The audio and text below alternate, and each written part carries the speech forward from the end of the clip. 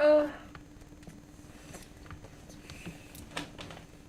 I don't feel like doing my makeup today, so.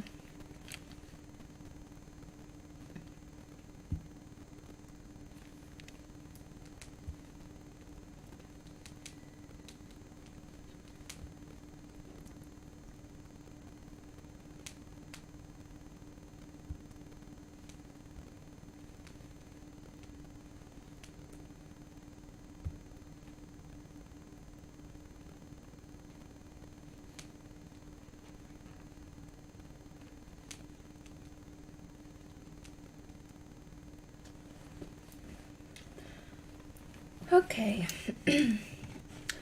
Oh, let's play.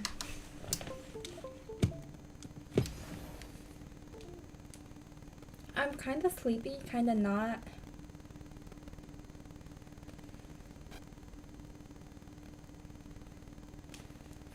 Ooh, ooh, ooh. I'm just gonna.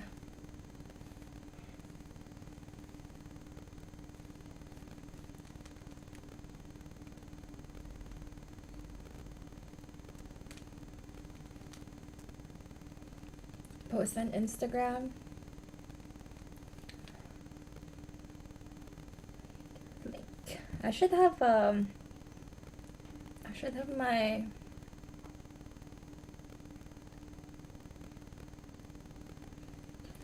Kick channel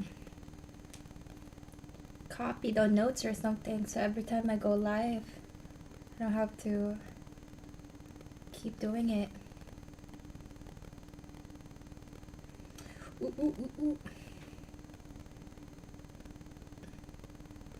Share link.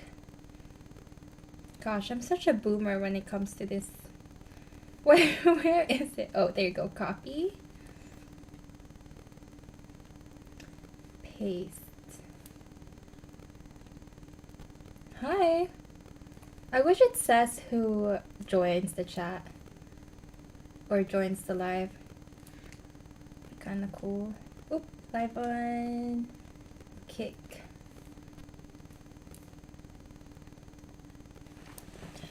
I'm still sick, so there's that, and it's such a mess beside me. I'm gonna go live on TikTok as well. There you go.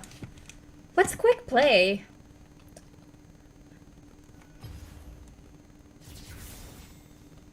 Wait, what? Wait. What? This I've never tried. I've never seen this before. Wait, I have the skin? I don't want Maokai. How do you choose your secondary? Oh.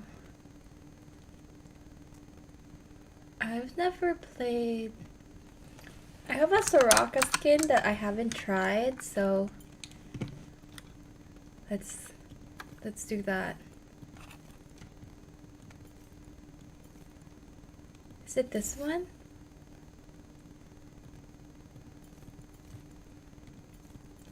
Oh wait, no, I have it. I just got a new chroma. Is that it?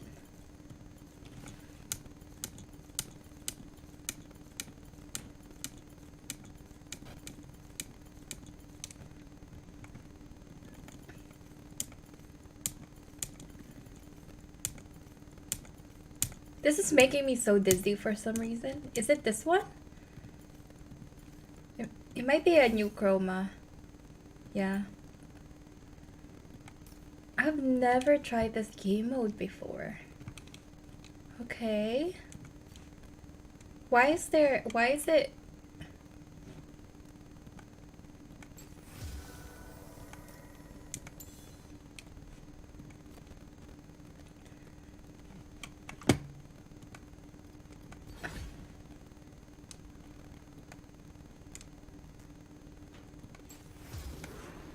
Okay, let's try it. Is it like a normal mode?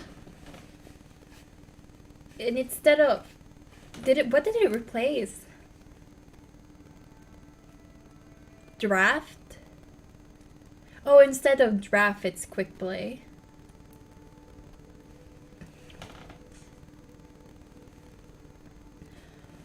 I requested for decaf today. I don't know. I don't trust it. I think they gave me regular coffee. I'm not allowed to have caffeine. But there's still trace amounts of caffeine in decaf, right? But I think that's okay. It doesn't taste like decaf.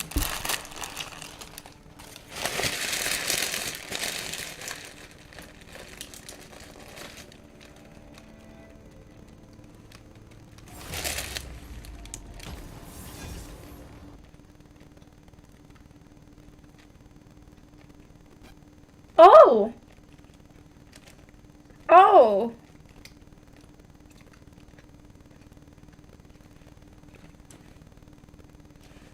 Oh, what? This is so crazy. Why is there a plot on our random Is this normal, right? It's normal. It goes straight into play. Oh, okay. I get it. That's so smart. But is it regular map?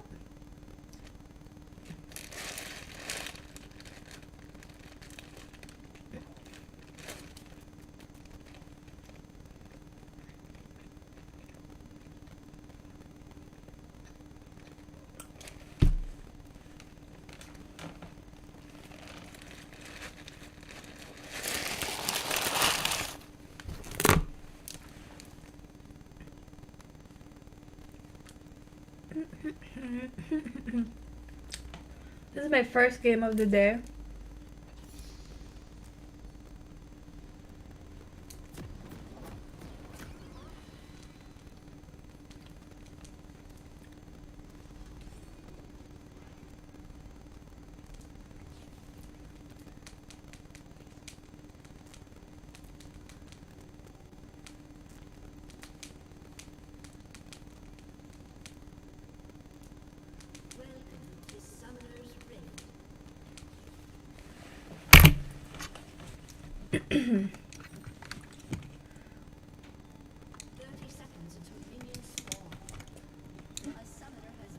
What's happening?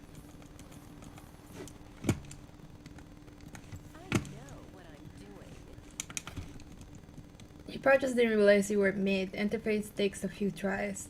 Oh. Is it new? Is it the first day we have this? I've never seen it before. When I clicked it and did my runes, I thought it saved my smite.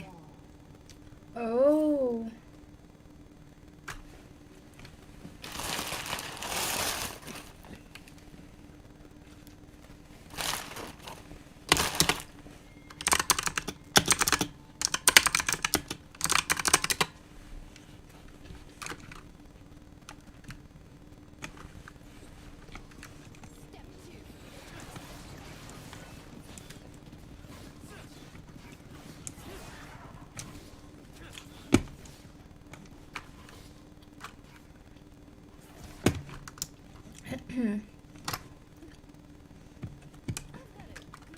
I've never seen this Kayn skin before.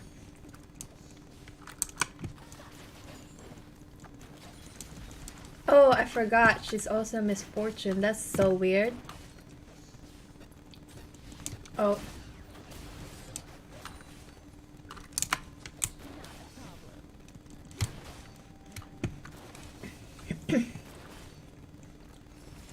Oh no! Wait, why do I have biscuits?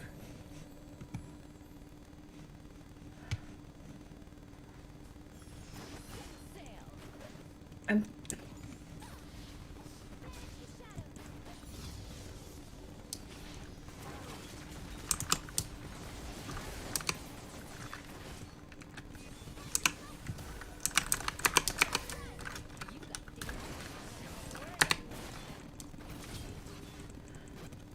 so odd. What do I have?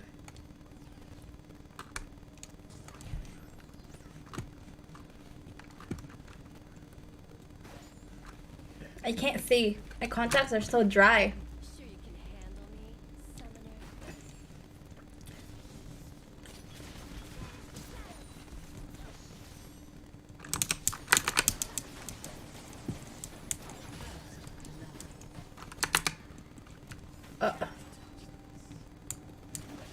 Don't get cocky. Oh.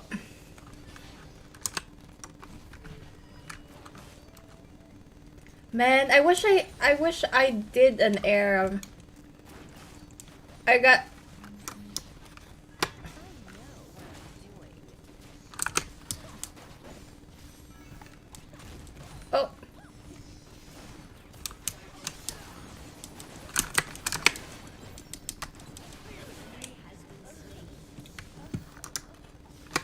Now this game will take forever. I should have got. I thought it was a special game mode. Hi Yomi. Hi Charlie. I'm off today, so I'm streaming instead of doing something. No, I did something.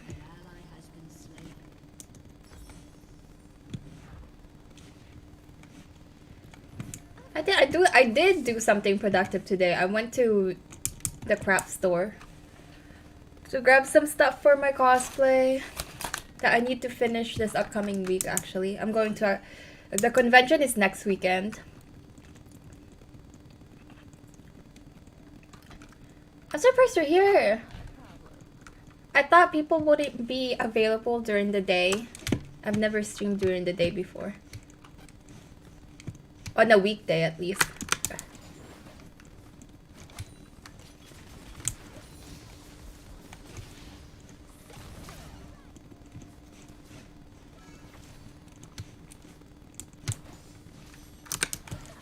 Oh!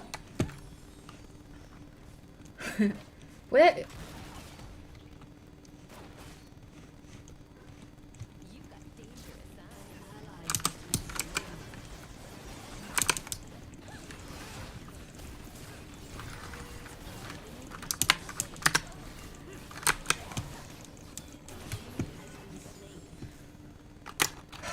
I didn't know this is a regular game.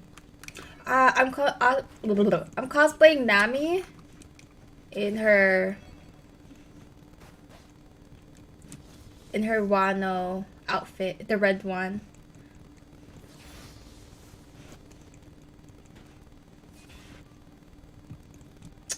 Sure you can handle me, summoner. An ally has been slain.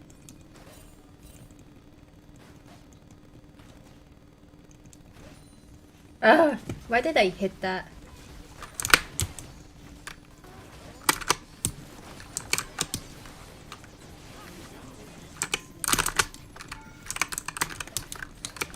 Ah!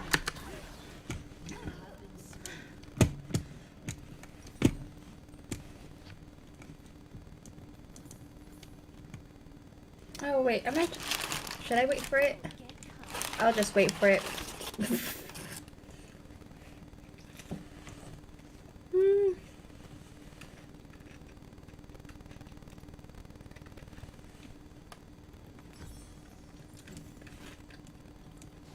This is a normal game, by the way.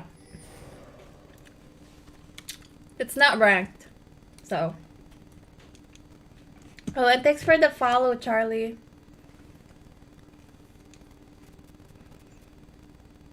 What I'm doing.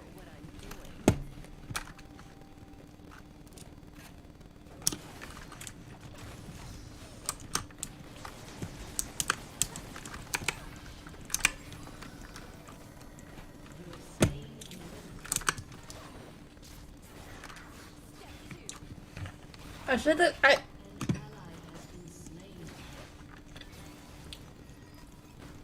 I should have went straight into rank. I thought it was a new game mode. It's just a new way of queuing, but it's not a new game mode. I hope it ends in 20 minutes. Oh my gosh.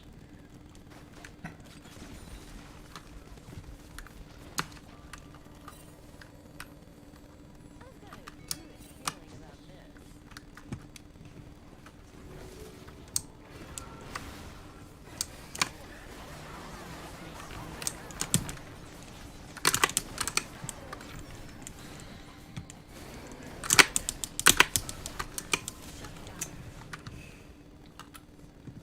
Not a problem.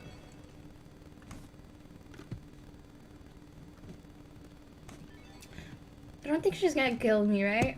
It's whatever, I don't care. It's a normal game. She kills me, she kills me.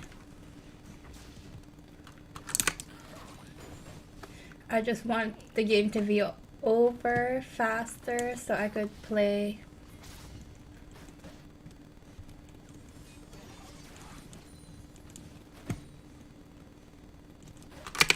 Oh my gosh. Oh. Set sail. An enemy has been slain. I'm so bad.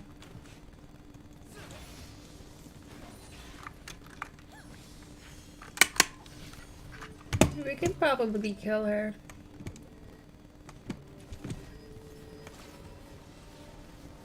Okay, thank you, Yomi.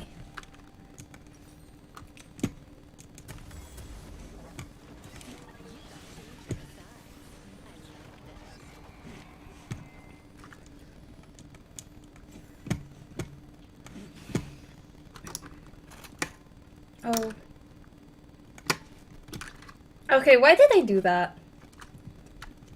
It's a normal game. I just want it to end. Sure you can handle me, summoner.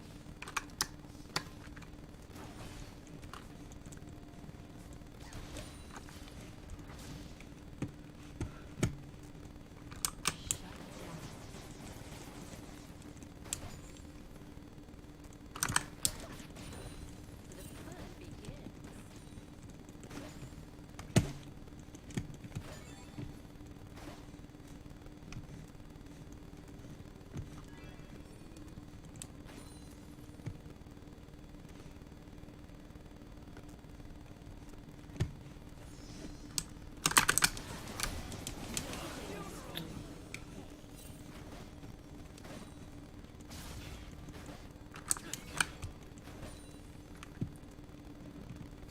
An enemy has been slain.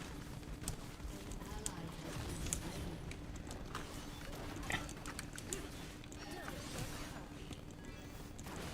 I wanna. An ally has been slain. I wanna listen to a podcast. Why did she do that?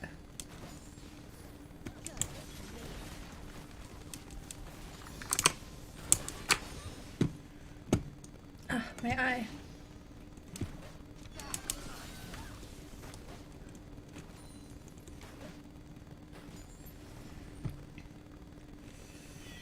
I know what I'm doing.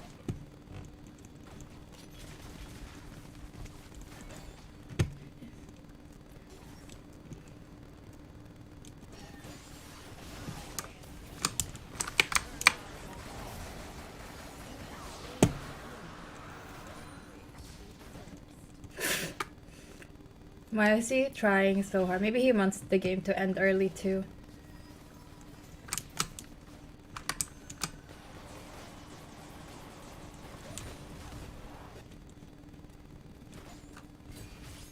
Nothing but powder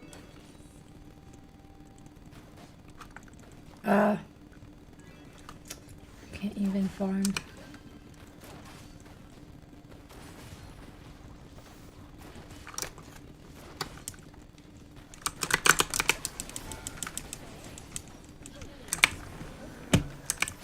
Oh, An ally has been slain.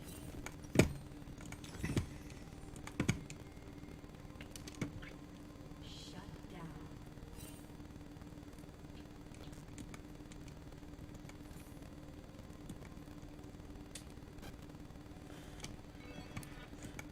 Wait.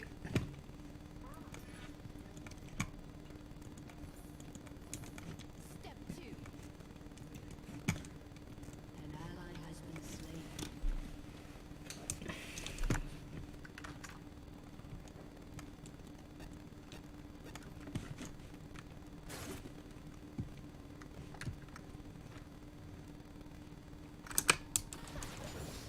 The fun begins.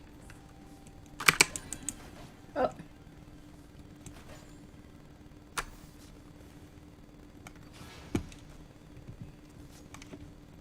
Turret plating will soon fall. Uh-huh.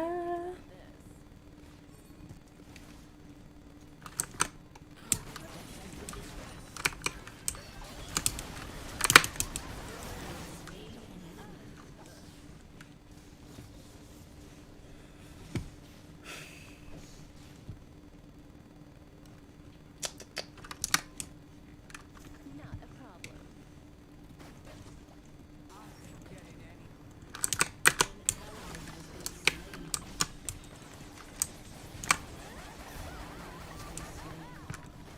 You have slain an enemy.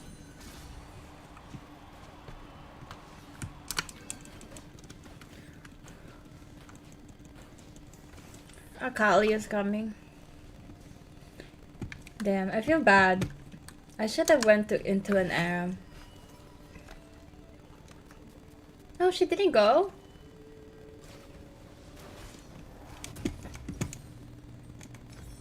You've got dangerous eyes. I like that.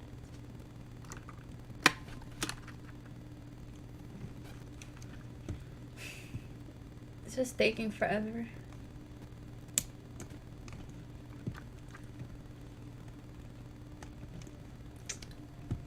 Shut down.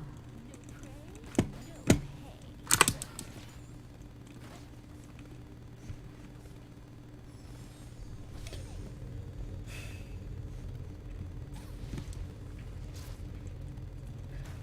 I think they're really new. Guns blazing.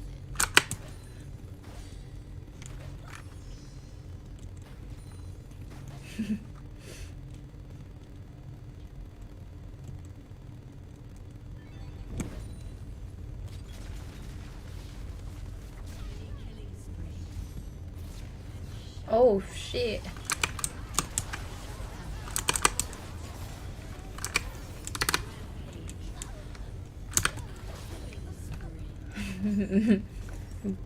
Damn, I didn't know League still has new players. It's a very old game and nobody plays anymore, so. Hi Teriyaki. Evening? It's 1 p.m. from where I am.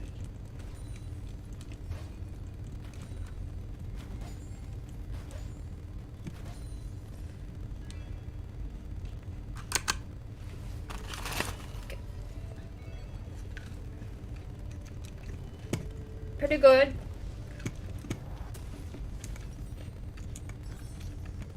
I don't have work today, so. Don't get cocky. Shut down. Enemy double kill. Oh boy. An ally has been slain.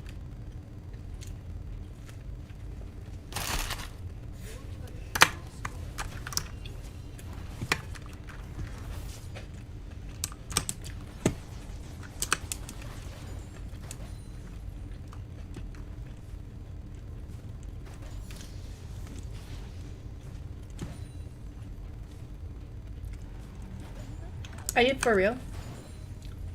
Oh.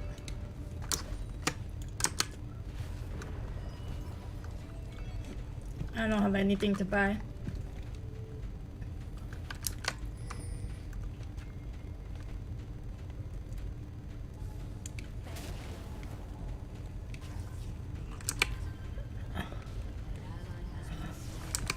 Oh shit.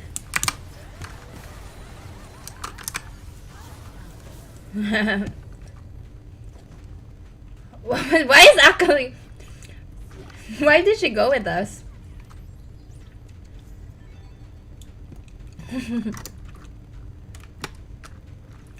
It's quite funny.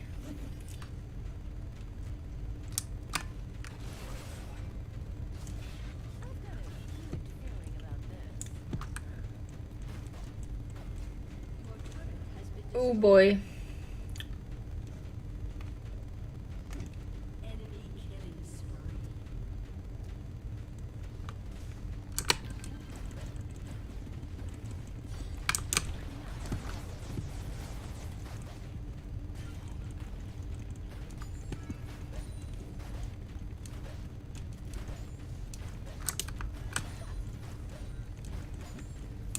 Oh boy.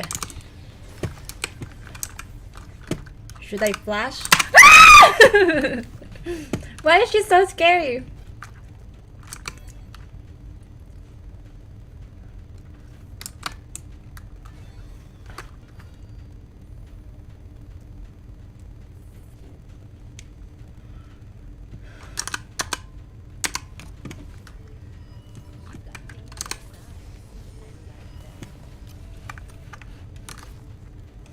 Oh my gosh, what the heck? She was up there.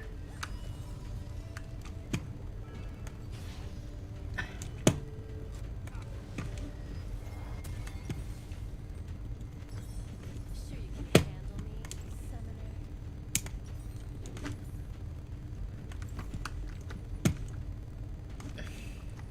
Urakali is like the enemy's Lux. What's going on here? Why are they not moving?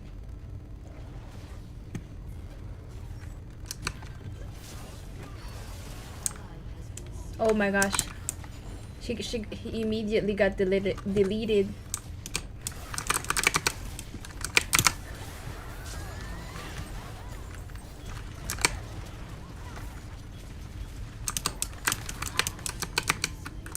Oh, she's so fast. I don't want to chase it.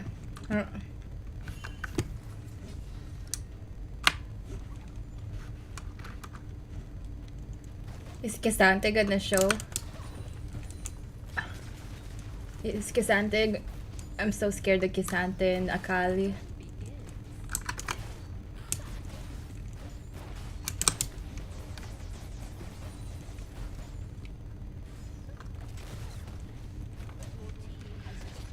Ah! I knew it.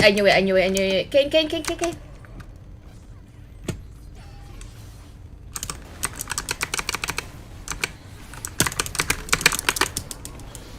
Oh. Has slain an enemy. Damn. My shutdown is too big. He's rich now. An enemy has been slain. Oh, that's not what I was trying to buy this one. Double kill.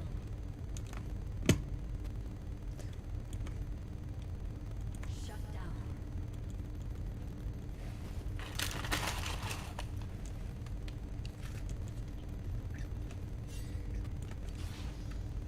An enemy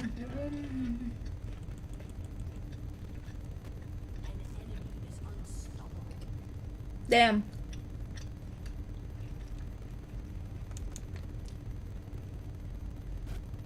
I've got a good feeling about this.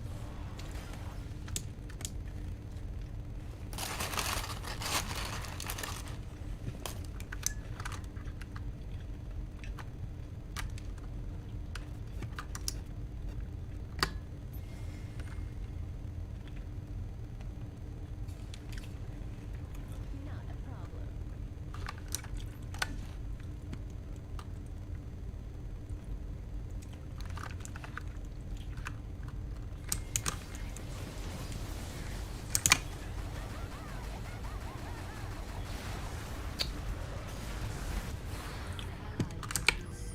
Oh shit. It's gone.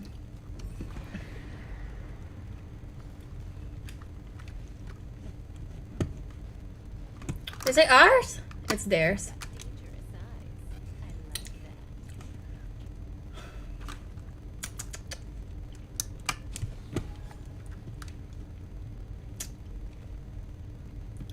Damn, I don't have my ult.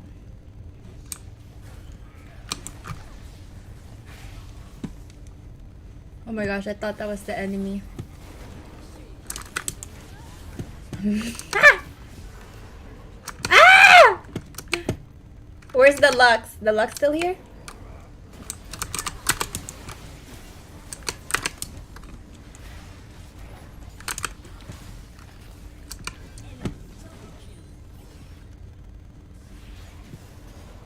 Oh shit.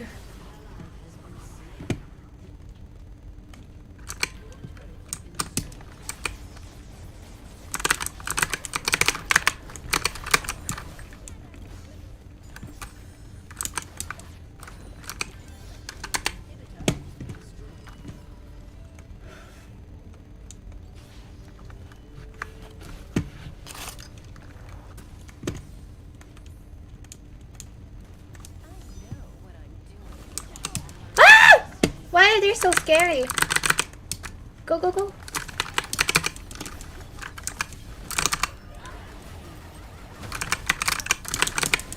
Please, please, hit him, hit him. Ah!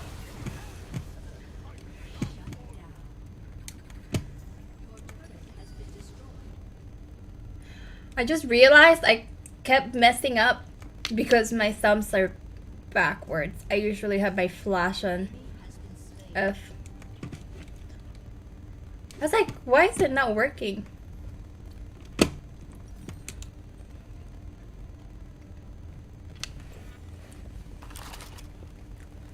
Ah.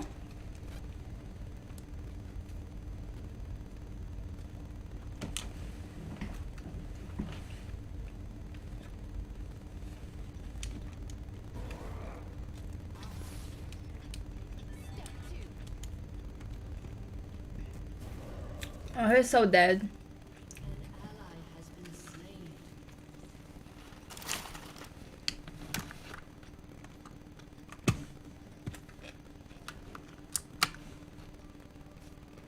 I've got a good feeling about this.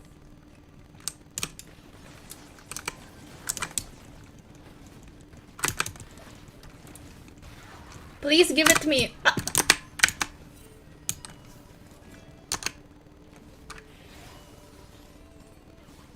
ally has been slain.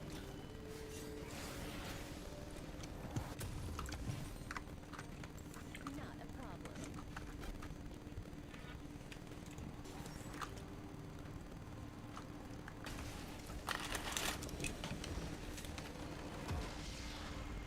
Defeat.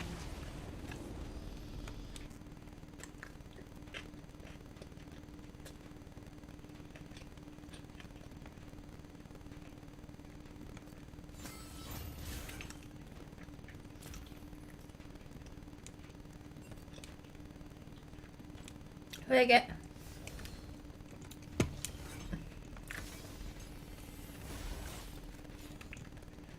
That's so cute.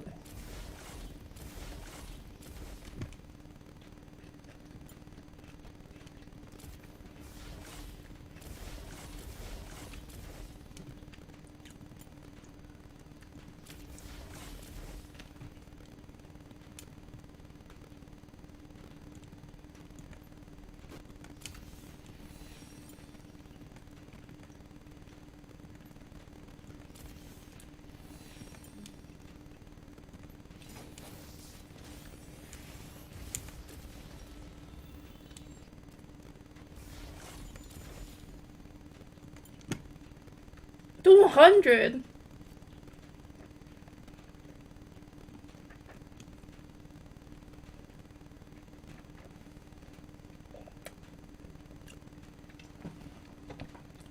Um, I'm about to be done with my sandwich. My BLT, well, BMT with bacon sandwich.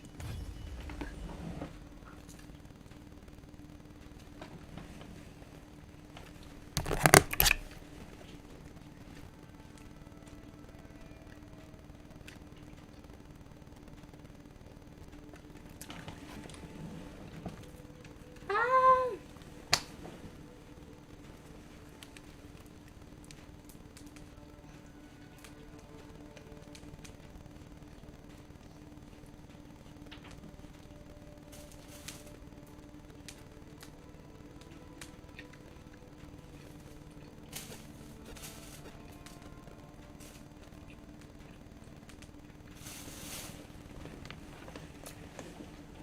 My feet.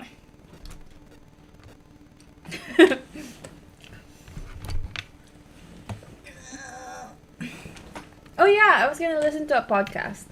Let's see.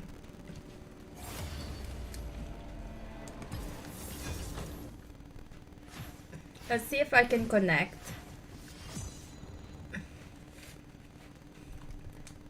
Uh,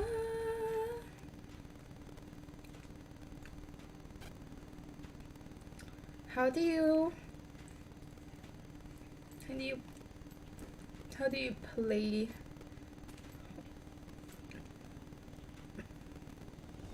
Share. How do you play from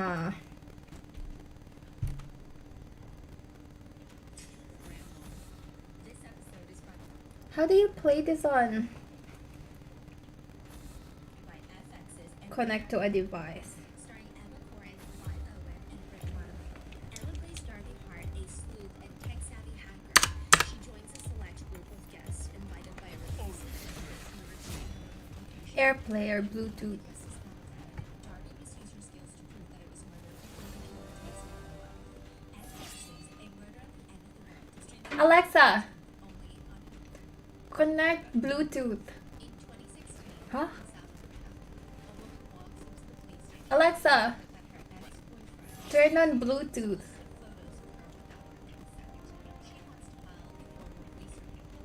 The ex-boyfriend then gets called into the police station, where he says he's more than willing to do anything that he possibly can to show that he is innocent of what he is being accused of. But the problem Whatever. I'm just gonna listen. It's broken. For- The police were like, what do you mean it's broken? His phone was conveniently broken. With the police, they're thinking, we can't just tuck away the case and call it a good day. We're gonna have the man send his phone in to a data forensics company, the same one that recovered all the data from this Hayward Ferry victims' phones, and have an IT specialist look at it to see if they can recover any data. So an IT specialist takes it in, and for his privacy, we will refer to him as Park. Park gets assigned this man's phone, and he's trying to work on recovering any and all the data from the device. My phone. He's really good at his job. He recovers almost everything. Over 200,000 text messages, group chats. 200,000 text messages? Yeah, 200,000 individual text messages. Wow, okay. Videos, photos, I mean anything that could be recovered, he's recovered it. But suddenly, the police call the IT guy and tells him, we don't need your services anymore. I mean, you can just stop what you're doing and give the phone back to the man who brought it to you. They explain very briefly, the girlfriend has since dropped the criminal case. She's retracted her statements and said that she lashed out at her ex out of anger and that there were no photos. So the investigation is over. Wait, so did the police look at the text message? No, they didn't look at anything. They're like, just turn What it is- in. We don't even what- want to look what at is it. We that don't even skin? want to bother ourselves with this. But for the tech employee, Park, it felt like the investigation was just getting started. Eh, While I'm he picking up my phone with my all the feet. lost data from the man's phone, I can't do he it. couldn't help but peek. You know, I mean, could you really call it peeking? He has to verify that the data is being recovered, and how can you do that without even glancing at said data? And what he saw were images of women unconscious, naked, videos of unconscious women being essayed, women being drugged and abused. In group chats, there were prices under these women, the cost of how much it would be to essay them yourself. What? Menus, literal catalogs of women for sale, messages that depicted people discussing the quote sale of these women. They would read like, number one doesn't talk that much and kind of loves money. She also has aspects where she doesn't have much charisma in drinking scenes, but her visuals are great. Number three, good visuals. She's bright, she's fun while drinking, but the negative aspect is she gets a little messy when she's drunk. But still, a lot of charisma. The receiving end texts back. Then let's go with number 5 along with number 3. Girls were just being sold to the highest bidder.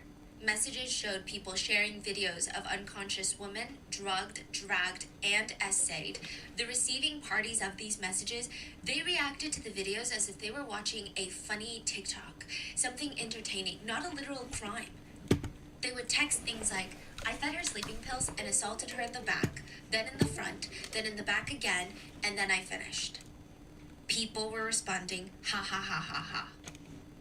Redacted, insert person's name, ate him. Some other people commented, the mouth on her is great. Another chat log showed a picture of a sleeping woman, and the friends responded, who is it? Her body is so freaking good. Another chat included a video of an unconscious woman being essayed with the text, who wants to watch exclusive videos tonight? The friends responded, what's this? Is she unconscious? The sender responds, and if she is, send a video with an alive girl. It's because she's unconscious I can take these high quality videos with Flash. Someone else in the group chat responds, you raped her, hee hee.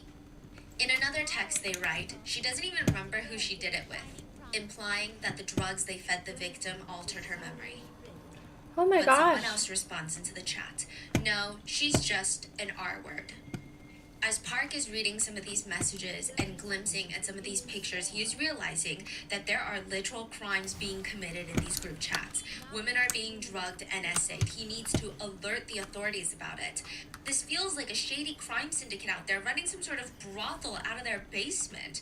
He opens the group chat in full to see what other crimes they had committed, and he was shocked to see that he recognized every single contact name in there. The phone belonged to a famous Korean idol by the name of Chung Chun-young, or JJY. He was the lead of a band called JJY Band. What? I don't know. Another idol from FT Island Never- named Choi I don't know him. Jung-hoon, Lee Jung-hyun, lead vocalist and guitarist of CN Blue, and the biggest name of all was Lee Seung-lee from the global group Big Bang. And these messages, they revealed a complex sex trafficking ring operated by some of the biggest names in the Korean entertainment industry. The chat logs were between some of the most well-known, beloved celebrities in the industry.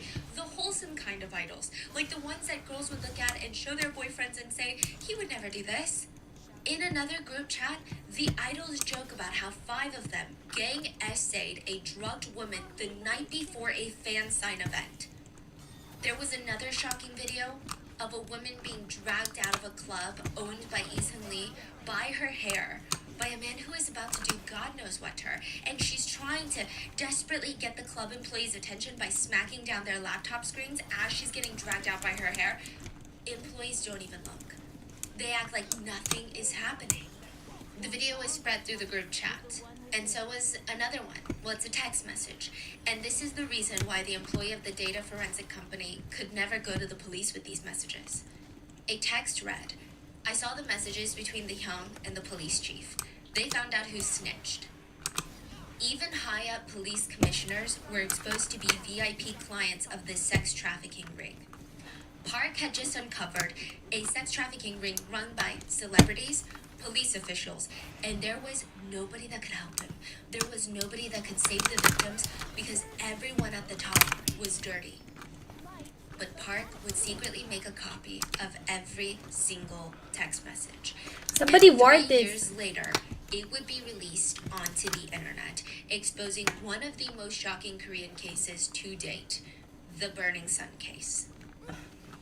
We We could have would like killed to her thank if that today's was sponsors worded. who have made it possible for Rotten Mango to support the Joyful Heart Foundation, whose mission is to transform society's response to sexual assault, domestic violence, child abuse, and they really aim to support survivors through their healing and reclaiming of their lives through things like education, advocacy, and policy change. This episode's partnerships have also made it possible to support Rotten Mango's growing team of dedicated researchers and translators. I mean, they really put their all into these cases. They focus on shedding light on stories. I think from they went all to over the jail. world. And we would also like to From thank what you I guys remember. for your continued support as we work on The our mission idol to went to be jail. worthy advocates for these causes. And as always, full show notes are available at RottenMangoPodcast.com. Now, Burning Sun is a case that we're revisiting from long, long ago because it's resurfacing in the news. There was a recent scandal that we'll get into, and additionally, because I feel like our quality of research has drastically improved, so truly this is going to be a deep, deep dive onto the Oh, I'm not horrors paying of this attention. case because it's a lot. We had multiple translators, researchers help assist with this one. There was one RM meeting where we had like Go hit him, 7 hit him. people in 3 Are you different freaking time kidding zones, me? just on a call for hours trying to get through everything again. We're like going through I didn't it wanna 3 steal times, it. 4 times, just to make sure everything is good. But as always, if there's anything we've missed or anything that was lost in translation or wasn't properly clarified, please let us know in the comments. And with that being said, let's get started. This case took place in Korea around 2018, but it's back in the news cycle for a lot of K-netizens because of a new picture that was posted to Instagram.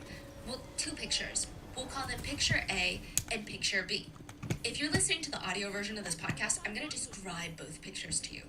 Picture A shows a beautiful private swimming pool from a resort in Bali. It seems like one of those villas that you can rent, and someone took a picture of the private pool in the back. The water in the pool is turquoise blue. There's beautiful palm trees, banana leaf trees surrounding the pool. There's this beige cushioned lounge chair next to the pool that you can lay down in and sit in the sun. It's beautiful. It looks expensive, which makes it a very typical picture to post on Instagram. Picture B is What is almost this? an exact copy of Picture A. Oh, nice. But it's not a repost. It's not like someone stole Picture A and pretended, I'm in Bali too. It's a completely new photo. It shows more of the villa Oh, than sorry. the pool from Picture A. That was my you fault. can tell it's the same exact place. Two pictures in the same villa in Bali. So what's the big problem here? It's a resort in Bali. Of course, there's going to be lots of people from all over the world staying there and taking pictures. Picture A was posted by Girl A, since they want to remain anonymous in the news. Picture B was posted by Girl B. The problem here was they ran in the same circles where it was discovered that they were both dating the same man. Former K-pop star, former inmate, and owner of the nightclub Burning Sun, Lee Seung Lee. And I'm gonna be brief with the scandal that Who is unfolded he? because there's Who? not too much to He's it. in but Big Bang. Lee Seung Lee was cheating on multiple women and taking them on back-to-back trips with the same exact itinerary. So he would ask Girl A, who thinks she's in a monogamous relationship with him, to fly out to Bali to see him. He would rent a villa, take Oh, her it's to very warded? specific restaurants and dates, and after 5 days, she would fly back to Korea, and that same day that she leaves Bali, Girl B, who also believes that she's in a monogamous relationship with him, would fly into Bali to see him. She would stay in the exact same villa Girl A had just left from. I mean, it's likely that Girl A's perfume scent is still in the villa at this point, and he would take Girl B on the same exact dates that he had just taken Girl A. Everything is identical. He had planned the exact same trip for both girls, took them to the same restaurants, the same beaches, the same hotels, the same cafes. He didn't even wait 48 hours before both trips. It was back to back. Girl A flies into Bali. Girl A flies out of Bali. Girl B flies into Bali. Girl B flies out of Bali. And all of this was quote unquote exposed when both girls discovered that they had posted the exact same picture of the villa and they started texting each other about their Bali trips. The story was sold to Dispatch, and some netizens commented on the scandal. I hope the girls don't think that it's just girl A through B. Seung Lee probably has women A through Z. I thought he was in jail. That's what what a lot I of people said. were also saying. Like, what's going on? Why are we writing these random cheating articles about a literal criminal? So What's is he happening? in jail or no? He's free. He's free? He's Was out he of in jail. jail? He was in jail Oh, for. he's already out. He was only in there for 1.5 years. And now he's back to dating. That's a lot for an idol, though. But People he already- should have gotten more Back if he was to, guilty. Yeah, being involved with women. Wow. A lot of the comments had the same reaction as you. I mean, they were just shocked. They Oh. were shocked that he was in the news. They were shocked that he was out of prison. They were shocked that girls would even go out with him. That they would travel all the way to Bali to be with him in the first place when his club, Burning Sun, was exposed for basically having a sex trafficking ring operating during club hours. Yeah, how is he only a year and a half? That's Because insane. they said he didn't The know it level was of going crime on. he committed. But if you're the A lot of people owner actually speculate of an that this is establishment, simply trying to get back into the industry. It sounds counterproductive because why would a cheating scandal be good for him? But to have these mini scandals that sound like celebrity scandals are probably better than having Burning Sun as the last scandal. And God forbid he's trying to make a comeback. Like, I'm not even sure how that's possible. But just in case that's his end goal, let us all refresh our memories of the case of the Burning Sun, what was later dubbed the VIP Rape Company. A young woman named Min Jung woke up in a bed. and her eyes still felt really out of focus. That's how she describes this whole feeling, is her eyes feel out of focus. She tries turning her head to see where she is, and she doesn't recognize the room that she's in. She doesn't even remember how she got into this room to begin with. In fact, she doesn't remember much or really anything at all for the past few hours. She keeps blinking and trying to I think he recapture was any saying that memory he's of, the owner "Even of the last establishment, hour, there's but he's literally not managing nothing it. in You know, there." he pays people And to then do a man that. walks into the But room. there's no way you don't She know. remembers him. Because he was also in the Before group she can chat. act, he's on the bed, holding her down, strangling her. She's kicking, biting him, trying to push him off of her, but he's way too strong. He's simultaneously strangling her with one hand and using the other hand to cover her mouth. He's using his body weight to push down on her body. She felt like she was gonna die. Every time she tried to get up, he pushed her harder down into the bed. Her neck is bent against the headboard at a dangerous, painful angle. And she would later say, "I felt like I was gonna die. I felt like he was gonna kill me." She could not get this man off of her. He would proceed to rip off her clothes and essay her. Each time he pushed her, she could feel her neck bending more and more against the headboard. She said she felt like her neck was gonna snap. After this brutal assault, she grabs the mini trash can by the bed and she throws up everything that she has in her system. The throw up was this dark brown color. It was blood. She said at this point she really felt like she was going to die, because earlier the focus had been trying to get him off of her, but now that he's off of her, she doesn't really know what his plans are. She had seen his face. He had brutally assaulted her. Is he gonna let her go? Was he just gonna keep her captive and keep repeating what he just did? Was he gonna kill her to make sure that she didn't report him? Minjung likely ran through all of the options in her mind. She clearly could not fight him off physically. Maybe she could wait for him to look away so she could make a run for it, but the chances of that successfully working felt slim. So she said she got on her knees on the carpeted floor and begged for her life. She was trying to appeal to any sort of humanity or even empathy, if he had any really. She cried that she just wanted to go home. She would never go to the police about this. Oh my God, she just wanted to see her mom. That's all. She just wanted to see her mom. She finally looks up at the man, this kidnapper, this rapist, and he just starts laughing. He's giggling at her begging for her life. And he responds, "If you take a selfie with me, I'll let you go home." What? What? He Evidence? He takes out his phone, turns on the front camera, grabs Minjung, and basically forces her to sit on him. "Okay, now smile." Minjung doesn't really know what to make of this. Is he playing a game right now? Like, why would he want to take a picture with her? Was he really gonna let her go? She said that she squeezed out a small smile, and the man kept his promise. He threw her clothes at her face and pushed her out of the room. She booked it. She didn't even wait to put on her clothes. She just ran down the hallway of this hotel building, out the main door, into the middle of winter in South Korea, middle of the night, pitch black. It's snowing. She's half naked, barefoot, but she doesn't feel any of that. She's running towards the main road with her shoes and her pants in her hand, and this other hand is stretched out trying to flag down the closest taxi. She wants to get out of here and as far away from that man as possible, because who knows, what if he comes back? What if he changes his mind? Thankfully, a taxi stops and she gets in.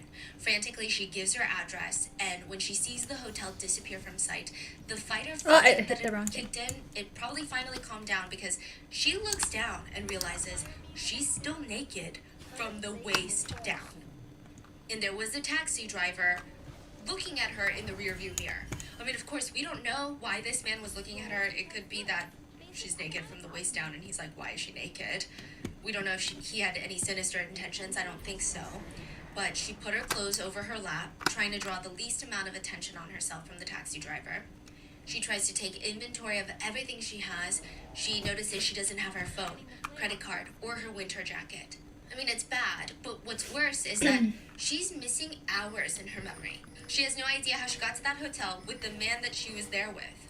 After getting My home, ward. Minjung gathers herself as best as she can and goes to the police station. She reports the physical and sexual abuse and shows them all of the cuts and bruises on her body. She said she wanted a drug test. She knew that she had been drugged. I mean, this had never happened before. Her memory had always been Oh. fine. But now she conveniently has a gap in her memory and ends up at a hotel with a man that viciously essayed her. No, she was drugged. This isn't right.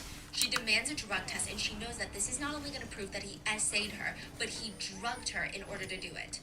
This was going to convict him. It was going to get her justice. Put that sick man behind bars so that he could never do it again. Drugging, assaulting women, making them beg for their lives before throwing them out naked onto the street. I mean, it was despicable. She's going to make sure that he gets put away for a long time. The drug test comes back. There are no drugs in her system. That doesn't make any sense. And I'm sure she could tell that the police were looking at her like she had lost her mind. She said the police started treating her like she was a liar, like she was a criminal. As Oh. if she's just making up lies to get back at a man that she slept with. And she's wondering, why would I do that? I mean, women don't get anything good out of being a victim of a sexual crime, especially in a place like South Korea where female victims are constantly shamed. Why would she make up this kind of lie? Because the man is Chavanos Ratakul. Let's call him Chav. He is a wealthy Nepo baby of influential Thai politicians, and he is considered a young businessman. But he's honestly just a Nepo baby. The police were asking Min Jung with these very patronizing looks on their faces, as if they had just caught a kid in a lie. Wait, so the police knew it was him? Yeah. She was like, I know this man. Let me give you the name of this man. I remember this man. They're like, are you sure it was really rape? I mean, we heard from witnesses that saw you guys at a club together and said that you guys were very close. And he is from a wealthy family. Are you sure that you weren't just interested in him? And maybe you went back to the hotel with him, did something that you're not very proud of? Min Jung felt like the police aren't even doing a thorough investigation. They just saw negative drug test, rich man being accused of rape, must be some sort of gold-digging scheme to get money out of the guy. Min Jung is like, yeah, no, that doesn't make any sense. Do you have CCTV footage of the hotel reception? Because in the hotel lobby, I can assure you, I did not walk in there willingly. She's thinking, yeah, okay, fine. Who knows if she's been drugged since the test came back negative, but there's just no way that she would have willingly gone to a hotel room with this man. He maybe had bonked her on the head for all she knew. Oh! Technically, even if she did willingly walk into the hotel with this man, I Damn. don't think that means she wasn't assaulted. I just want to put that disclaimer out there. But she's trying to prove something, anything to the police so that they take her seriously. Which, you know, they really should have done in the first place, but regardless, they pull the CCTV footage, and Min Jung is floored.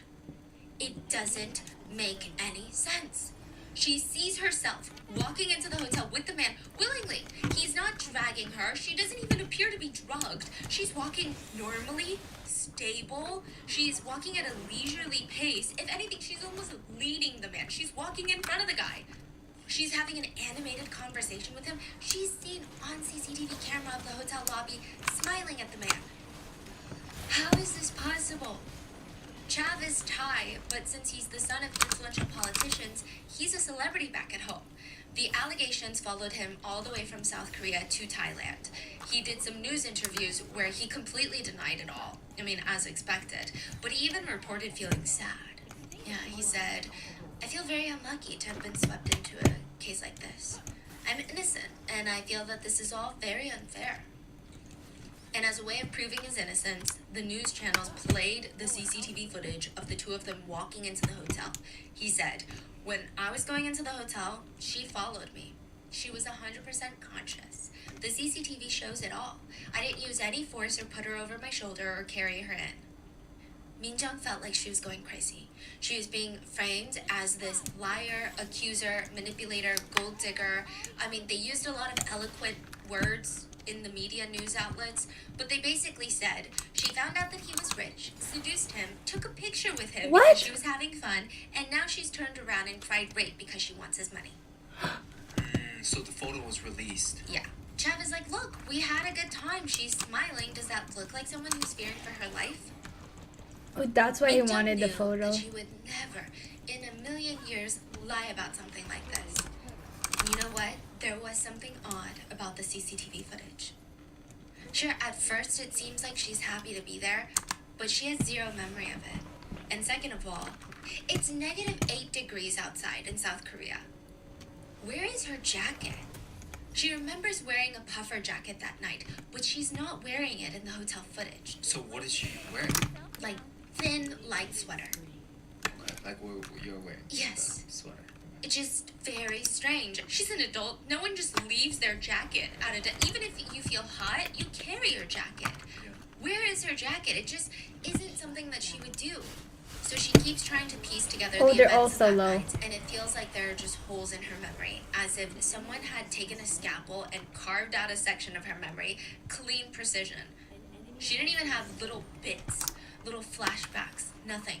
She does remember, though, hours, long before the hotel, she was getting dressed up to go with her friends to the Burning Sun Club. None of them were really club goers like that, but they just wanted to see what the hype was about, and it really did live up to its reputation. They walk in and the club is packed, everybody's letting loose, enjoying themselves. It wasn't one of those like stuffy, stuck-up environments where everybody is eyeing each other up and down. The music is good. I mean, it's loud, but it's very good. Everybody's dancing. It's a nice break from the work and the school. She remembered it was fun. She remembered her friends had all purchased a table. They sat down and she offers, hey, I'm gonna go to the bar and get us all some drinks. At the bar, she felt this gentle tap on her shoulder. Turns around and it's a man. Now, to give you further context, the Burning Sun is kind of known to be a Wattpad club.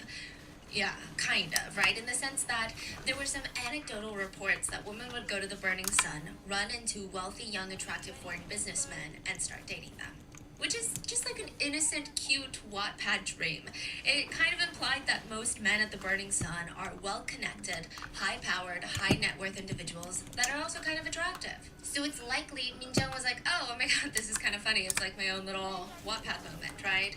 The man is tall, handsome, but more importantly, he was a gentleman. He kept a respectful distance, kept his eyes on her face, not her body, didn't even try to touch her waist, touch her arm while he laughs, none of that. No physical contact. He's kind, talkative, respectful. In this loud, busy club with people sexually dancing on each other, this tall, handsome guy is asking her about her pets and hobbies. He's very nice. She even joined him in his VIP room later to talk about all these mundane things, and it was kind of cute and wholesome. Minjung's having fun, but at the end of the day, she is still a girl at a club, and that is something that you never really forget. So when he offers her champagne and whiskey, she's like, oh, I don't really drink champagne, but I'll take some whiskey. She takes 3 shots of whiskey that night. I'm not a big drinker, so to me, I have no idea how much that is, but apparently it's not much at all.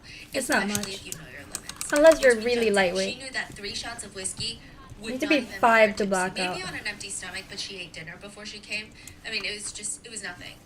And she didn't even take the shots back to back. She's not slamming it down. She's careful. She spaces them out, drinking water in between. She even told the guy straight up, hey, I'm not really fond of being drunk, so I'm just gonna take it easy tonight. He was so nice about it. He kept pouring her glasses of water and sliding it in front of her. Here, drink the water since you don't want to get drunk. It helps. She thanked him, and they continued on with their conversation. Oh shit. Until she felt this out-of-body, almost a floating sensation. Mid-conversation, her eyes go fuzzy. She was trying to be polite and focus on what this man is saying, but it's like her eyes were out-of-focus camera lenses. She tries wiping her eyes discreetly. Oh, the blinking, water is but drugged? even her brain starts to feel fuzzy. It feels like she had been drinking heavily all night long, but that doesn't make any sense because she had been so careful not to get drunk. She had even been taking just glasses of water in between her shots of whiskey. She tries to rub her eyes again, but she said that her hands were not coming up to her face now. She tries to move, even just one finger. Nothing's moving. It was kind of like sleep paralysis where you can't even move though you try really, really hard. And even with something like sleep paralysis, there's this strong level of panic associated with that feeling of not having control over your body. But imagine that experience at a club with a bunch of strangers. I'm sure it's a different level of confusion, stress, anxiety, panic. Her body was no longer responding to her brain. The man that she had been talking to, still going on and on about how he had a flight scheduled tomorrow to go back Give to it to. Thailand. Oh, okay. and he was just fading into this No big buff blur. for looks. And she heard his voice through it all, and it felt like she was listening from a completely different dimension. It sounded very distorted. She heard him say, "So you have to make me happy today." And that's it. She doesn't remember anything else after that. Just waking up in that bed to be assaulted. She knew she wasn't going crazy, even though everyone, including the police, are trying to convince her that she's going crazy. She's thinking, I must have been drugged. And she had a sneaking suspicion that something was in the water at Burning Sun. And water is a big business at Burning Sun. The employees of Burning Sun are incentivized to bring VIPs water, to procure good water and protect the VIPs' water and deliver good water to the VIP tables and rooms. If the employees were capable of doing that, some of them would make close to $8,000 in a single night. He already tips has for blue. VIPs. Wait, I have blue buff. All from the big shot foreign VIP clients that are really, really happy about water. The employees of the club would work together as a team to make sure VIP customers got their water. They would even have group chats in real time while they're working about how things were going, how the VIPs were looking for water, how they are enjoying their water, who needs more water. They would text things like, "The VIP in the room is looking for good water tonight." "Okay, I'm looking for good water." What does "Hurry, good water he's pestering mean? me for water. He's very thirsty. He said it doesn't even need to be good water anymore. Just someone get him some water." His fellow coworker responds, "I'll get him a side dish." That's a little confusing. In another chat, an employee texts the other employees, "Someone is approaching the water I secured for a VIP. Bouncer, hurry up and go protect my water." He gets a response from the bouncer. "On it." The bouncer pushes through the crowd towards the bar, scanning the area. He spots the water that the employee is talking about. A man is with the water. So he approaches this man, tells him to get lost, and he's standing there awkwardly with the water. But it's not what you imagine. It's not a cup of water. It's not a bottle of water. It's a woman. She's very pretty. She would make the VIPs very happy. Employees at the Burning Sun have their own vocabulary when they were working. When they say water, they were never talking What the heck is about real happening? water. They were talking about Where is women. he? Female club goers. That's what they call them. Not humans, not people, not women. Water. Korean move. Oh fuck. Yeah. It's like a phrase that you would use. If you go outside and you see a ton of pretty people that day, you might say something along the lines of, "Wow, why is the water so fresh today?" That's a way of saying, "Wow, everyone is so attractive today." Because the slang is, the water is fresh means the fish in the water is fresh and tasty. Water can refer to all genders when it's used in this phrase. Like when people say the water is fresh, it's not just referring to women. It could mean, oh, the guys are attractive like everybody's attractive. Okay.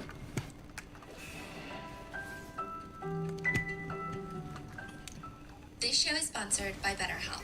As much as I love the holiday season, What is he the doing? end of the year usually marks an emotionally intense period for me. Because the minute that all the holiday festivities are over and I know that the new year is approaching, I start panicking. I'm thinking about, oh my gosh, am I going to grow next year? What are my obligations? Can I fulfill them to the best of my ability? And then it all spirals down to the biggest, most dreaded question I have. How do I do all of this without saying no to a single person and not hurting anybody's feelings and not letting a single human down for any reason? Even reasons outside my control. And you're like, girl, therapy. You need therapy. And you know what? Valid. Therapy is probably the only reason that I stay sane with some of these random pressures that I put on myself.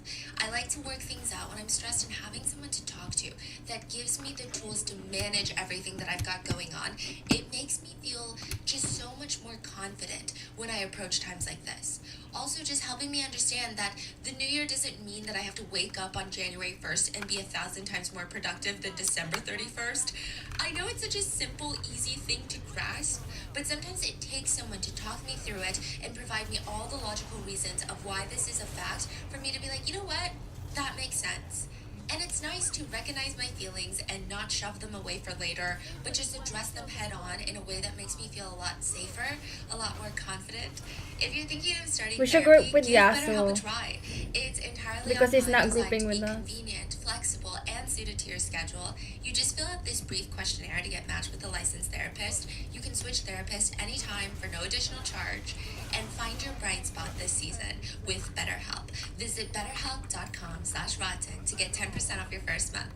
That's betterhelp.com/rotten. The most magical time of the year is here, and I can think of 100 magical things to do as the holidays are approaching. Reading in front of the tree, watching a movie with the fireplace going, hosting a Thanksgiving with all your friends, and the Oh, smell shit. of the spice of apple is in the air. I do not think about how magical it is to stand in the grocery store checkout lane because it's not magical. And that is where DoorDash has got you covered. Man. And it's not just groceries that you can get through DoorDash. I mean, yeah, sure, you can be the hostess with the mostest and make your holidays easier by getting stuffing delivered, but you can also get stocking stuffers delivered, gifts, groceries, and more delivered fast. You'd be surprised at how often we utilize DoorDash, even for gifts. Sometimes it's a last minute get together, you just want to get someone a gift, or you want to bring a pie. DoorDash is the solution. Or, oh, this is the worst. When you have everything ready and people are already coming in through that front door and you're like, oh my goodness, I don't have cranberry sauce. Or I burnt the gravy, I don't have Do we not have gravy. teleport? DoorDash is the solution. And as a Dash Pass member, you can enjoy exclusive offers and perks all season long on stocking stuffers, decor, groceries, meals, and more. You'll also get a $0 delivery fee and reduced service fees on eligible orders too. Get everything you need for the holidays at your door with DoorDash. Use code MANGOHOLIDAY to get 50% off up to a $10 value when you spend $15 or more at convenience grocery or select retail stores on DoorDash. Are you- Terms apply.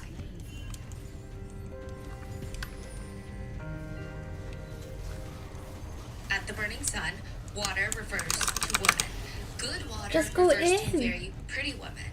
And averagely okay women are just side dishes. They are not the main course. The goal for the employees at the Burning Sun is to survey the women coming into the club, pick the prettiest ones that would please the VIPs, get them drunk, and drug these customers of their own. Drug them before the VIPs get there so they can deliver them to the VIP.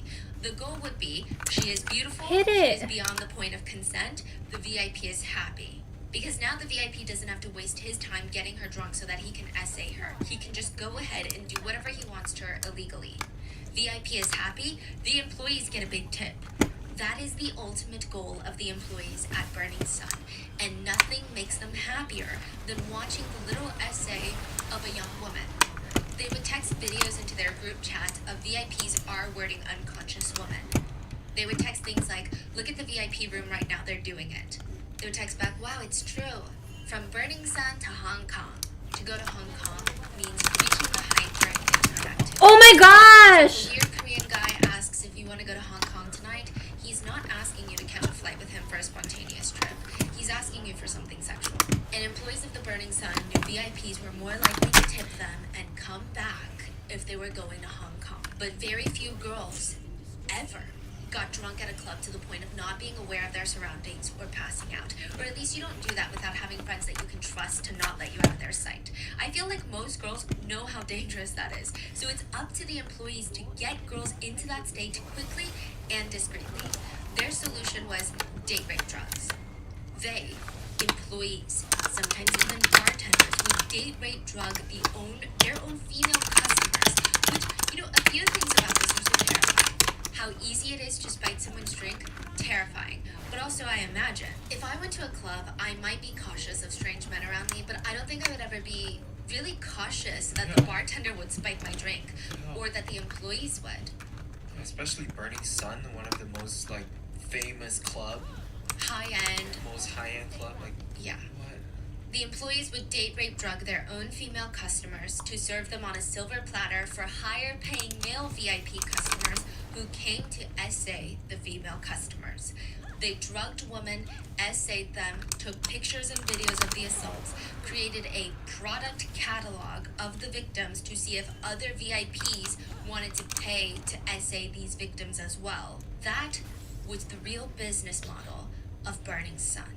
They were, in theory, running a complicated sex trafficking ring, and they got away with it for a very long time. Not because they're flying under the radar and never getting called out on it, it's because they were being so blatant about it.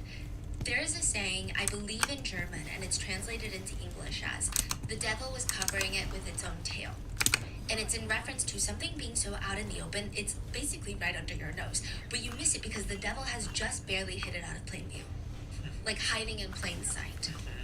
The Burning Sun's reputation was the tale, and if anyone heard This might be any worth it. strange, Siren was just here. questionable stories coming out of the Burning Sun, first they would question if the storytellers were even sober enough to remember the events correctly. And if the answer was yes, they would all just kind of shrug and say something along the lines of, that's just what happens at the Burning Sun. The club was owned by a well-known Korean celebrity and a bunch of investors. And the sentiment for a lot of Koreans at the time was, what else do you expect to happen at a place like the Burning Sun? It doesn't have a wholesome reputation. The club was co-founded by Lee Seung-lee, who is known as the Great Gatsby of South Korea. And not because he's a fan of literature and that's his favorite book, but because he throws insane, lavish parties. I'm talking a whole line of bottle girls coming out in line, holding $1,000 bottles of champagne in each hand, with insane sparklers shooting out of them. And it's not just one or two bottle girls, it's like a whole parade of them. Stacked champagne glasses ready to be filled, pretty women everywhere, uniformed girls in white and gold sparkly dresses popping $10,000 bottles, $50,000 bottles. It was crazy. This is the same guy, Seung-lee, where for his own birthday, he had booked out a full luxury resort in the Philippines so that nobody else could stay there, flew 150 of his closest celebrity, nepo baby, politician children friends from all over East Asia, not just South Korea, but China, Taiwan, Malaysia, Singapore, Japan, everywhere, to the resort, flew them out in the Philippines to party for 4 days and 3 nights straight. These are not people that sit in economy. He's booking first class tickets for all of them. He spent $20,000 on just fireworks for his birthday countdown, which is like really a crazy thing to do. And the whole weekend ended up being around $444,000. Damn. That's I crazy wish because his I image wish is that the was my opposite as birthday. in the band Big Bang. This is a guy willing to drop hundreds of thousands, if not like $500,000 on his birthday party. And he started as this humble, insecure boy. We're gonna get into all of it. You know, this became the Damn, how appeal of long is Burning this Sun. podcast? The general population of Korea had started to hear about Seung-lee's parties, started to hear about the new Great Gatsby of South Korea, and they wanted to go to one of Gatsby's insane parties. But back before Seung-lee opened Burning Sun, there's no way. How do you get on a celebrity's guest list? But now with Burning Sun, the club, they can experience it firsthand. So yeah, chaos is expected. People would say, did you hear about that underage girl? The underage girl that stole her mom's credit card and spent it all at Burning Sun. Apparently, the mom found out, rushed to Burning Sun. The bouncers called the cops. Hi, if you're on The YouTube, I'm mom- streaming on my mom kids gets channel. handcuffed, That's where I'm dragged chatting. away. But the crazy thing is, there's speculations that it wasn't just a girl with a fake ID who wanted to party. That maybe Burning Sun was trying to target underage girls to come to the club. I don't know how true that is. That's just what happens at the Burning Sun. These are the reactions. But people are they get. are they There was letting another report of a are couple they that letting went to the Burning underage Sun, people and drink? The girlfriend had, she felt comfortable. She was going to this wild, crazy club, but she was going with her boyfriend. So if anybody approached her, she would just say, "Oh, I have a boyfriend," and he's right there. Or if she was scared, she could just ask the boyfriend, "Hey, can you just take me home? I don't really feel safe." But it's That like night at the once you Burning let Sun, one her own underage boyfriend drink, drugged she's gonna with tell her date rape friends, drugs "Oh, we at can the drink club here, and they're not assaulted strict." her at a hotel and filmed it without her consent. That's true or True. She filed a police report against him. wow. The boyfriend claimed, "My girlfriend consented to it all. We're dating." Of course she consented. She wanted it.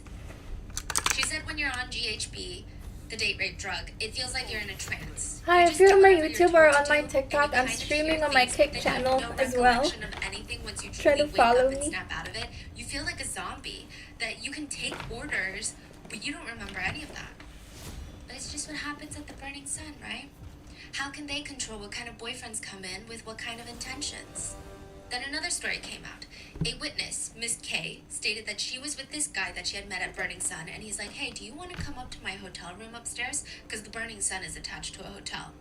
She accepted. She said that she was That's just so going to go up there to have a slimy. drink with him. But as soon as he opens the door to the hotel room, she sees something very, very alarming. A woman is laying unconscious on the couch, and a man is shoving his face in her chest and climbing on top of her. He gets off immediately, like he had just been caught doing something. He's friends with the guy that she walked in with. So I guess they're sharing this room or something. And he just starts laughing and he's like, oh yeah, like, you know, this is my girlfriend and she's super drunk right now. But that's not what it felt like. The girl didn't just look super drunk, and something about the whole vibe, it didn't seem like his girlfriend either. She called the police, but they responded super nonchalantly about it, saying, well, technically no crime really happened, did it? So once again, some people, including the police, were just saying, it's just what happens at the Burning Sun. Another story was of a girl named Sarah. Well, let's call her Sarah. Sarah said that she didn't really know too much about the Burning Sun, other than the fact that her friends would go to the club and come back with these crazy stories of how they felt so extroverted and crazy and it was a blast and how fun it was. And she's thinking, wow, this is insane.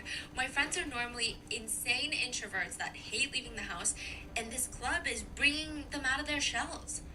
Naturally, she's curious. She gets connected to a friend of a friend named Anna, who said that she had been a big party goer, and they formed this friendship. Anna offers to take Sarah to the Burning Sun since she had been there before. And Sarah has no clue that Anna didn't just go to the Burning Sun a few times. Anna worked at the Burning Sun as a drug runner.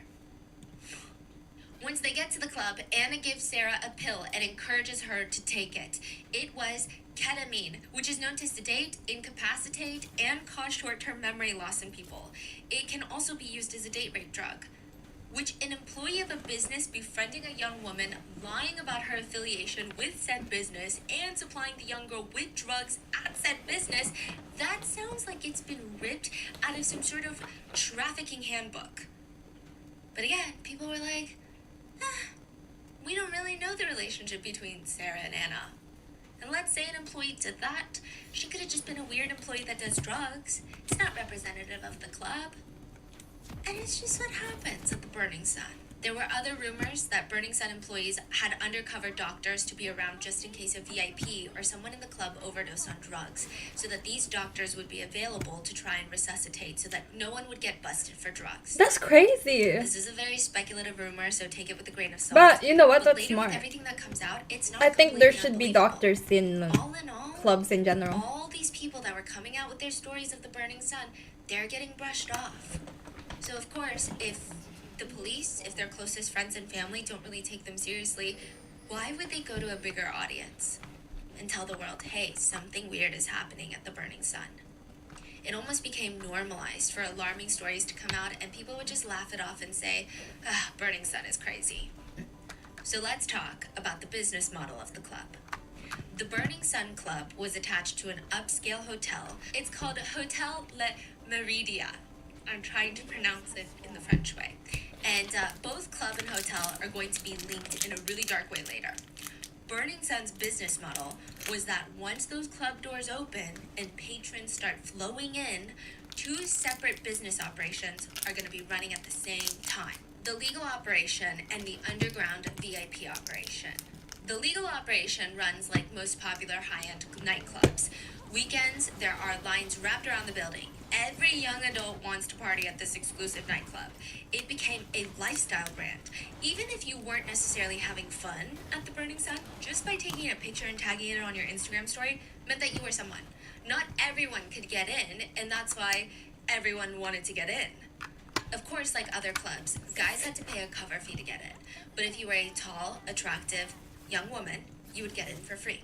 Side note, I'm not a club goer, so this doesn't really impact me either way. And I'm not saying that women shouldn't get into clubs for free. I think women should be allowed into a lot of places for free, like the boardrooms. But we are a capitalistic society, and at the risk of sounding dramatic, if you are not the one paying, you are the product. A bunch of guys wanted to go to the club because they knew Burning Sun had high standards for women. So only the prettiest girls got in for free. A bunch of girls wanted to go to the club because they knew that in order for guys to enter, not only did they have to pay a cover fee, but Burning Sun also attracted a certain kind of man. And usually, if you saw a guy at a VIP table at the Burning Sun, that meant that he did very well for himself. And then, of course, there were just the people that were curious about what the hell was going on inside. So they're like, let me just go once. So within the first few weeks of opening, Burning Sun made around $1.4 million. After 6 months of being in business, their earnings doubled. And that's just the legal side of their business. I would imagine they're bringing in a lot more money with their underground business. When did they open? 2016, 2017, I think. It's pretty new. Yeah. Cover fees are a small source of illegal income. The main Oh, shit. moneymaker for the club's legal business was alcohol packages, VIP tables. Burning Sun made the money spending experience fun and lavish. If you purchased an alcohol set for your table, beautiful women in short dresses would come with sparklers in bottles parading around you to let the whole club know that you just made a horrible financial decision. They had 5 main It's usually for sets. The birthdays. Heaven set, I don't know if which you're included rich though, 5 but bottles for of normal champagne people, for you do that for $10,000. someone's birthday. Continental set A, $50,000 for 80 bottles of Dom. 80. I don't even know. Wait, so the Heaven Set is the cheapest one? I haven't said it's the cheapest one. Yeah. Hello. For $10,000. Continental set B included 30 bottles of Jay-Z champagne, and it's $50,000. Continental set C, 40 bottles of a different high-end champagne, $50,000. And lastly, the most expensive set was called the Mansour set. Apparently, it was named after the vice president I think we of the should UAE, back. who is known in Korea as a world-class rich person. That's what they Oh, call shit. him, really, a world-class rich person. His net worth is $30 billion. So yeah, I would say so. He is a world-class rich person. He's part of the royal family. Oh, Yes. yeah. The Damn, set comprised that's of bad. 22 bottles, and it was priced at $100,000. It's alleged that Seungri made up the Mansour set for fun, thinking nobody's gonna spend $100,000, but people did. There was one Taiwanese businesswoman that would come in and blow $200,000 in one night. What? This woman? Well, some sources report she's a businesswoman. I would say most sources report her to be the housewife of a businessman. Yes. She would later become an investor in the club and Seungri's bottomless purse.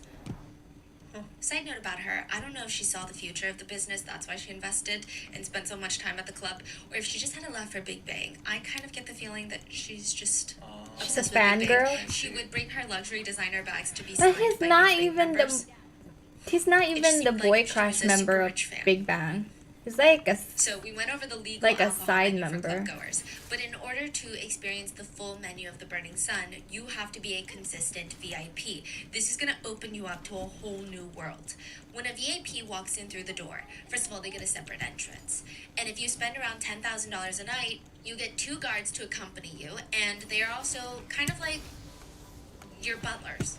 The employees in the club know when a VIP walks in, and they all cater to that person all night long, making sure that everything that they could possibly want under the sun, they've got it. VIPs want to do drugs, even though it's highly, highly illegal in South Korea, no problem. There's a VIP bathroom at the Burning Sun where allegedly drugs could be taken orally, but also through the vein if that's what the VIP clients wanted. Full service. Side note, a lot of these employees would spend their time working as merchandisers. They don't have this thumbs. is a very important position at the Burning Sun. So most merchandisers at like most Oh. establishments, they need to keep inventory of the alcohol. Make sure the bartenders are giving top shelf alcohol for someone that orders it and keeping the house vodka to the house vodka orders. Making sure that they always have champagne bottles in the back for their alcohol sets. Do they have enough straws, cups, glasses? They're in charge of all the merchandise, right? Inventory. But there's another side of merchandisers working at the Burning Sun. And we're mainly going to be talking about them moving forward when I talk about merchandisers. They are there to provide all other products, quote, products, for the VIPs. The regular merchandisers take care of the alcohol, the food, the napkins, the crystal glasses for the whiskey. The VIP merchandisers are almost like personal shoppers, personal concierges, butlers for the night. And they usually try to plan ahead for the VIPs' events over the weekend. On Thursday, every merchandiser from the Burning Sun sends out text messages. The regular merchandisers will send out the weekend specials to the regular clients about imported champagne that they just received that's on special, or a new claw-footed bathtub filled with ice and champagne, or a new party theme with cover fee being slashed in half, or a new DJ that's going to be featuring this weekend. The VIP merchandisers will send out similar text. This week's specials are almost like a restaurant's weekly specials, catch of the day at supermarkets.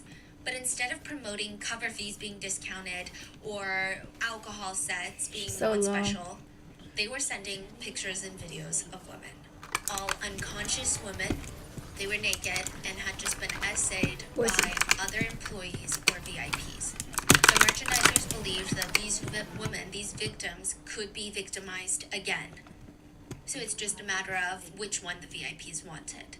Under each picture or video of a girl was a price. To drug and essay the girl. They're selling essay. They're not even selling sex. They're selling rape. So they're gonna what? Lure the girls back in.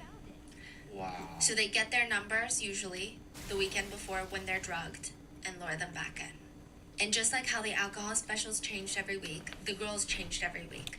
The merchandisers would text the VIP, you can have sex with this one, or how about this one? Or you can rape like this. What? And kind of playing rape like this. So they're referencing videos like, you can also do it like this. Or text that read, I can make you a reservation guest. If you come, I can get you this girl. If there was more than one VIP client that wanted the same girl that weekend, they would open a bid. The clients would bid, auction, on the woman who had no idea that any of this was even happening.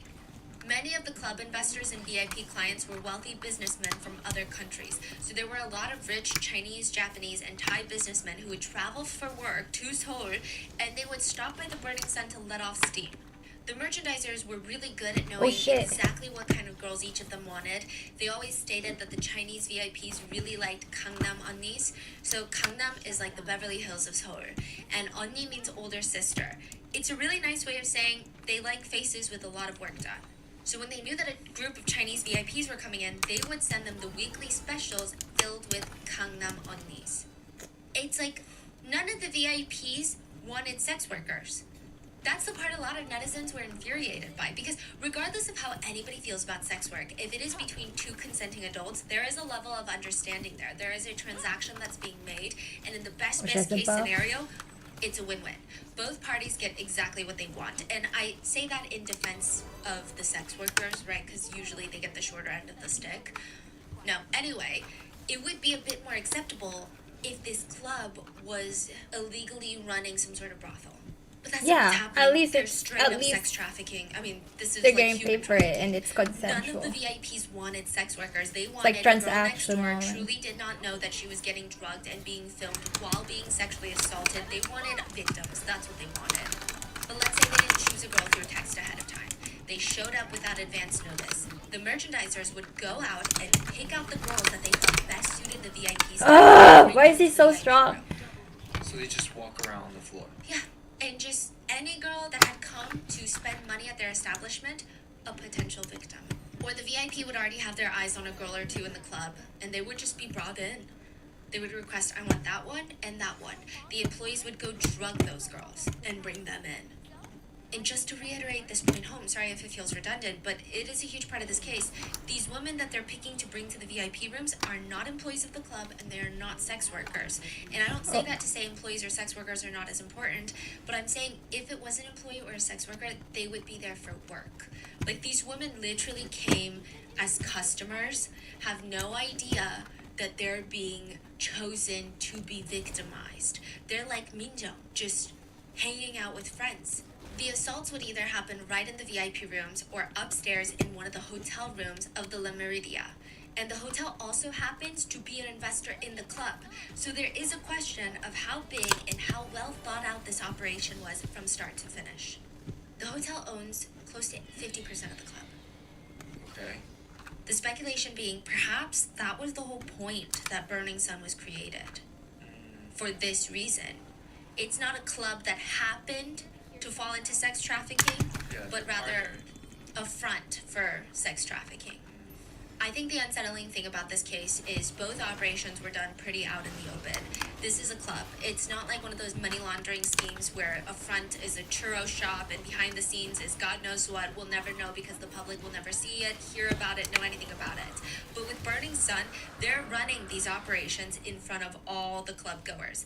I would liken this to the feeling of going to a supermarket, shopping for beef, not knowing that there are security cameras watching you and another group of people behind those cameras shopping for human meat. Like, that's the feeling, I'm sure. He's so And because nobody annoying. really knew what was going on inside the burning club, aside from victims who were staying quiet out of fear, people were lining up, fighting, paying to get into the Burning Sun, a place that would turn out to be a literal hell for the victims. And it all gets exposed by a 29-year-old man by the name of Kim Sang-gyu. We're gonna call him Kim for the rest of the story. November 24th, 2018, Kim went to Burning Sun with a bunch of his friends.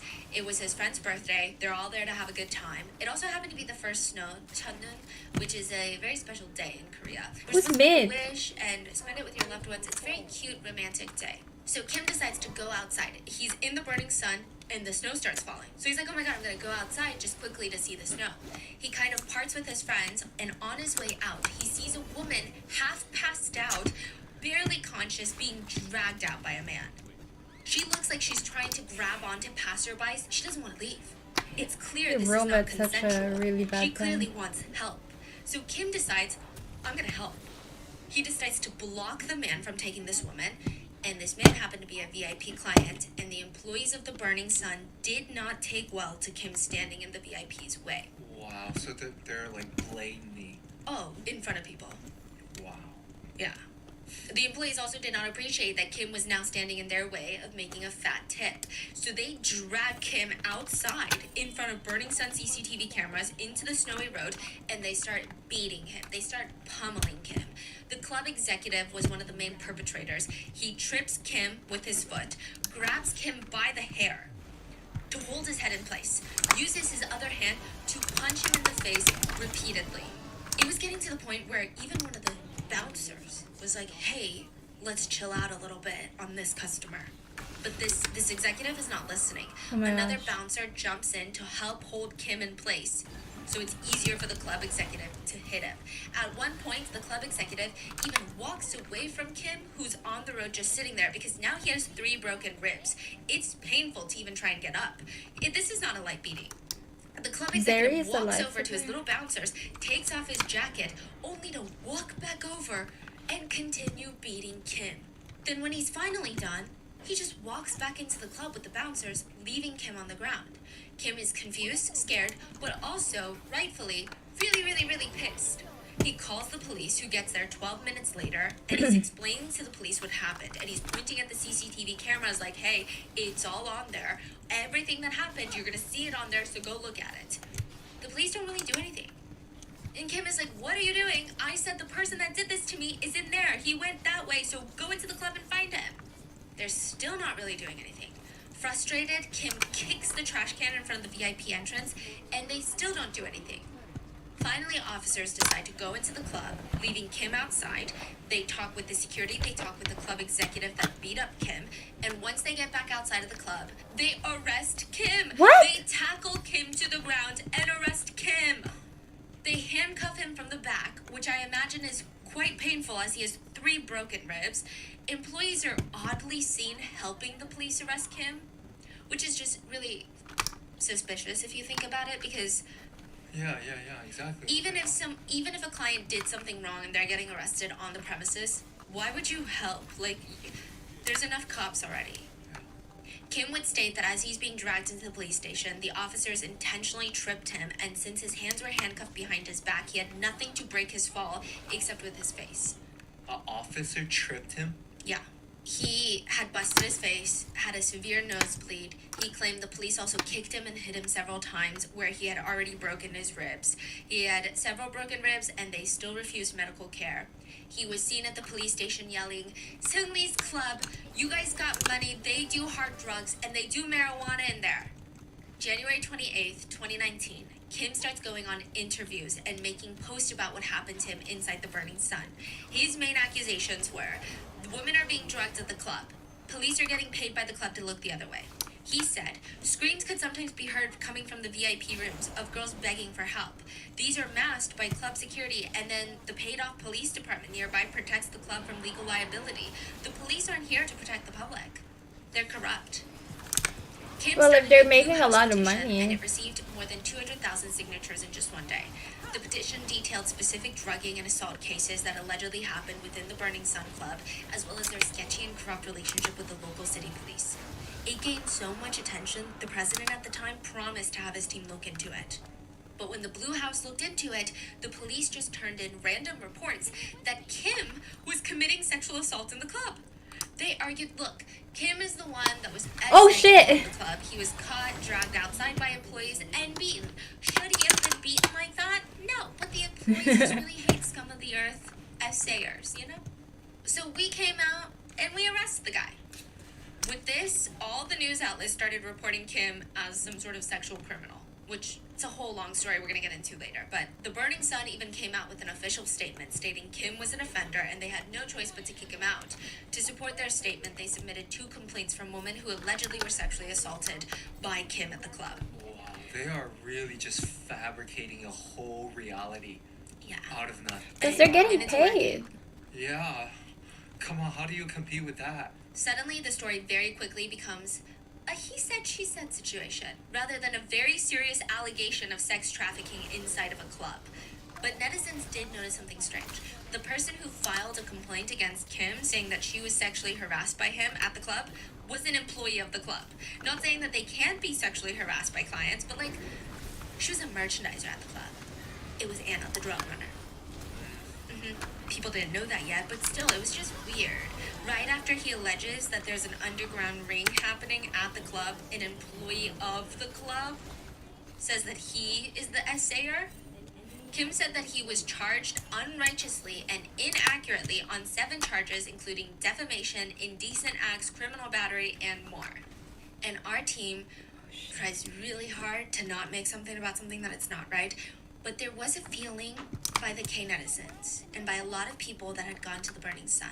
Okay, a man has spoken out about the club, and sure, it's kind of a he said, she said situation, but a lot of netizens were still on this man's side and supporting him, and it kind of felt safe enough for women to come forward now. Because if it had been a woman whistleblower to this, there had been other small cases of women trying to anonymously come forward that something weird was happening at the Burning Sun. They were slut-shamed to hell and back. But now that there was a male at the center of this whistleblowing situation, Right. they felt like, okay, maybe we can also help bolster his story because we have our own stories about the Burning Sun. That says a lot. Yeah. Oh, good thing that guy Just spoke like up. the crime itself says a lot about the violence against a certain gender, and then this just reiterates that. So, you know, like I said before that, it was people like Minto, people who are getting slut-shamed, victim-blamed, and now a man comes out and they're like, okay, maybe this is our chance to expose what's really been happening. So because of Kim, a lot of anonymous women start coming forward with their stories of the Burning Sun. Many of these stories would confirm Kim's allegations of police corruption because many of these women reported their essays to the police and they did nothing. It was revealed that the drug most commonly used to essay women at the club was GHB. It's called Lurpong in Korea. Well, at least that's what most commonly used slang for it. It's also called liquid ecstasy or the fantasy drug. It is the most commonly used date rape drug even here in the US. It comes in a clear liquid form or white powder that becomes completely dissolved and invisible in liquid. It is odorless, tasteless, and colorless. There was a journalist who experimented by taking GHB herself under the care of a doctor. She was so loopy. She alternates from being passed out to being awake and like writing things on her hand and talking about her mom. She doesn't remember a single thing. None of it. What? But that's not the only damage. Long use of GHB can result in poor memory and even brain damage. If you take a lot while consuming alcohol, it could even result in death. The victim usually starts becoming semi-conscious just from one sip. It's like the lights are turned off suddenly. But it can't really be detected that well. It's often compared to a state of dementia. You can walk around by yourself, but you don't remember walking around. And everything feels separated from your own free will. You At just the black Burning out. Sun, some employees would request to be brought zombies for VIP room 3, for example. They'd be like, okay, we need zombies in room 3. Because GHB makes the victims able to walk and talk, but they're not there. They're not making any decisions themselves, so they know that these victims are either entirely unconscious or their cognitive abilities are all heavily affected by the drug. So they know damn well that there is no consent that is given. And the worst part of GHB is that the drug is basically untraceable. I mean, yeah, it's not untraceable, but it's not for long. So that's how the girl tested negative. Yes, so depending on the person, the drug can be completely metabolized anywhere between 5 to 24 hours of use. Meaning, if you go home feeling like something very sinister happened, you feel like, okay, I need to get my thoughts straight before I go to the police station because I can't walk in there and say, I don't know, something happened, I don't know. But by that point, the drug could be completely out of your system. What is it? And you would be labeled as a flower snake in Korea. A flower snake is a term for something that doesn't really happen that often, so I don't know why there's a whole term for it. But it's referencing a woman who seduces men, sleeps with them, and then wakes up the next morning deciding to sue them for money. In Korea, the drug is often described That with does this phrase, happen, but I did it's this like, action, but I don't remember doing this action. I don't Which I know think what is a the really good statistics indicator are. of how Like, hard it is in a place like Korea to prove that you've been drugged and assaulted and have the police take you seriously. At this point, everything starts snowballing. It went from a man was being assaulted and maybe a single VIP was assaulting a woman, or at least trying to. Then it snowballs into no, they are running a sex trafficking ring and there are many, many Oh, women getting shit. drugged and assaulted by many different She's VIPs. so And the strong. employees are all in on it. And the big question on everyone's mind, which yeah, I don't know if it was the most appropriate question at the time, but it was, how much of this did K-pop idol Lee Seung-lee know about it? As one of the co-owners of the club, people wanted a public statement from him ASAP. Did he or did he not know that his employees were running a rape business at his club? Seung-lee's dad did an he interview needs with to media know. There's first, no way he where doesn't claimed know. Seung-lee If was the blindsided operation is by that all big, this. He he stated knows that his it. son had businesses everywhere, and he's still an idol after all at the end of the day.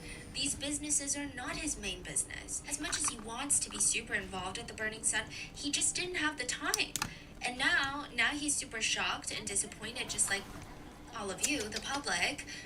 The dad said, and I quote, "There's too many speculative articles about this Burning Sun case. They're only taking the other side's story, and it's unfortunate that they're only focusing on that. Just because it's called the Seung-Lee Club does not mean that my son was directly involved with the things that had happened." He would later go on to insinuate that the media just wanted to attach Seung-Lee so heavily to the crime because it makes for a better story. No, Makes because for a he better owns the headline. club. The dad even went on to say that Seung-Lee didn't even own the club anymore, and that he wasn't in a position to give instructions or give orders at the club. He had a sold it? CEO in place for that. So Seung-Lee is not the CEO of Burning Sun, just a co-founder.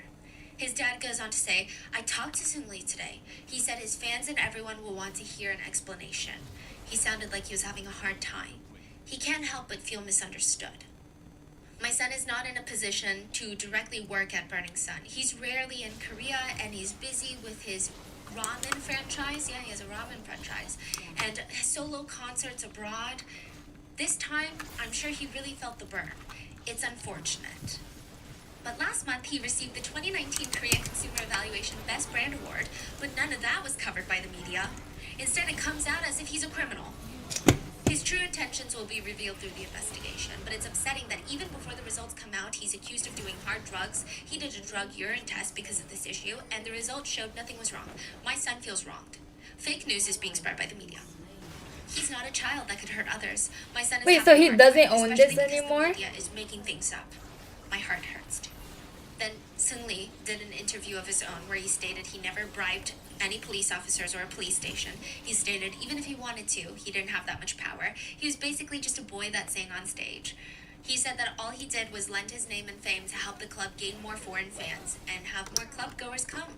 And sometimes he would DJ at the club, but that was really his involvement in the club. He said, "I don't even know the financials of the club." Yeah. He goes on to throw his business partner of Yuri Holdings, the company that owns 20% of the club, that is co-founded by Seung-Lee. So his dad is saying, Seung-Lee, my son, doesn't even own shares of the company, of Burning Sun. And like technically Seung-Lee doesn't own shares of the Burning Sun, but he owns a company called Yuri Holdings that owns 20% of the club. Wow. And Seung-Lee is like, I heard that my business partner was talking about women and asking for women and trying to buy sex, and I tried to stop him, but he wouldn't listen to me. And I don't really have that kind of power over a business partner, so there's nothing I can do if that's She was not right there the entire time. I don't know why Does she pass. turned so. Seung-Lee promises to the late. media and to the public that he's going to do anything to help with the investigation, and he wants the truth out there as much as anybody else. Of course, their responses make the case blow up more, but on top of that, the business partner that he threw under the bus is actually married to a then very famous actress by the name of Park Han-byul. So he's like, hey, You know that actress? Well, her husband is like looking for sex workers. So of course the case blows up even more, right? But at least Seungri's fans are super relieved. They felt like, whew, we dodged a bullet. Seungri is still good. He's still the guy that we know and love. Yeah, all the fans are defending him That actually. Seungri knew exactly what was going on. He's the Great Gatsby of Korea. And just like the Great Gatsby, Seungri has a raging inferiority complex. To give you context on Seungri, he was part of a 5-person K-pop group called Big Bang. And I feel like for anyone who knows even a little bit about Korean entertainment or even really Korean culture at this point, Big Bang is just one of those groups that needs Fuck. no introduction. So I'm gonna try and keep it brief for those that are just not in the K-pop world. Big Bang is like the One Why Direction did of he do K-pop, that? meaning they will always be remembered at one point as being one of the most iconic boy bands in K-pop history. I'm not saying right now, I'm just saying at one point they were. And I'm not saying that they're better than your faves or even like they paved the way or anything, but they were really, really popular. Yeah, like between 2008 to Yeah. like they dominated the world. Dominated. Yeah, it is unclear how much revenue the group generated, or at least we couldn't find out an exact figure. But we did find out that they brought in $800 million Oh, shit. in ticket sales for their concerts during their career. That's probably a very small cut of the overall revenue that they generated. That's not including album sales, streaming revenue, appearance I don't know why fees, they all died ambassadorships, royalties 13 from seconds music. before the elder. That's just concert sales is $800 million. It's so annoying. So they're an influential group. Also, I should have And not Seungri flashed. Should always have just felt let like the them black kill me. sheep of the group. It's pretty evident in hindsight that he had an intense inferiority complex while he was part of Big Bang, and it does seem like there were a few pain points for him. Seungri applied to be a trainee for the K-pop group that would be later Big Bang. There was a series of cutthroat competitions till a group of boys was narrowed down. They just wanted 5 members. Everything was ruthlessly judged and criticized by YG, who is picking the trainees. They had 4 members already picked, and it was down to the last spot. Seungri and another boy were competing neck and neck for it. Seungri barely made it. It was so neck and neck. It was like, I guess we'll go with Seungri. It wasn't like, oh man, he won by a landslide. That There's was nobody so here, good. I He don't really think. stood out. It was such a close call. And that type of complex, he felt like, I'm not as good as the other members. YG was so certain on the other members. But for me, it was kind of iffy. Now, that kind of complex doesn't necessarily make someone a bad person. Fans actually fell in love with Seungri for the sides of him that were shown. They remember during the early days of Big Bang, there were reality shows that they would do that showcased what their lives were like as trainees, and they would all be crammed together inside these very not so great apartments that the company was paying for. They would have to clean up after themselves after training and dancing for like 18 hours a day. And Seungri being the youngest of the group. In Korean culture, that means he has to do a lot more chores than the others. He has to do things like wake everyone up, which is harder than you think. The oldest of the group, Top, he refuses to wake up, so it's standard to see Seungri go into the Dang kitchen, it. grab pots and pans to bang together to wake up his hyung. Another member would start vacuuming the wall on top of Top's face to try and wake him up because he's just, I guess, a heavy sleeper. And it's kind of like a heartwarming moment. It's relatable, it's funny, and considering how young the boys were at this point, it was endearing. But Seungri was always being compared to his other bandmates. I would say I remember, and this is just from memory and not research, G-Dragon, Top, Taeyang, like they had so many stands from the people that I knew personally. Seungri just Yeah, didn't he's really a have side lot of member. stands, from what I remember. He did seem to get a good chunk of hate comments. People joked they didn't like the size of his head, that it was really big. They also said that his legs were too short, and that other members were very good looking, but Seungri was had a relatable looking face, they said. He said he especially didn't like the comments about his head because, and I quote, "It's not like I can get a head reduction." But even that moment is a good example of why a lot of people started to stand Seungri. He seemed like the underdog, and he was not shy to show that he was vulnerable, and he wasn't like trying to be like, I'm actually really good, guys. He was Yeah. embracing it. He's like, yeah, I am the ugliest of the group, but what am I gonna do about it, right? He said he was Hello, always anxious Elijah. about never having enough money, and he said G-Dragon earns extra money from songwriting and rights to the copyrights of their songs because he writes a lot of their music. Top does acting in movies and dramas. Taeyang does solo albums and concerts. Seungri said that he was anxious because all of them were so diverse in their earnings and their income, and he said, I am making, quote, 1% of what G-Dragon is making. Wow. And like a lot of people with a potential inferiority complex, he starts overcompensating. It felt like he's desperately trying to make something work. And I just want to make it clear, I'm sure his idol life, like Nice. a lot of idols, Very if not nice. every idol in South Korea, is cutthroat, is hard, potentially miserable and rough. But from what we can tell, the man is not starving. He's not paycheck to paycheck. So when he's saying I'm making 1% of what G-Dragon is making, he's not out here working a restaurant job after his training. Like, Yeah, he's if doing he's fine. talking about like at that point, if Top is doing acting and Yeah. solo, like they are already popping at that point. Like, he's a millionaire. Yeah, he's killing it. Like Yeah. as a part of Big Bang, like But he kind of made it his personality, and a lot of fans felt bad for him. yeah. But it's I like, see. I just want to preface, we don't need to feel bad for him. But He's his doing just image fine. at that point is just like this soft, good boy, like very very soft Yes. energy. People love it. People loved him, yes. Nice guy. Oh, nice no. Guy image. Yes, he said he just wanted to keep up with other members, so he learned English, Chinese, and Japanese. He opened up one of his first businesses, a training camp for idols. A lot of big names came out of there. A lot of big names. Huh. So he did a training camp. Huh. I was gonna list some names, but I don't even want them to be like associated with Seungri. But like a lot of big names came, and they don't even know like Seungri, and they're not connected with anything that he did. But just in case. But yeah, lots of big names. Closed down after a few years because one of the teachers had gotten romantically involved with a student. Not a good look. He moves on with other business ventures, and by 2018, he finally made a name for himself outside of Seungri of Big Bang. Fuck, He was what the hosting fuck is multiple happening? talk shows, going on TV shows, acting Are in you dramas, freaking doing kidding me? promotional activities for YG Entertainment. That's the agency that created Big Bang. He calls the founder of YG, Mr. YG Entertainment himself. He calls him Appa, which is dad, because of how close they are. He started a Belgian waffle cafe for his mom to run. He co-opened a restaurant called Monkey Museum in China. He had a ramen franchise called Iori Ramen, and it had multiple locations in Korea and even a branch in Kuala Lumpur. He owned 10% shares of a cosmetic medical company called Dr. Golder. He was serving as a brand ambassador for a new music label launched by Sony Music. He was heavily involved in YGX, which is a sub-label under YG Entertainment. He would also go on to build this image of himself as the Great Gatsby of Korea, which was great marketing for all of his night businesses, like his bars and clubs.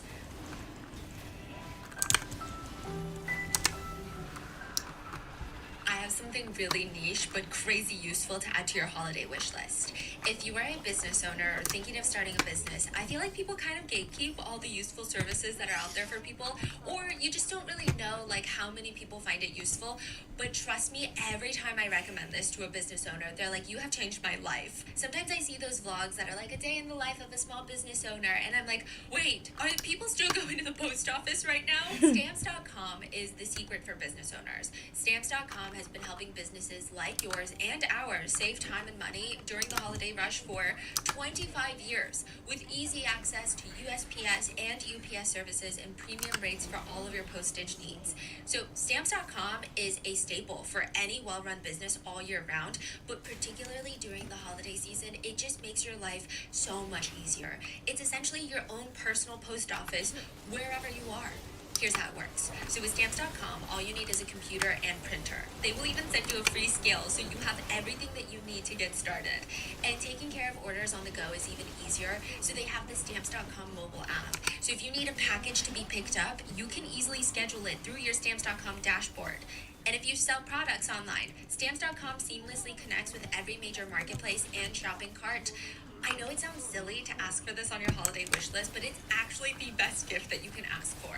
It's helping your business and making your life easier. Like if you're running low on supplies, mailing supplies, labels, even printers, you can order them straight from the supply store and you get a huge carrier discount of up to 84% off USPS and UPS rates to help your bottom line.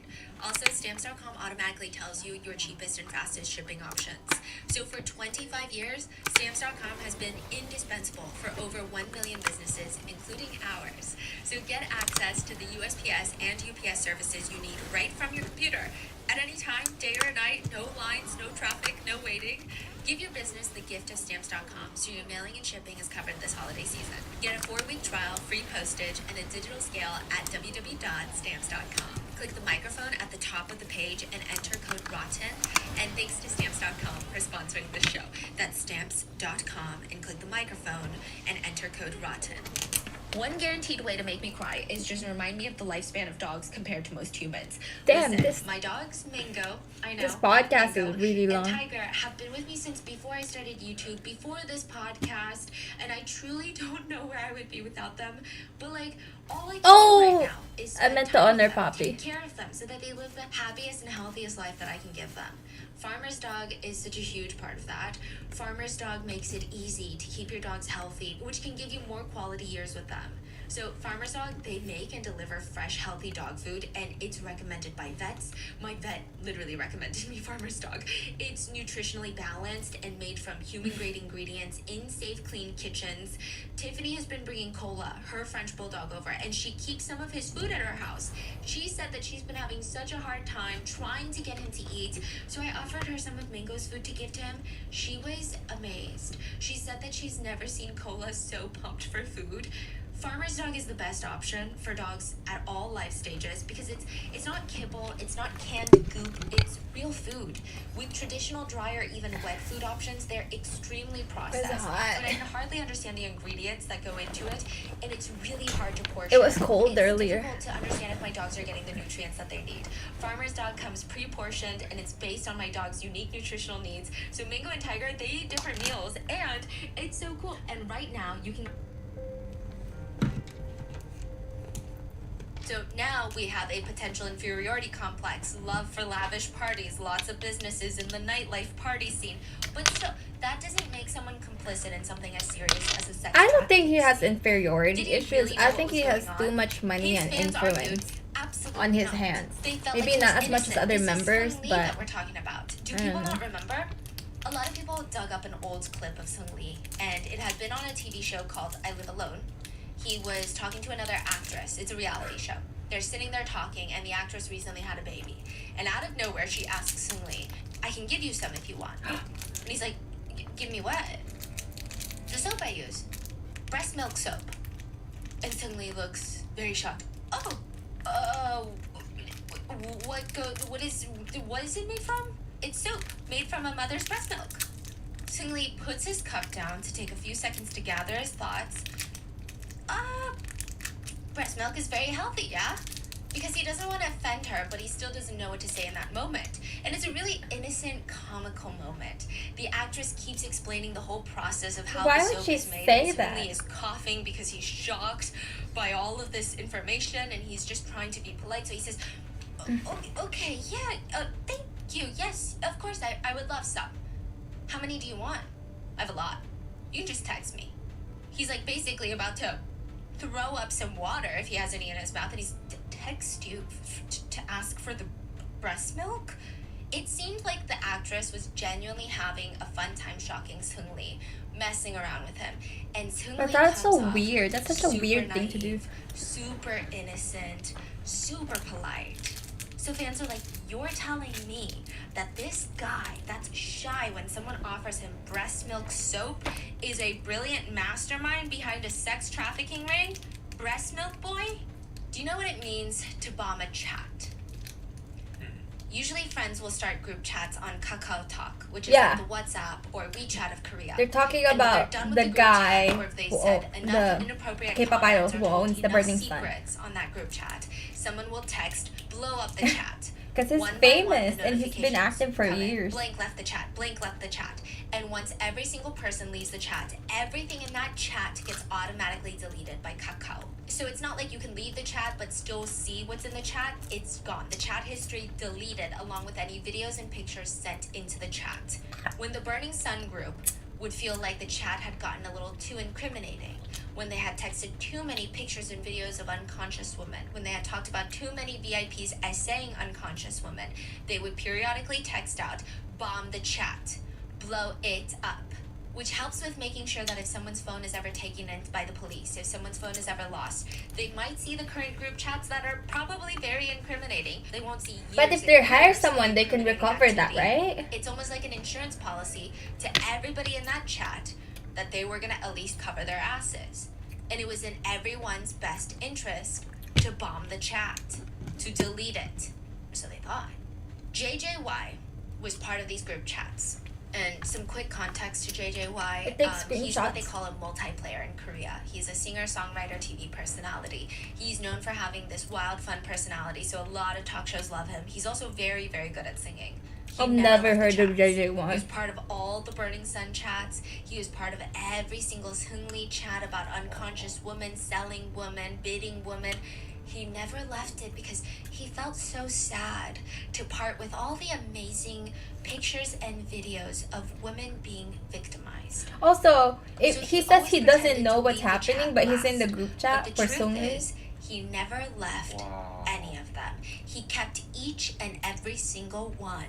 And when his ex-girlfriend reported him for taking videos of her without her consent, and he would turn his phone in to the tech company, Yeah. he would be the one to bring the whole operation down. Wow. So even when he did that, he thought he can just break his phone and he's good. Yeah. But this is the he's tech so company dumb. that recovered the data from Sewol Ferry victims' phones. Uh-huh. So like they knew what they were doing and they take their Yeah. jobs very seriously. So, But he was if like, he "Oh, left the well, group I chat, basically smashed it my would have phone, never so been it's fine." discovered. It was not fine. They Even would years not get before this, caught. there was an incident that felt like foreshadowing to everything that was about to happen. JJY was on a show with Chico, another celebrity, and Chico joked about JJY's golden phone. And immediately, because they're on set filming a show, JJY's face changes for a split second. He drops his face mask. Not his literal face mask, but he drops his smile, and he has this very sour look on his face. It's very much the stop talking about this look. What's a golden phone? People thought golden phone as in these sex videos now, but Chico would later be involved in the Burning Sun controversy because netizens accused him of knowing what JJY was doing on his phone. He's like, you probably saw the videos then. Yeah, why would he, if he does, why would he put that information in TV, right? That's what Chico is saying. He's saying, guys, I meant golden phone. Like, sometimes people use it to refer to someone who has a lot of good connections. So if you were to have Beyonce and Taylor Swift on speed dial, you have a golden phone because you have their numbers. And so he was briefly involved in the Burning Sun scandal. But ultimately, JJY's golden phone would bring down some of the biggest names in K-pop. February 26, 2019, the first round of messages are released to the public, and multiple celebrities would go down after the release. Along with investors, the management team, and employees of Burning Sun, there were a few key people in the group chats. Choi Jung-hoon, wholesome singer from FT Island boy group. Yeah. Lee Jung-hyun, idol from boy band CN Blue. Kwon Hyuk-jun, brother of Girls' Generation Yuri. JJY, singer, TV host, celebrity TV personality. And of course, Seungri of Big Bang, owner of the Burning Sun. And it clearly shows that Seungri is involved. He is texting employees about investors that are coming, and he writes, give them everything they want, call the girls over. There's also a guest coming from Taiwan. Employee responds, which girls can we call right now? Oh man, it's the Chinese already? Oh my god. Take care of them so they don't get involved with others. Yes, I will stick by the VIPs. Seungri texts, you better do it right and make no mistakes.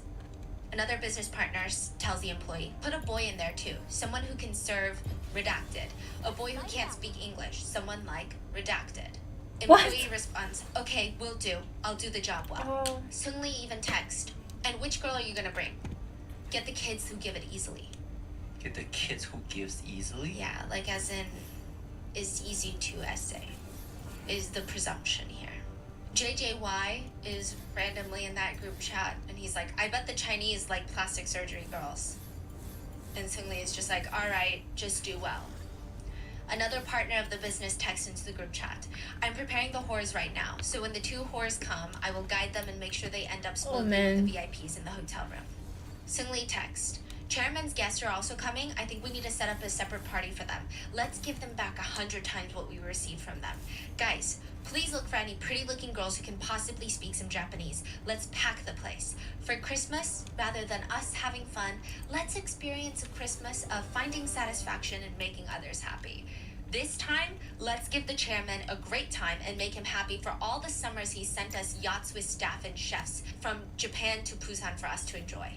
Bro, like, he is the fucking worst because he's literally masterminding this whole Yeah. sex ring. He is the culprit. He is the mastermind behind this whole operation.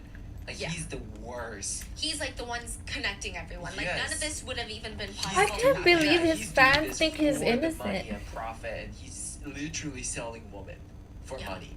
Yeah. Yeah. I mean, I feel like a lot of media outlets, I don't know if it's legality or they're just trying to keep it professional. But honestly, he's just straight up, in my personal opinion, like a pimp. Like a yeah, like worse a than disgusting, that. Exactly. yeah, vile trafficking pimp. Like honestly. Yeah. In another conversation, Seung Lee talks about a girl that he likes, and he writes, "Redacted is actually art. I admit it." JJY texts, "I touched the hell out of her boobs. Her boobs big? They're fake." Seung Lee texts, "Redacted is coming." Like a girl is coming. And JJY says, "Stop these foreigners from coming." Seung Lee texts, "You fucking bitch, there are investors." Then another conversation, Seung Lee writes, "Fuck, the party last night was a hit." Another idol says it was successful. Seung Lee writes, "That girl, I admit it, I'm fucking hooked. Her older sister is fucking good too." Suddenly say that? Yeah. JJY text, "Yeah, her sister was a surprise. There were a lot of hidden gems yesterday." Friend text, "But there seems to be hella guys around too." Seung Lee says, "We have to steal. Let's all eat domestic girls together in Korea and then get married to foreign girls." Friend text, "Why is blank so pretty?" JJY says, "She's the bitch both Mr. B and I ate. LOL." Seung Lee text, "And I plan on eating her too. Anyone here got her number?" An employee of Burning Sun text, "If you do it with that bitch, it's guaranteed a secret. She's very, I don't know anything." Seung Lee texts, "LOLOL, she has amnesia. She doesn't even remember who she does it with." JJY texts, "Nope, not amnesia, just R word. LOLOL." Seung Lee texts, "Could be she just doesn't remember." JJY is angry. He says, "When she first met me, she was all BSing about, I don't watch TV, so I don't know you. But after she got drunk, she was whining and asking me to sing for her." Seung Lee says, "Want me to tell you something more funny? Or rather absurd? I opened my eyes and I was like, why am I sleeping with Si Nuna? When I was like, I thought I was sleeping with these other two girls. Where did they go? LOLOL." In another chat, Seung Lee is asking a VIP client about what kind of women they like, and the client responds, "I'm not sure. South Asian men like white skin, so someone with fair skin and innocent and pretty features, or the opposite, just sexy. Girls like blank, blank, and blank who are innocent yet sexy, or just a super fancy glamorous girl, those types of girls. Wouldn't that type of style work? We want over 160 centimeters tall. Thinner. It's not too picky though. Girls from Korea will do." There are other chat logs where it seems like Seung Lee is sending girls on trips with VIP clients. He asks a VIP about an Indonesia trip that he has coming up, and the VIP says that they want ones that are under 10K per person. Oh. Seung Lee writes, "I understand. It's 10K per person, right, Mr. CEO?" He proceeds to send pictures of 5 different girls, and he writes, "Number 1 doesn't talk that much and kinds of loves money. She also has aspects where she doesn't have much charisma in drinking scenes, but her visuals are great. Cry emoji." In another conversation, JJY texts the group that he's I'm boarding so the bad. plane soon, and he says, "I will fuck Korean bitches as soon as I arrive. I'm gonna invite them to my house before going out. German bitches have huge asses." His idol friends write, "Get back safely. Fly safe." An employee of the fuck. Burning Sun writes, "I bet German pussy smell like sausages." JJY says, "Not bad. LOL, we had fun." A lot of netizens noted that it's kind of crazy that they're so polite to each other, even saying things like, "Get back safely, have a safe flight, we miss you." Meanwhile, they talk about women, in the most degrading ways possible. Another super controversial conversation involved the idols talking about who Seung Lee had sex with yesterday, and they asked, "Was she delicious?" And they said things like, "I want her number." And one person wrote, "Yes, she is comfort woman level." What? Let me tell you, comfort woman is a very, very sensitive topic for most Koreans. Yeah. It is, aside from the crimes, the most horrifying comment that was found in the group chats. Chinese too. It's a huge Yes. problem, yeah. So, to give context, Comfort Woman was one of the worst atrocities that the Japanese government committed towards Korean and Chinese women. And a lot That should be the of the last thing when they're Japan saying. colonized Korea along with various other countries in Asia. So I don't believe that it was just Korean and Chinese. They promised a bunch of women from all these No, different Filipinos countries, experience the same we're just thing as talking about Korean Koreans. women here, that they could work During in factories Japanese to make just enough imperialism. to barely survive. They're like, you can barely get by, and you can maybe feed your kid. But because these women had no other choice, nothing else, they were basically forced to agree, not knowing that the Japanese government never intended them to work in factories. They were actually forced into sex trafficking. They were locked up and made to be assaulted by Japanese soldiers every single day. Comfort Women have come forward to say that they were essayed at least 30 times a day while they were held captive. I could go into further detail, but it's very, very depressing. They were impregnated, they contracted diseases, Oh, shit. they were experimented on, tortured. So the topic of Comfort Women is highly sensitive, additionally Damn. because it's not really something that happened long, long ago to multiple generations before Oh, us. some- Many of the Comfort Women, the victims, were elderly women in Korea. I believe the last few are still alive. Many of them have since passed, but they have yet to receive don't an have money. apology from the Japanese government. And a lot of the tensions in current time between the Korean government and the Japanese government, not to get too political, this is one of those things. Many Korean citizens want apologies for the Comfort Women before they pass on. And the Japanese government has refused to acknowledge their crimes.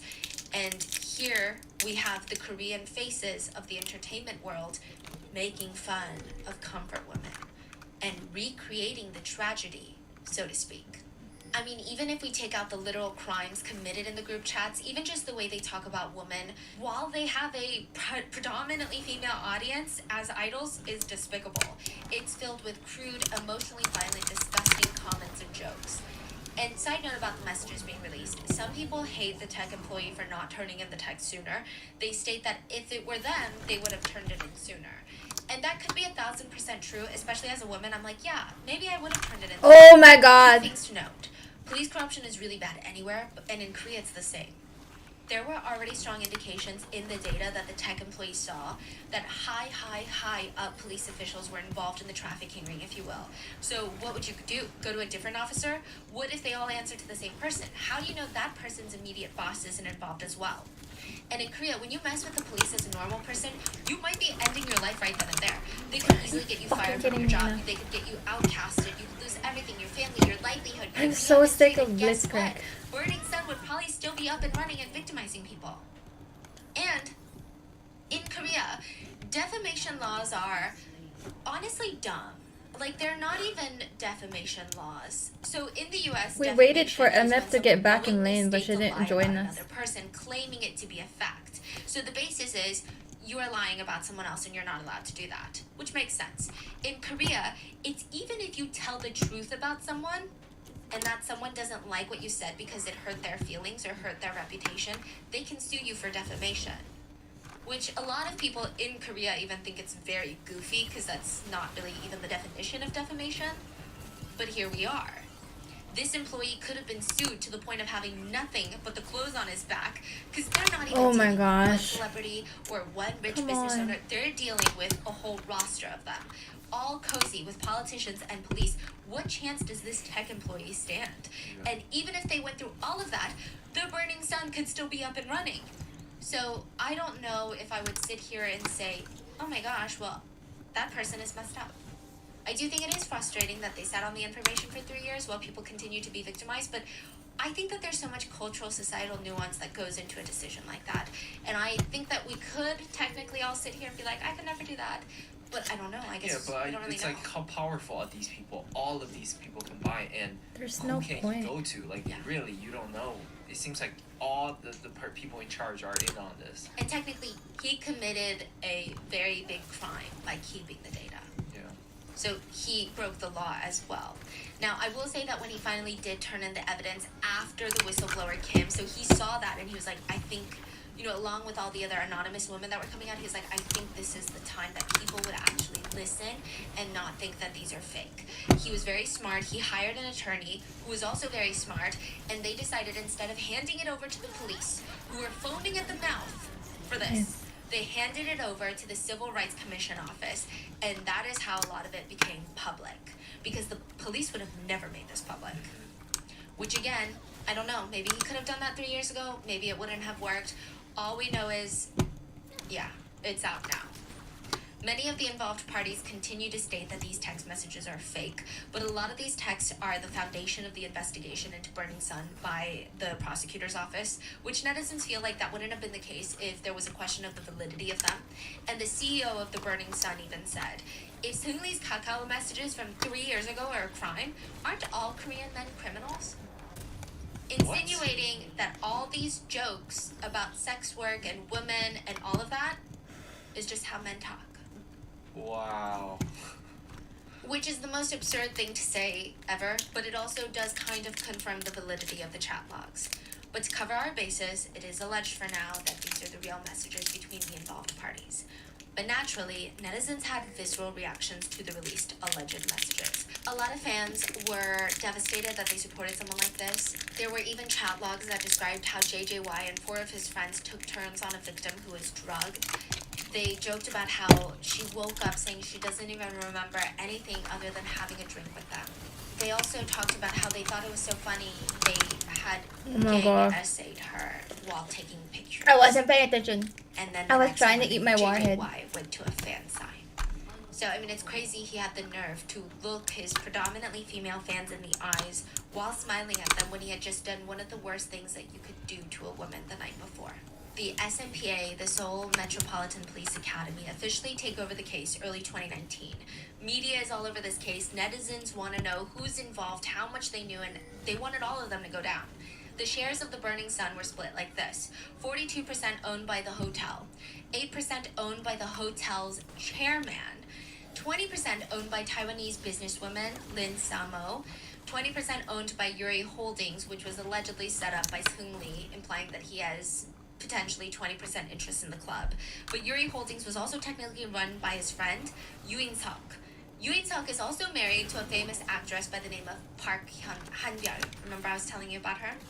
And 10% is owned by a businessman, Lee Moon-ho. He was close friends with Seung Lee, and he is said to have been running the day-to-day operations. He was the CEO of the Burning Sun.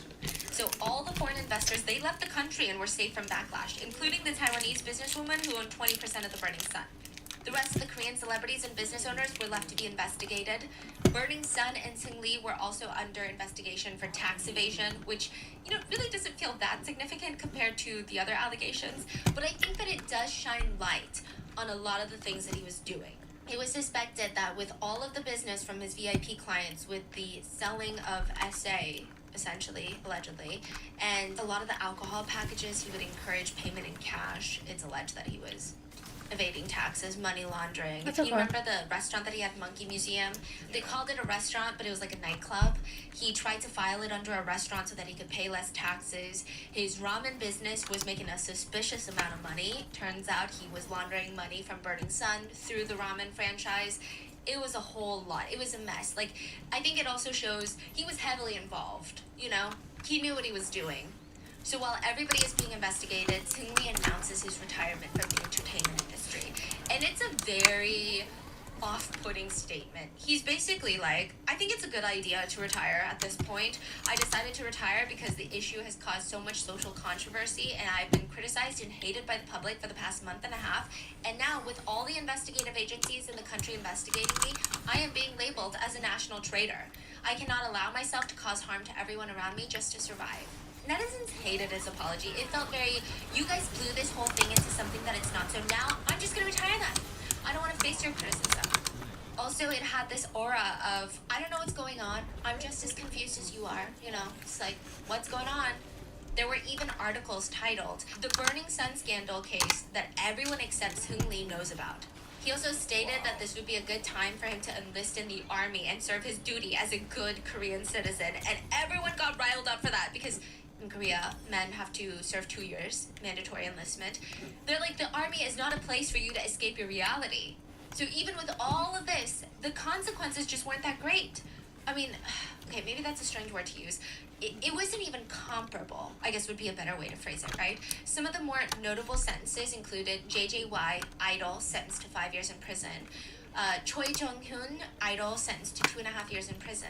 Brother of Girls' Generation Yuri, sentenced to 4 years in prison. Meanwhile, Seung Lee enlisted in the army and he was able to have a military Ugh, fuck! He's so annoying. Wow.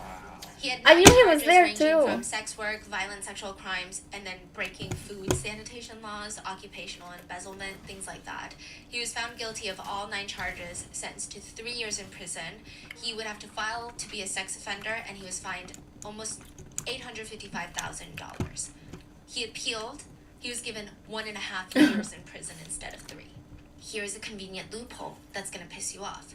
In Korea, if you go to prison for less than 1.5 years, you can serve quietly, meaning it's not gonna be on your record when you get out. Seung Lee was sentenced to exactly 1.5 years. So technically, he missed the cutoff and it would be on his record. Somehow, he manages to get out 2 days early, meaning that it would be expunged from his record. Oh, and he's spotted clubbing and cheating on women in Bali since then. It's on the record now. Like, Yeah. We're not gonna forget about that. And So he has fans. Yeah, there are some people that comment things like, he's still young, I hope that he can overcome the mistakes of the past and lives an amazing life. Isn't the rest of his life too long for him to just crumble like this? He paid the price of his sins through the law already. Let's all give him a chance. I will say most of the comments are pretty logical and they read, every country needs harsher punishments for rape and sexual assault. He suffers 2 years in prison. His victims suffer a lifetime. 2 years isn't enough if you ask me. Anyways, if the system doesn't give them what they deserve, society should. Regardless, I think we can all agree that many of the perpetrators got off with much less time than expected.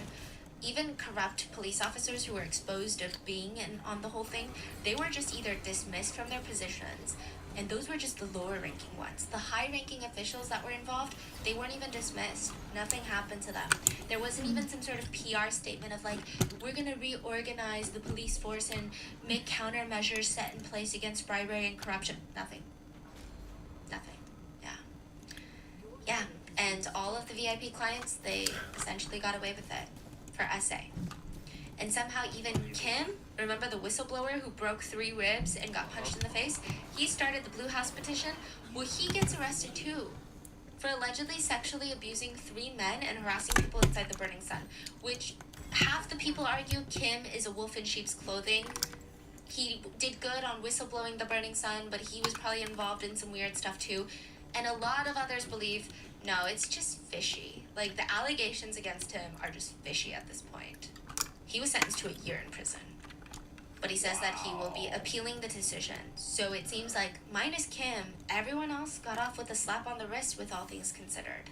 unbelievable. The fact that the guy's roaming around, Yeah. living his best life. A lot of K netizens think that it has to do with Korean society of victim blaming and shaming victims who come out for crimes like this. Remember the Itaewon case that we covered? We talked about how some horrible people didn't feel that bad for hundreds of victims who died because they said, well, why would they go out for a party for Halloween anyway? It's not a good place for young, respectable people. A lot of families of victims for Itaewon wanted their names not to be made public because they were scared that their loved ones would be victim blamed. And it was the similar case with Burning Sun. The victims were scared to come forward because they would have been blamed of, then why did you go to a club then? Well, that's just the risk you take as a woman at a club. And because there weren't really that many victims that spoke forward at the court, speaking directly on the case, they got off way too easy. I think the only way to combat that is for societies to speak up more about, in support of victims, right? Yes. Like that's the only way for other people to realize you're so dumb by saying that. Yeah. Like, we need to make it, Yeah. You're we have dumb to and gross. keep talking about it Fuck. to lift up the victims. Yeah. I thought I was gonna get. and another thing was, it's just really annoying in the justice system that you would think drugging victims to SA them makes the crime that much worse, right? Because now you're doing more things to their body, but it actually helps the perpetrators get away with it in the eyes of the justice system because you know what's justice, right? It's a way for perpetrators to say, she's not credible because I drugged her, but that's not the point. And it's just insulting and infuriating at this point. In other case-related aftermath news, the hotel on top of Burning Sun was shut down in 2021. The building was sold to It's Hyundai okay. Construction, and they are now going to change it to be an apartment building. The co-founder of YG, Mr. YG himself, stepped down as CEO of YG Entertainment, one of the big three entertainment agencies in South Korea, because of this scandal. It is stated that YG lost close to $100 million worth of investment money because of the Burning Sun case. And recently, Choi, one of the idols, was released from prison as well, and paparazzi found out which church he was attending with his mom, and they stopped him in the church parking lot to ask him for an interview. And in the footage, he literally, you can hear this man whining for his mom. He's like, "Mom!" Like a kid. When you're 7 and a stranger comes to the door to ask if you have time to talk about the Lord and Savior, and you're like, "Mom!" That's what he sounds like. His mom walks up and starts clucking away like some crazy mother hen. She states, "He wants to live in faith now. What do you want, paparazzi? Why are you making a big deal out of nothing? Do you want to get punished by God?" Ugh.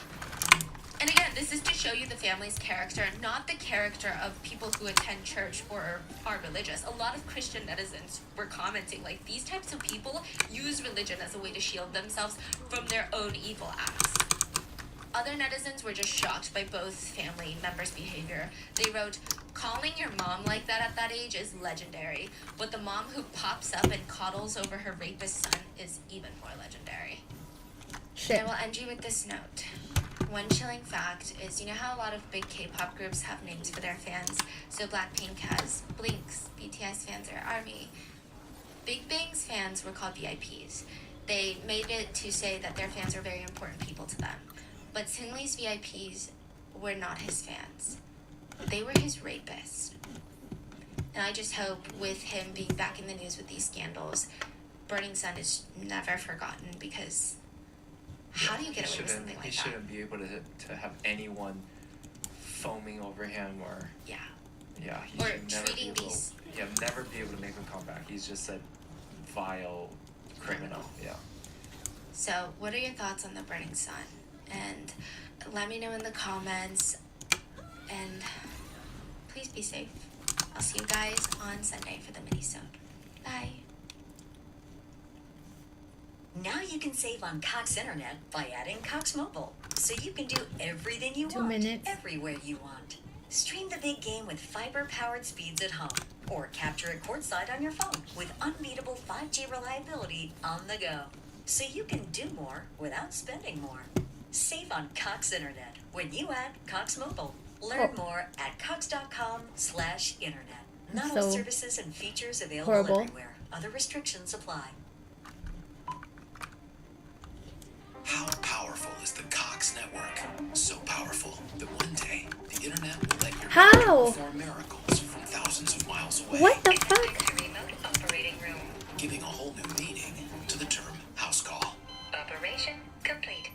Wait, why was he so With fast? gig speeds everywhere, it's internet built for tomorrow. I thought there was a today. hex gate. Cox, bringing us closer. In Cox serviceable areas, speeds vary and are not guaranteed. Cox terms That's apply. okay. Other restrictions may At least apply. they're bought. Well, the rest of the team is Have tough. you ever witnessed a strange red light in the sky? Can beings from another galaxy stalk us in our homes? Is it possible for alien abductions to transport us into our past memories? Today, we test the believability of Extraterrestrial Encounters, Volume 1. Your team has destroyed an inhibitor. Your turret has been destroyed.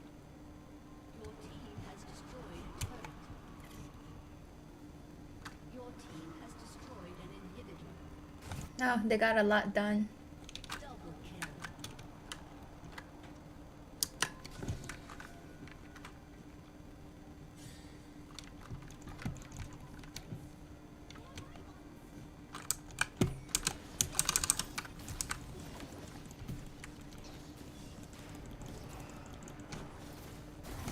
Are they ending?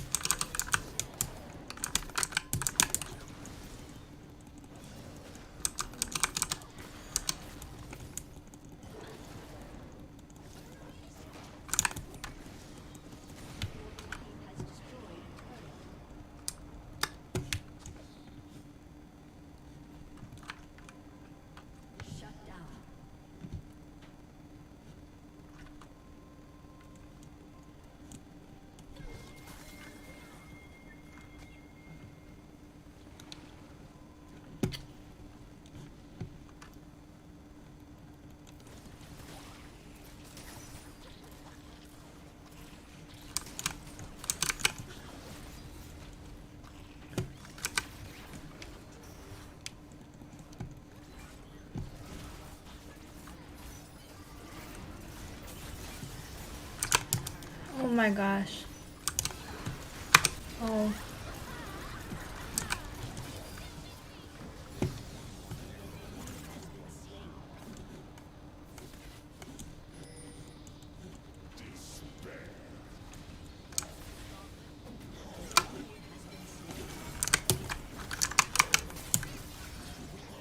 Oh my gosh. It's my mortal enemy, Blitzka rank.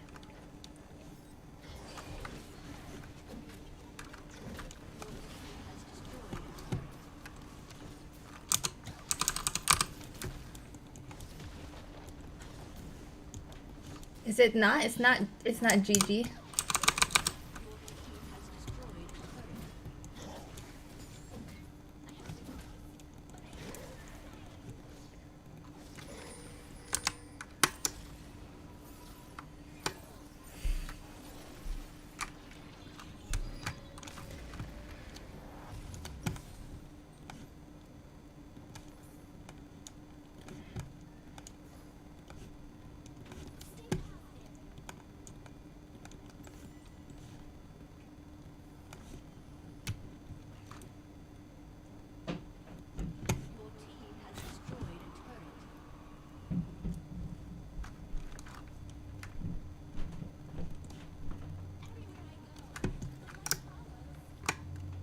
Blitzcrank bully me.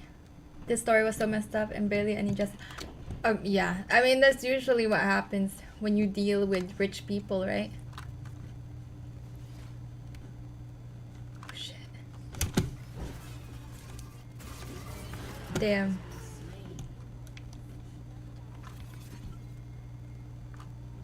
Executed.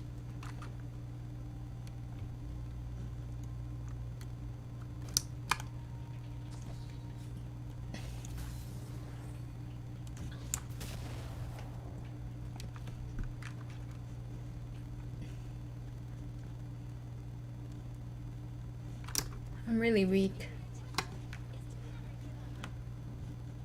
I don't know if I can. Oh.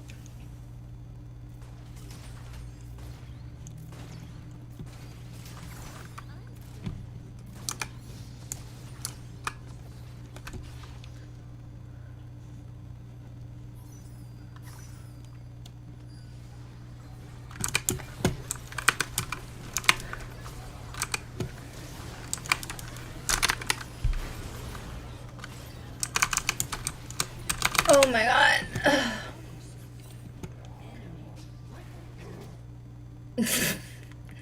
That's so stupid. The enemy's inhibitor respawns. Here. Yeah.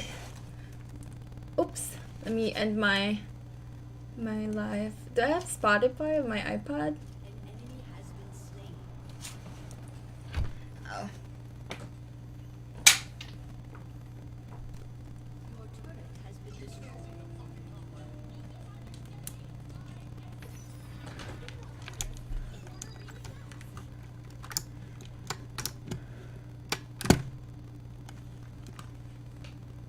Where's my? I kinda.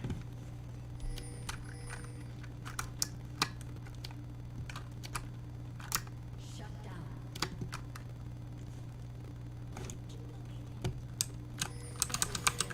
Oop.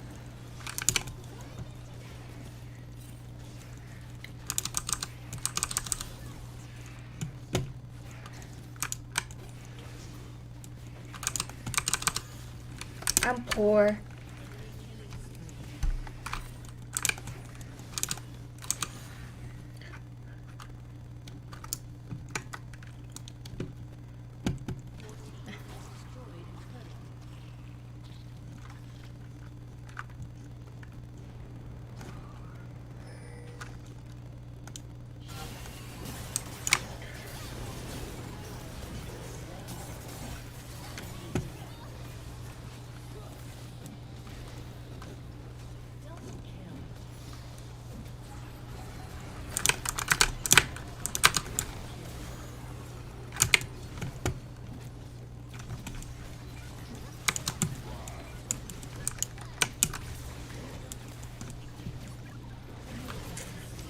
Oh my god.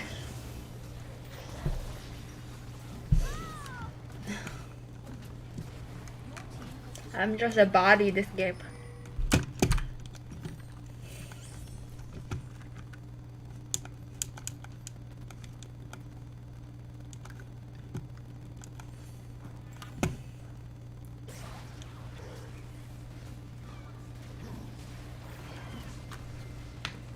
Alright, let me look for my charger.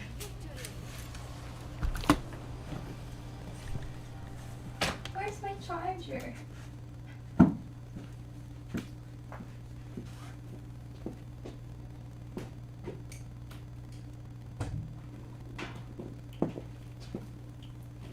So that I can play another podcast.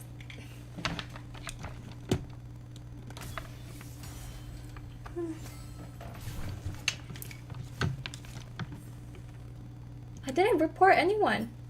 Thanks for another player's report where you should for a player abusing tech shot. I didn't report anybody. I didn't yet. What?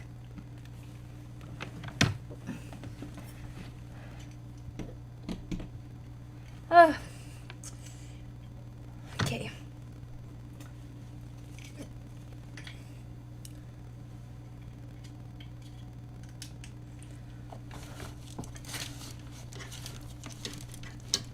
Oh wait, no, I have a phone charger right here. Is this not? Oh no, it's an iPad charger.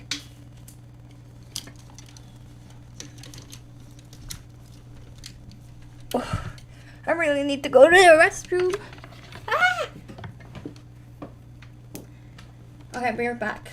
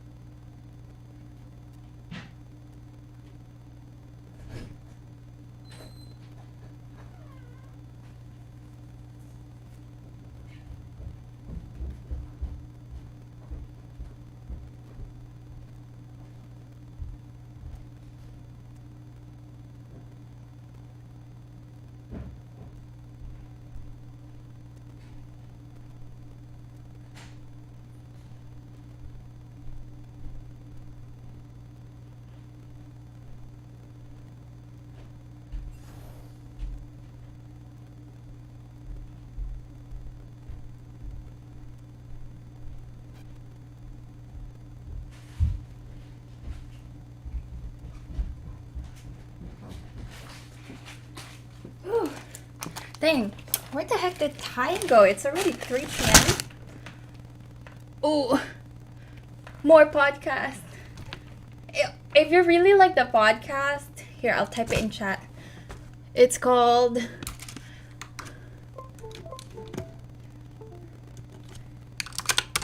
Nathan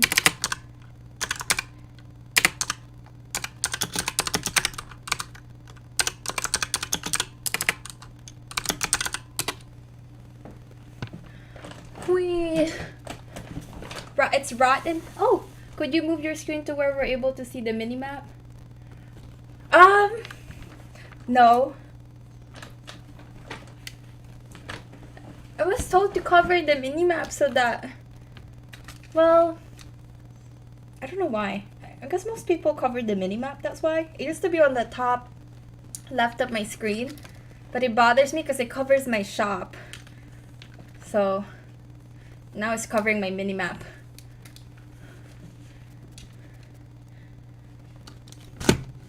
I don't know. Hold on, let me look for another episode. She's so good. That was her latest episode. Also, I'm streaming on my Kick channel, but if you want to watch on YouTube, that's fine too. Let me see which one. Let's look for...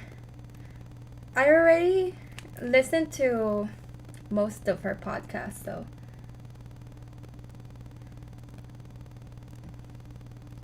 Oh no, I left my water upstairs. But sometimes she tells like podcasts about mystery books or thriller books. But I like the ones where it's true crime. Let's see. But I don't like the ones where it's really gruesome. Like cannibalism or anything too much. Like let's look for Alice in Wonderland. I feel like The Werewolf of New York, Catherine and Naya. Okay, maybe this one will be a good episode. I'll play it. Ramble. So, and then I'm gonna over and get my Make me water. cry is just remind me of the lifespan of dogs compared to most humans. Listen, my dogs, Mango, I know, rotten Mango, and Tiger have been with me since before I started YouTube, before this podcast, and I truly don't know where I would be without them. But like, all I can do right now is spend time with them, take care of them so that they live the happiest and healthiest life that I can give them. Farmer's Dog is such a huge part of that. Farmer's Dog makes it easy to keep your dogs healthy, which can give you more quality years with them. So Farmer's Dog, they make and deliver fresh, healthy dog food, and it's recommended by vets. My vet literally recommended me Farmer's Dog. It's nutritionally balanced and made from human-grade ingredients in safe, clean kitchens. Tiffany has been bringing Cola, her French Bulldog, over, and she keeps some of his food at her house.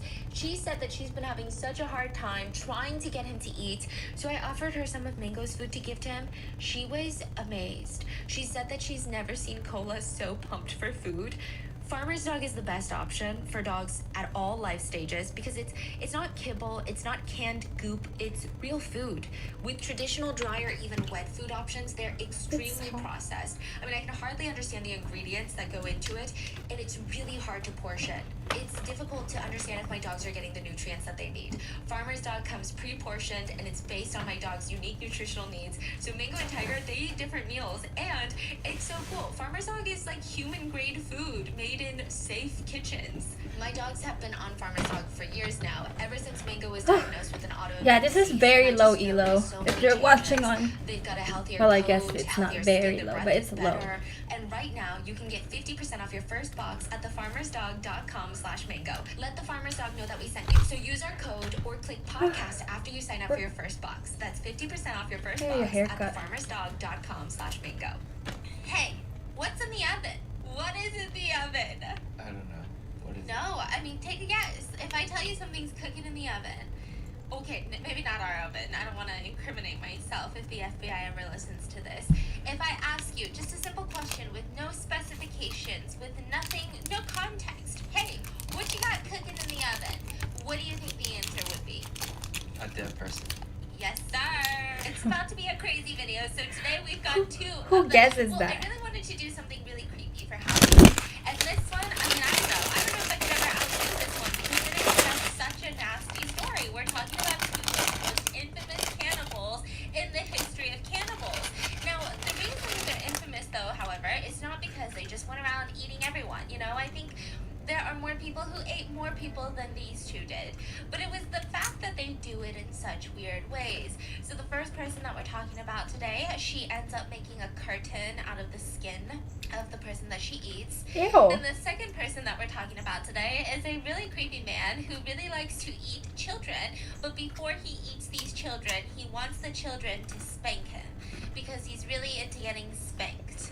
So let's get started, I guess, with the first person. Her name is Catherine Knight. Wait, so are they related or no?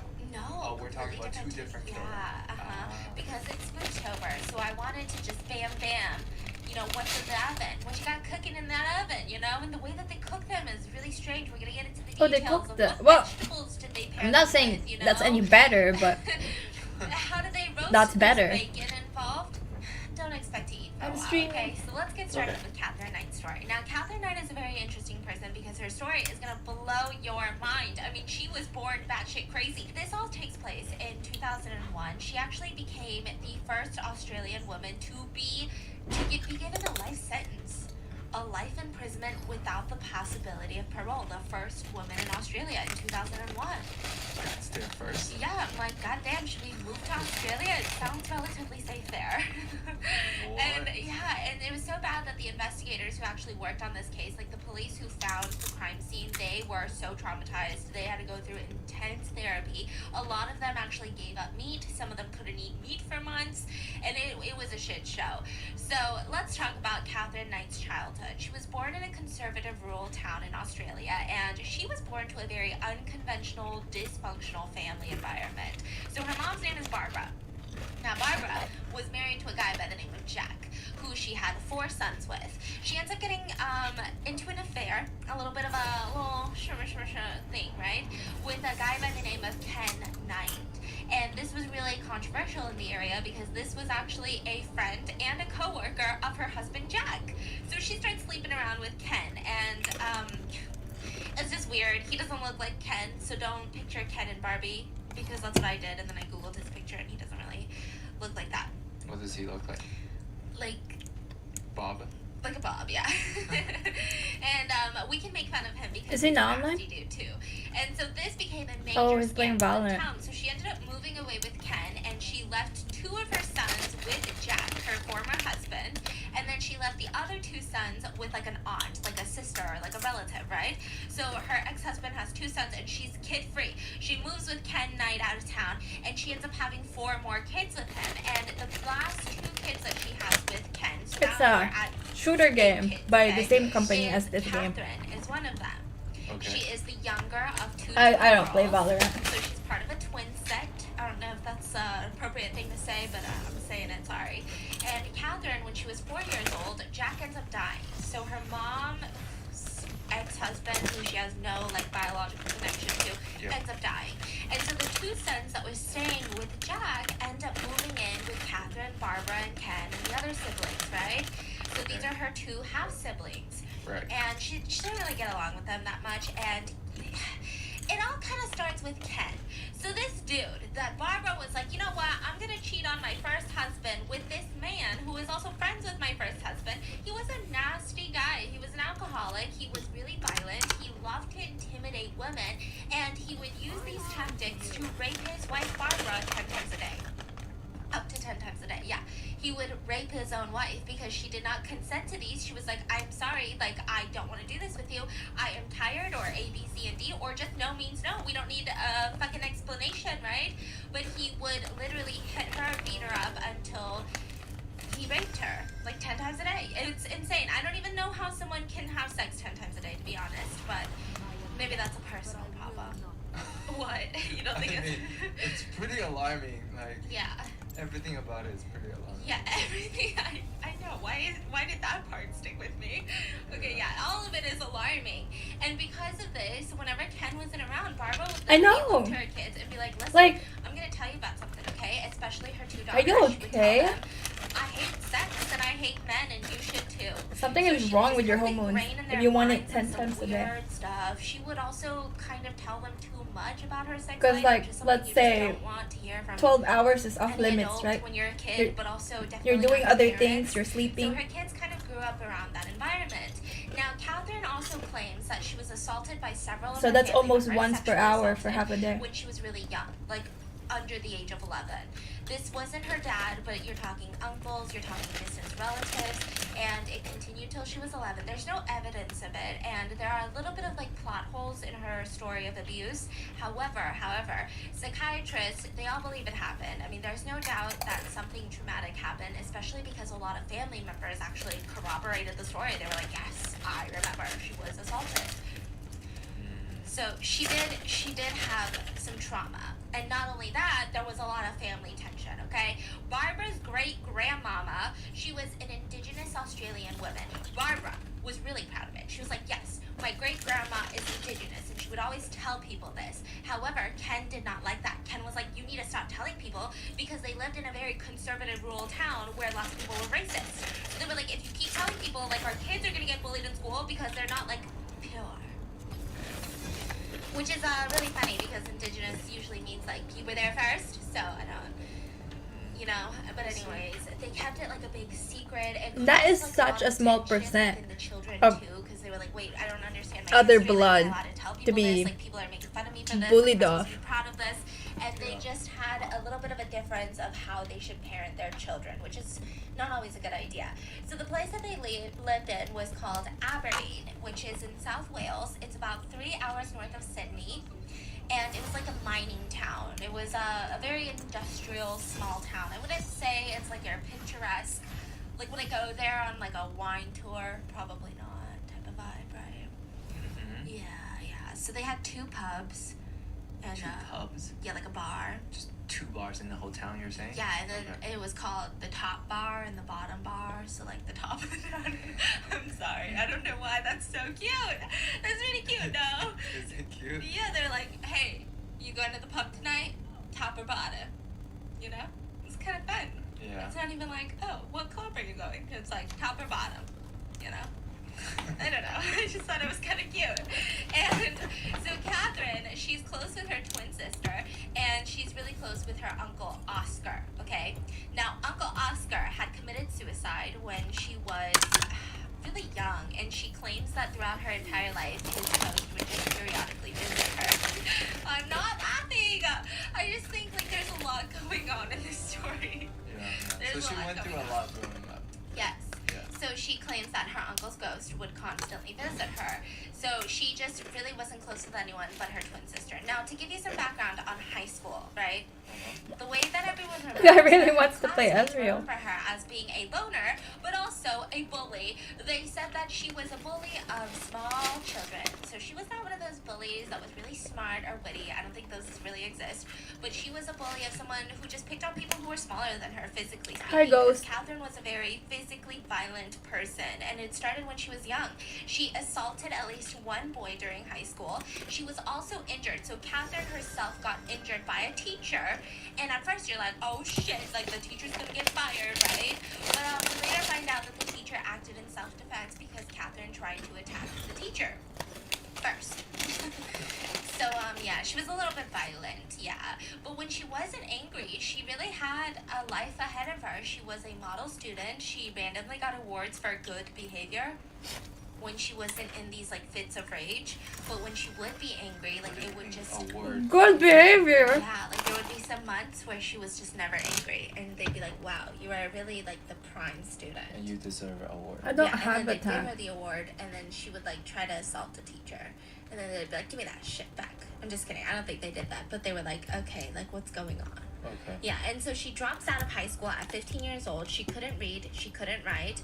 I think she later ends up learning, but at the time it was just rough. So she immediately gets a job at a clothing factory, and she's like a clothing cutter. And she didn't really like it much. Now, her mom and her, Barbara and Catherine, had a tumultuous relationship. Catherine remembers complaining to her mom about, hey, like, I'm dating this guy, and he wants me to do this sex act with him. And I don't really want to do it. I just don't feel comfortable. I don't feel like it's something that I'm interested in. And what would a mom say? I mean, I'd probably say you should don't do it. You need to let him know, like, I don't feel comfortable. You would say all these, like, cool parenting shit, right? That you read about. You're like, I'm going to be an amazing mom. But her mom was like, just put up with it and stop complaining. Like, she was just really just a shitty... I thought you said the mom kept telling her that Yeah. sex is bad, or Yeah. but she also doesn't know if she's trying to stand up for herself. Yeah. And I think, you know, it happened with her mom getting assaulted so many times that maybe she feels like this is what just women live with. Got it. Right, Wow. so that seems more of like the vibe. I think that she's just like, what do you do? Just stop complaining. Like, it'll be over, right? Type of situation.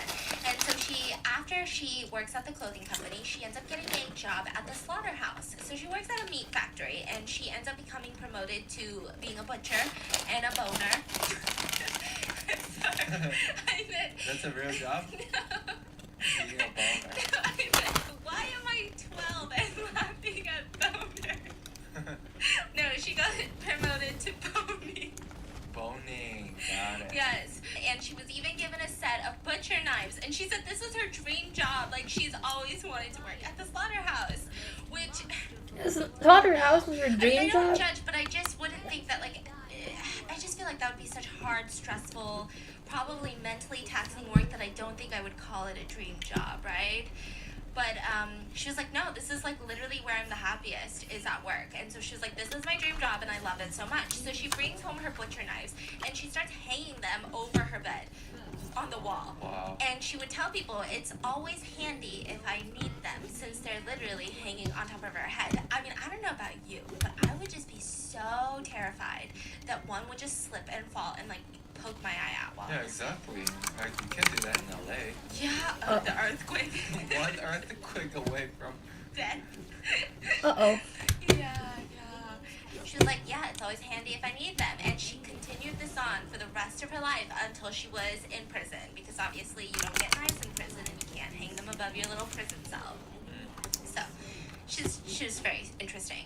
Now, at this slaughterhouse, that's where she meets David Collette. And we're just going to call her David number 1. Because the way that she dates is weird. So we're going to go through 4 different relationships of hers, and they're all crazy. And she dates David Collette, another David, and then she dates a John, and then another John. So she dates David, John. I don't know how to feel about that. Yeah.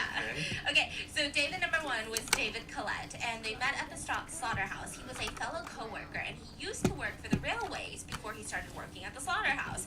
Now, this is very pertinent to all of this, because when he was working at the railways, he saw his best friend get killed in an accident on the railroad. So he literally saw a train hit his best friend, and he died in front of him. And then the second incident that happened on the railway was that he saw the train hit a school bus that killed 6 children, and because he's a railway worker, he had to help rescue the injured children and remove dead bodies of the children from the school bus. So because of that, he said that he just went into like this drinking fit. He was a heavy, violent alcoholic. Now, he ends up losing his railway job because he would drink all the time and then fall asleep on the job while working, which then later caused several train derailments. The trains went off the rails because he like didn't do his job. It's a lot of accidents Yeah.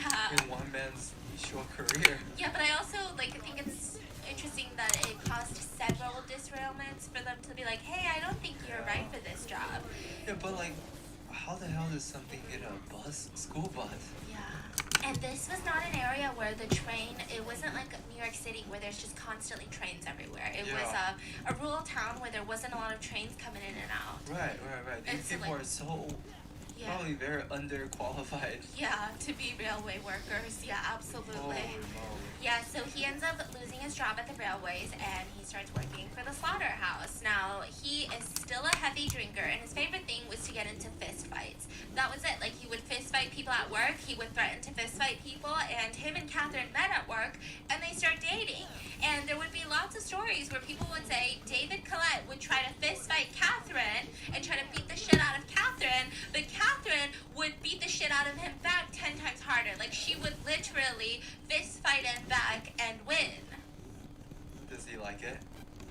I don't think so. I don't think it's like one of those, ooh, this is kinky, like, type of things. No. I'm saying, is he enjoying the fight? You know? Oh, no. Like, he was genuinely mad. And then there would be a lot of times where, like, David Collette would get drunk, and then he would try to fist fight other dudes, and then he'd be losing, so Catherine would jump in and be like, I got you, boo. And then she would beat the shit out of the dudes. I don't know why I'm laughing so inappropriately today. It's really hard sometimes telling a true crime story Oh, when you're fuck. in a genuine good mood. With everything going on, I feel like we need a little bit of help being in a good mood. Wouldn't you say so, Oof. Hannibal?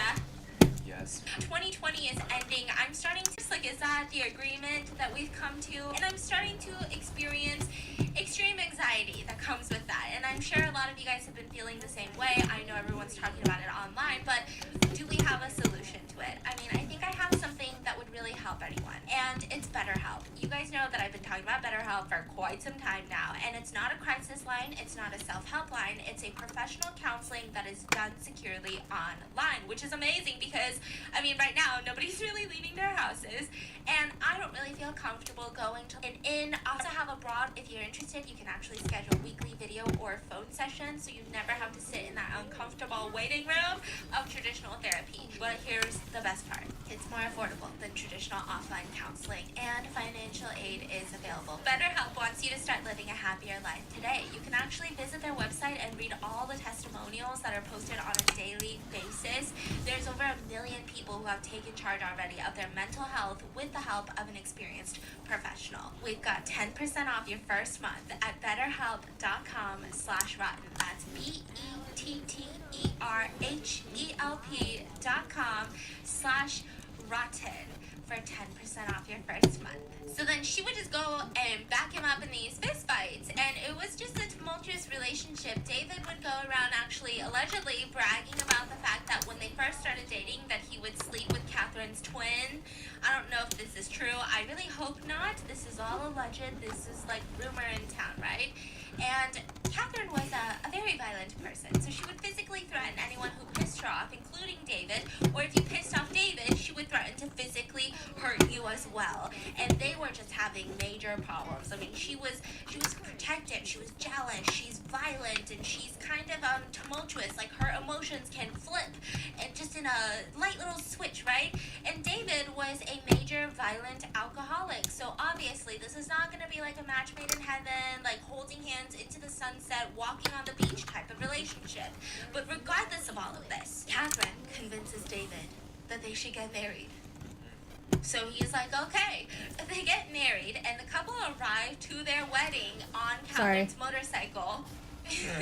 And David's already wasted. Like, the wedding hasn't even started, and David, the groom, is so intoxicated that people didn't even think he knew that he was at his own wedding. Like, it was really bad, right? And Barbara, this is Catherine's mom, said a little piece of advice at the wedding to David. Watch out. She's gonna fucking kill you. Do something wrong. Do something, the wrong thing, or do it the wrong way, and you're fucked. Don't ever think about cheating, because she's gonna fucking kill you. She's got a screw loose somewhere, okay, dude? She's gonna kill you.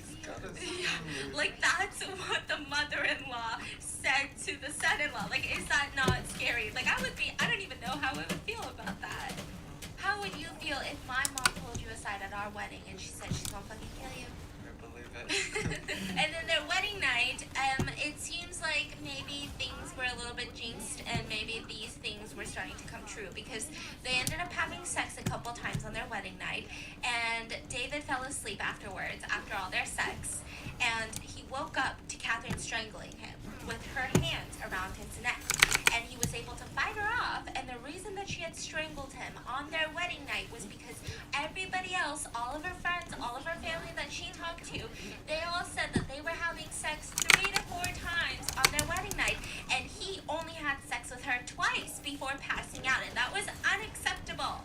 Now, if that makes you feel like, okay, well, definitely he was filing for divorce right after that, like maybe this is the shortest marriage that ever existed, you wouldn't believe when I tell you that they actually stayed married for the next 10 years, and they would have 2 children together. Wow. And it was an incredibly violent marriage. So she fell pregnant with her first kid, and that's when the whole darts competition happened, right? So David is like, hey, listen, babe, I'm gonna go. I know you're pregnant right now, but you're like just gonna hang out at home, right? I'm gonna go to this dart competition at the pub, and I'm gonna just shoot some darts at the bar, and I'm gonna be back, right? So she's like, okay, sounds good, have fun. He goes to the dart competition, and he comes home a little bit late because he made it to the finals. He wasn't expecting that. Like, he's not that good at darts. So he was like, I'm gonna be back in like an hour, right? But he made it to the finals, so of course, why would you leave? Yeah. So he came back a little bit late. And Catherine, by that point, who was heavily pregnant, had already burnt all of his clothes, all of his shoes, and she was waiting for him to come home so that she could hit him on the back of the head with the frying pan. Yeah. Wow. All while heavily pregnant. And this is when David was like, oh my god, I'm gonna die. So he fled for his life, and he went to his neighbor's house, collapsed onto the ground. The neighbors called the police. He was taken to the hospital. He was found to have a severely fractured skull. So I don't know if it was like a cast iron, but it was a heavy duty hit that like a lead crusette swinging at his head. The police department, they definitely wanted to charge her with something because this is absolutely crazy. Like, this is not acceptable. But Catherine was able to talk David out of charging her. So he dropped the charges, and they gave birth to Catherine's first child with David Collette, and she was named Melissa Ann Collette. So Catherine had her first baby. Oh, okay. Yeah. And there was just a lot. I think during their 10 years of marriage, David ends up leaving her for another woman at one point. Like, he was just so fed up with the abuse that he was like, I can't do this anymore. Now, David's mom was living in a place called Queensland, and she had kind of like introduced him to somebody else, and he was like, okay, I'm gonna like start dating her, and I'm gonna sneak out in the middle of the night when Catherine is asleep because I'm so terrified of Catherine, and I'm gonna go to Queensland, and I'm just gonna call it a day. Like, I'm too scared to do this. Now, Catherine wakes up that morning and she realizes that her husband has officially abandoned her. I mean, she knows what's good. Like, she knows that he's not going to go buy some milk, you know what I mean? Like, she gets the idea.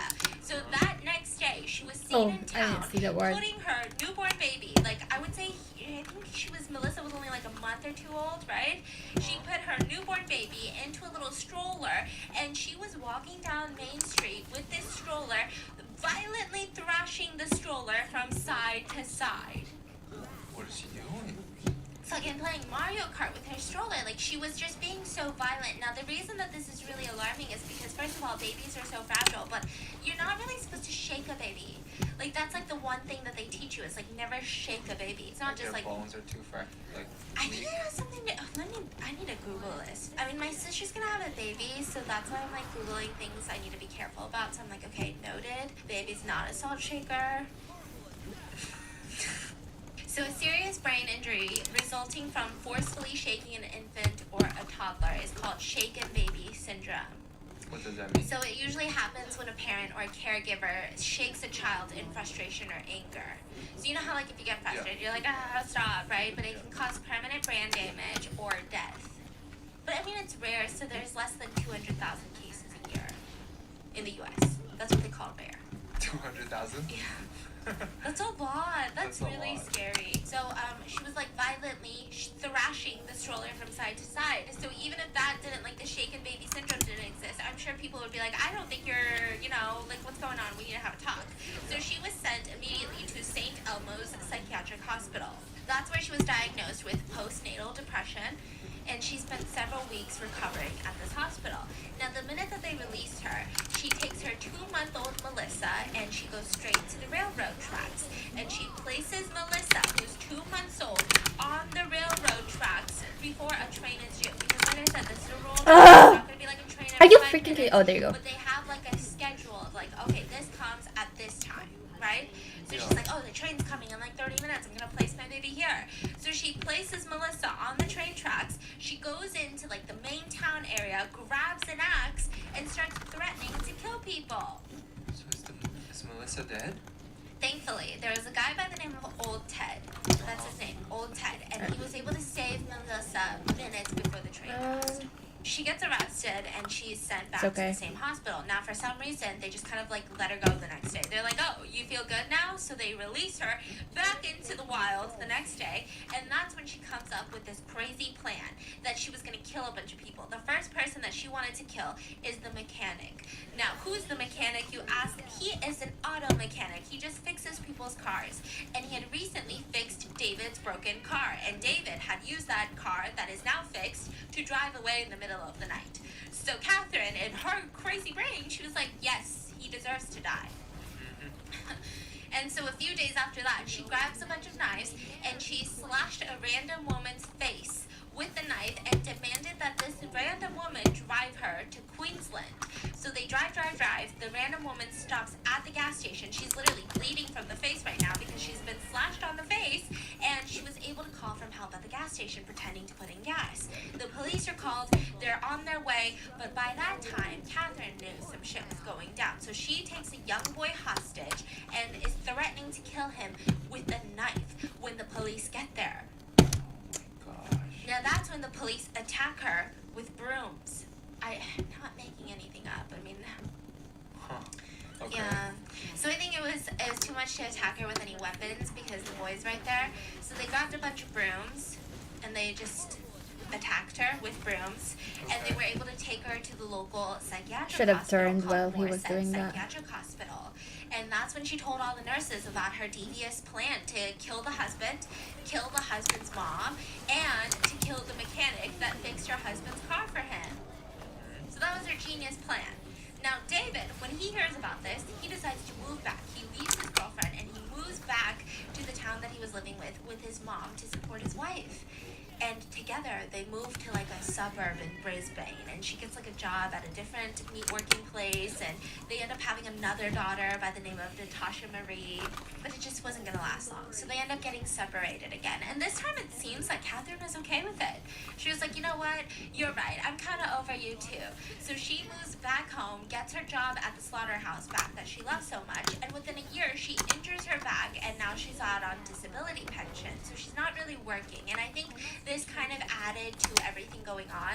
So Catherine seems to have a very obsessive relationship personality type, right? Where she's just like, I need to obsess over this man no matter what, right? And I think her losing Oh my her gosh, job, let me she had to back. take her back made You things saw him worse. backing. So she had all this free time now, right? Yeah. And that's when she meets No, I don't have time to David back. Saunders. David number 2. David number 2. Now, David number 2 was a 38-year-old minor, and within a few months, he moves in with Catherine and Catherine's daughters. But he had kind of kept his own apartment that was in like a neighboring town because, you know, his lease isn't over yet, and they had just been only dating a few months. Like, who knows if this is going to work out? But also, at the same time, he just kind of wanted his own space sometimes. You know, Catherine's got daughters. Catherine is a little bit overprotective. She's a little bit much. So he thought, you know, sometimes I need to go get a breather. I'm just going to go back to my own apartment, take a breath, you know, hang out with myself, maybe hang out with some buds, and then come back and it'll be all okay. And she was not okay with this. She felt like this was him saying, hey, I would very much like to cheat on you. That was her interpretation of all of this. And so Catherine becomes just increasingly jealous. Randomly, she would bring up the conversations of like, when are you going to get rid of that apartment? He's like, well, I mean, I was just gonna keep it for now. And then she would kick him out. So then he would go back to the apartment. And then she would show up and say, can you come back? So now we kind of hit a breaking point when they ended up getting a 2-month-old puppy together. She asked David number 2, do you know what happens to people who cheat on me? Because I feel like you're trying to cheat on me. And he's like, I'm not trying to cheat on you. Like, I would never cheat on you. Like, what do you mean? And she said, well, if you do, just remember this. And she grabs a knife and she slits the 2-month-old puppy's throat right in front of David. And she said, this is an example of what's going to happen to you if you cheat on me. Oh man, he didn't pack his backpack and run as fast. He didn't have the chance because immediately after, she knocked him unconscious with a frying pan. Did she get a puppy just to do this? We don't know. They got a puppy together, like most people do in like a relationship sometimes, you know? Not most people, but dog people, I guess. Wow. Yeah, and they end up having daughter number 3. So this is her first daughter with David number 2, but her third daughter by the name of Sarah. Now, this causes David number 2 to put a deposit on a house so that they could all live together, right? And Catherine over-decorates the shit out of this house. I mean, you were talking animal skin, skulls, horns, rusty animal traps, leather jackets, machetes, Oh shit. Get out of there. pitchforks. Just give They it. said that no space was left uncovered, including the ceiling. Like, she would hang shit on the ceiling. Like, she would wallpaper the fucking ceiling. Why is that? I'm not sure. Okay. I don't know if she was watching just too much HGTV, but like, yeah, that was, I don't know why, like, people. Why did I they dodge my just kept teammates doing ult? that. Like, nothing was left uncovered, right? Fascinating. So, yeah, it gets really bad because her and David would just increasingly get into more fights, and then she would even hit him on the face with an iron. And at one point, she smacks him on the face with an iron and then stabs him in the stomach with a pair of scissors. So he escapes out of this house that he lives with his family together, and he leaves and he goes back to his apartment. When he gets to his apartment, he realizes that Catherine had already been there and had torn up all of his clothes. So all of his clothes are cut into like tiny little pieces. So he's like, oh my gosh, like this is insane. So he takes a leave of absence from work. So he's like, let me tell you guys, I just need to go into hiding. So Catherine, the entire time, is trying to find him. Like, he's not at the apartment, You got he's it. not home. Like, where is he? She's Never asking mind, all you of his don't. friends, all of his family members, and nobody's trying to tell her where he is because she is going to kill him. Like, it seems like she's going to kill him, Bye, right? teriyaki. And months later, he returns to see their daughter because, like I said, Sarah was still there. And Catherine goes Hi, to the police Aizen. department and says, It's been such a long time, Aizen. I haven't so they played give Fall her Guys in a really long restraining time. order against David. Okay. So by that point, during the months that he had went into hiding, she had actually moved on. So she wasn't obsessed by him anymore. So she just wanted revenge of like, you can't fucking see your kid anymore. Now, that's when she starts dating John Chillingworth, and this is like a very public relationship she has. So he was also a former slaughterhouse co-worker. They have her fourth kid together, and this one's a son. She name's Eric. They start dating for about 3 years. You know, and all of this is very calm. People say this was probably her best relationship yet because the entire 3 years she was cheating on John Chillingsworth.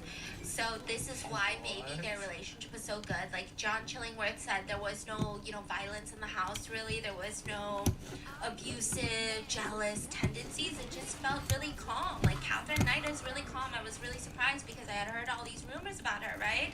And people are saying, well, yeah, because she was cheating on you the whole time.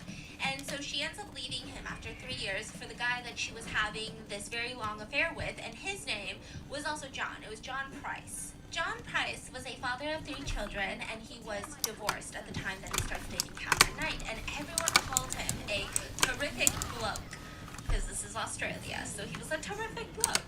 What's a bloke? Dictionary. Bloke. Noun. Definition. A man. I thought it was gonna be like something cooler, like terrific, like dude, you know? But it's like a man. So he's a terrific man. Okay. Yeah. Is this an Australian saying? Yeah, bloke. Yeah. He has 3 children. Now he has his youngest, which is a 2-year-old daughter that went with his ex-wife, and John Price's 2 eldest kids were living with him. So he was a single father, right? And a divorced father. Now the kids, both of the eldest kids really liked Catherine, and she ended up moving in with the family. So it was like this huge blended family that they had. And I mean, John Price knew about her violent reputation, but he didn't think it was going to be that bad. Oh, He didn't think, sorry. he thought, you know, maybe this happened because these dudes weren't treating her right. Like, that's probably it. Like, maybe they were cheating on her. That's what it seems like. It has nothing to, maybe it's not Catherine. So he just let her move in. Now, the first couple of years, it was just roses and rainbows. Everything was great. I mean, yes, there was a couple of fights here, and most of it had to do with the fact that he refused to marry her. But overall, I mean, it was okay.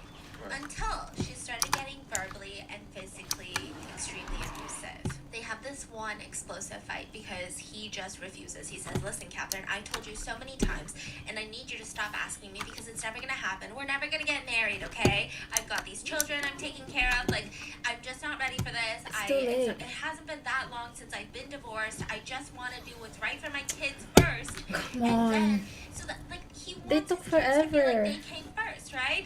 So she's like, that is unacceptable. You know, it's not even like he refused to get married because he's like, listen, I'm still trying to see, like, if I can get a, you know, a cooler person than you, right? He's just saying, like, I want to put my kids first. But she decided to get revenge on him by taking pictures of things that he had allegedly stolen from work. And when I say stolen from work, we are talking about an expired first aid kit. And it's about worth like $20. And he had taken it from the company trash bins, and he had mentioned it. He was like, can you believe that the company just tried to throw this away, like just because it's expired? And he had brought it home, and she ends up taking a picture of it, and it's worth like $20. Okay, it's a first aid kit. It's not like a surgical kit, right? And she takes a picture of it, shows it to his boss's boss. Now, the thing is, his boss felt like he couldn't do anything. Like, the company was telling him to fire him. He ends up firing John Price, who had been working there for 17 years, had no past record of, like, theft, had no record of, like, being a bad employee, but they had to fire him. He ends up kicking her out that day because, if you think about it, he's got children. He might be even supporting his ex-wife and their 2-year-old daughter and Oh, his she kids. flashed Like, this it. is his livelihood. Like, you don't mess with someone's livelihood, especially when they have kids. Bro. So he was just like, you need to get out of here. Now, all of the townspeople knew about this because they were like, this is insane. Like, he has been working there for 17 years. Like, it just was this huge Are you thing of serious? like, wow, how could they do this to John? I mean, how could she do this? But also, how could the company do this, right? It was just a lot. Now, 3 months later, though, John restarted his relationship with Catherine. Bro. I think honestly it was a lot of abuse from Catherine's side, and he doesn't let her move in initially, but like she starts like leaving all of her shit in his house again. You know the drill. that's when even John Price's friends were like, listen, we can't be friends with you anymore if you're going to keep dating her because she's not good for you. And I don't know when you're going to get that through your head, but you need to get that through your head. Nice. So they keep dating for a couple more years. And in February of 2000 is when everything really starts just hitting the fan. February of 2000, Catherine stabs John Price in the chest. He's like, okay, like it obviously wasn't like the deepest chest wound, but there was a bit of a wound, you know? He had stabbed her, so he's like, okay, this is. Are they gonna go we gotta in get or out, not? Right, like this, we can't do this. And he ends up kicking her out. She gets a restraining order on him. He gets a restraining order on her. And the next day, he ends up going to his coworkers and his boss and says, listen, if I'm I not can't at even work get the tomorrow, ward money. something happened to me. Catherine murdered me. Oh, And all of his coworkers are like, dude, don't go home. Like, just stay at my place, dude. And he's like, I can't. I have to go home because my kids are home. And I don't want my kids, like, anything to happen to my kids. So he knows exactly what's about to happen. He feels something weird, you know? Like, he's just like, it's, like, something was tugging at him. Wow. And so he's like, I just want you guys to know, if I don't show up, this is exactly what happened. We broke up again. She probably killed me. So he goes home that day, and Go, Catherine's not blink home away. when he gets home, and neither are any of his children. So it seemed like the children had been sent over to friends' houses for a sleepover. So this he was able to confirm. The children were unharmed. They were also not home. So he's like, okay, I'm just gonna do what I do on a normal basis and go through with my routine. So he goes to his neighbor's house. They have a little bit of a light dinner together. They drink some beers, and then he ends up coming home and falling asleep at around 11 p.m. Now, Catherine, that day, she was also very busy. I can't she do went to go anything buy some about new this. black lingerie, and she also videotaped her children, which was later interpreted as a will. So it was like a video of her like saying like, hey, like, you get this. She gets some black lingerie, and she videotapes her children. So she goes back into the house while John Price is asleep. She watches TV for a couple minutes, then she takes a shower. She wakes up John Price, and they have sexual relations in her new black lingerie. Then he falls asleep again. Now the next day, 6 a.m. rolls around. This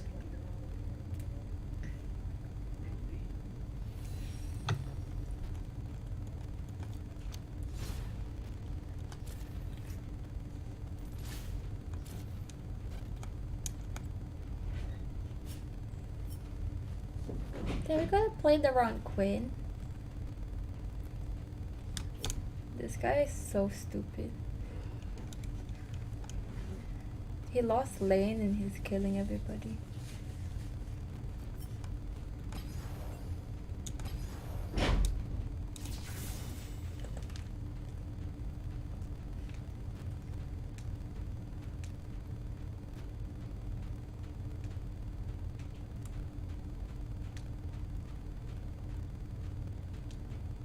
Oh, it's Book a Million. Oh.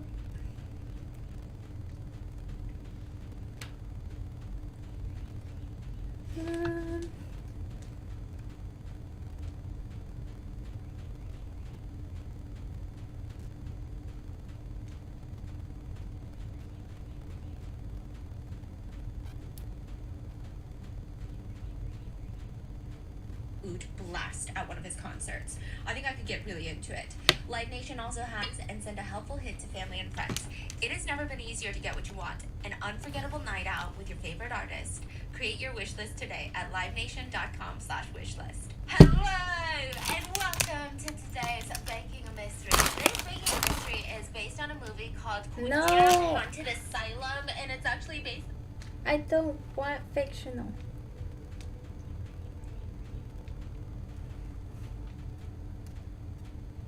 I think that's it. I think I've listened to everything that's she posted.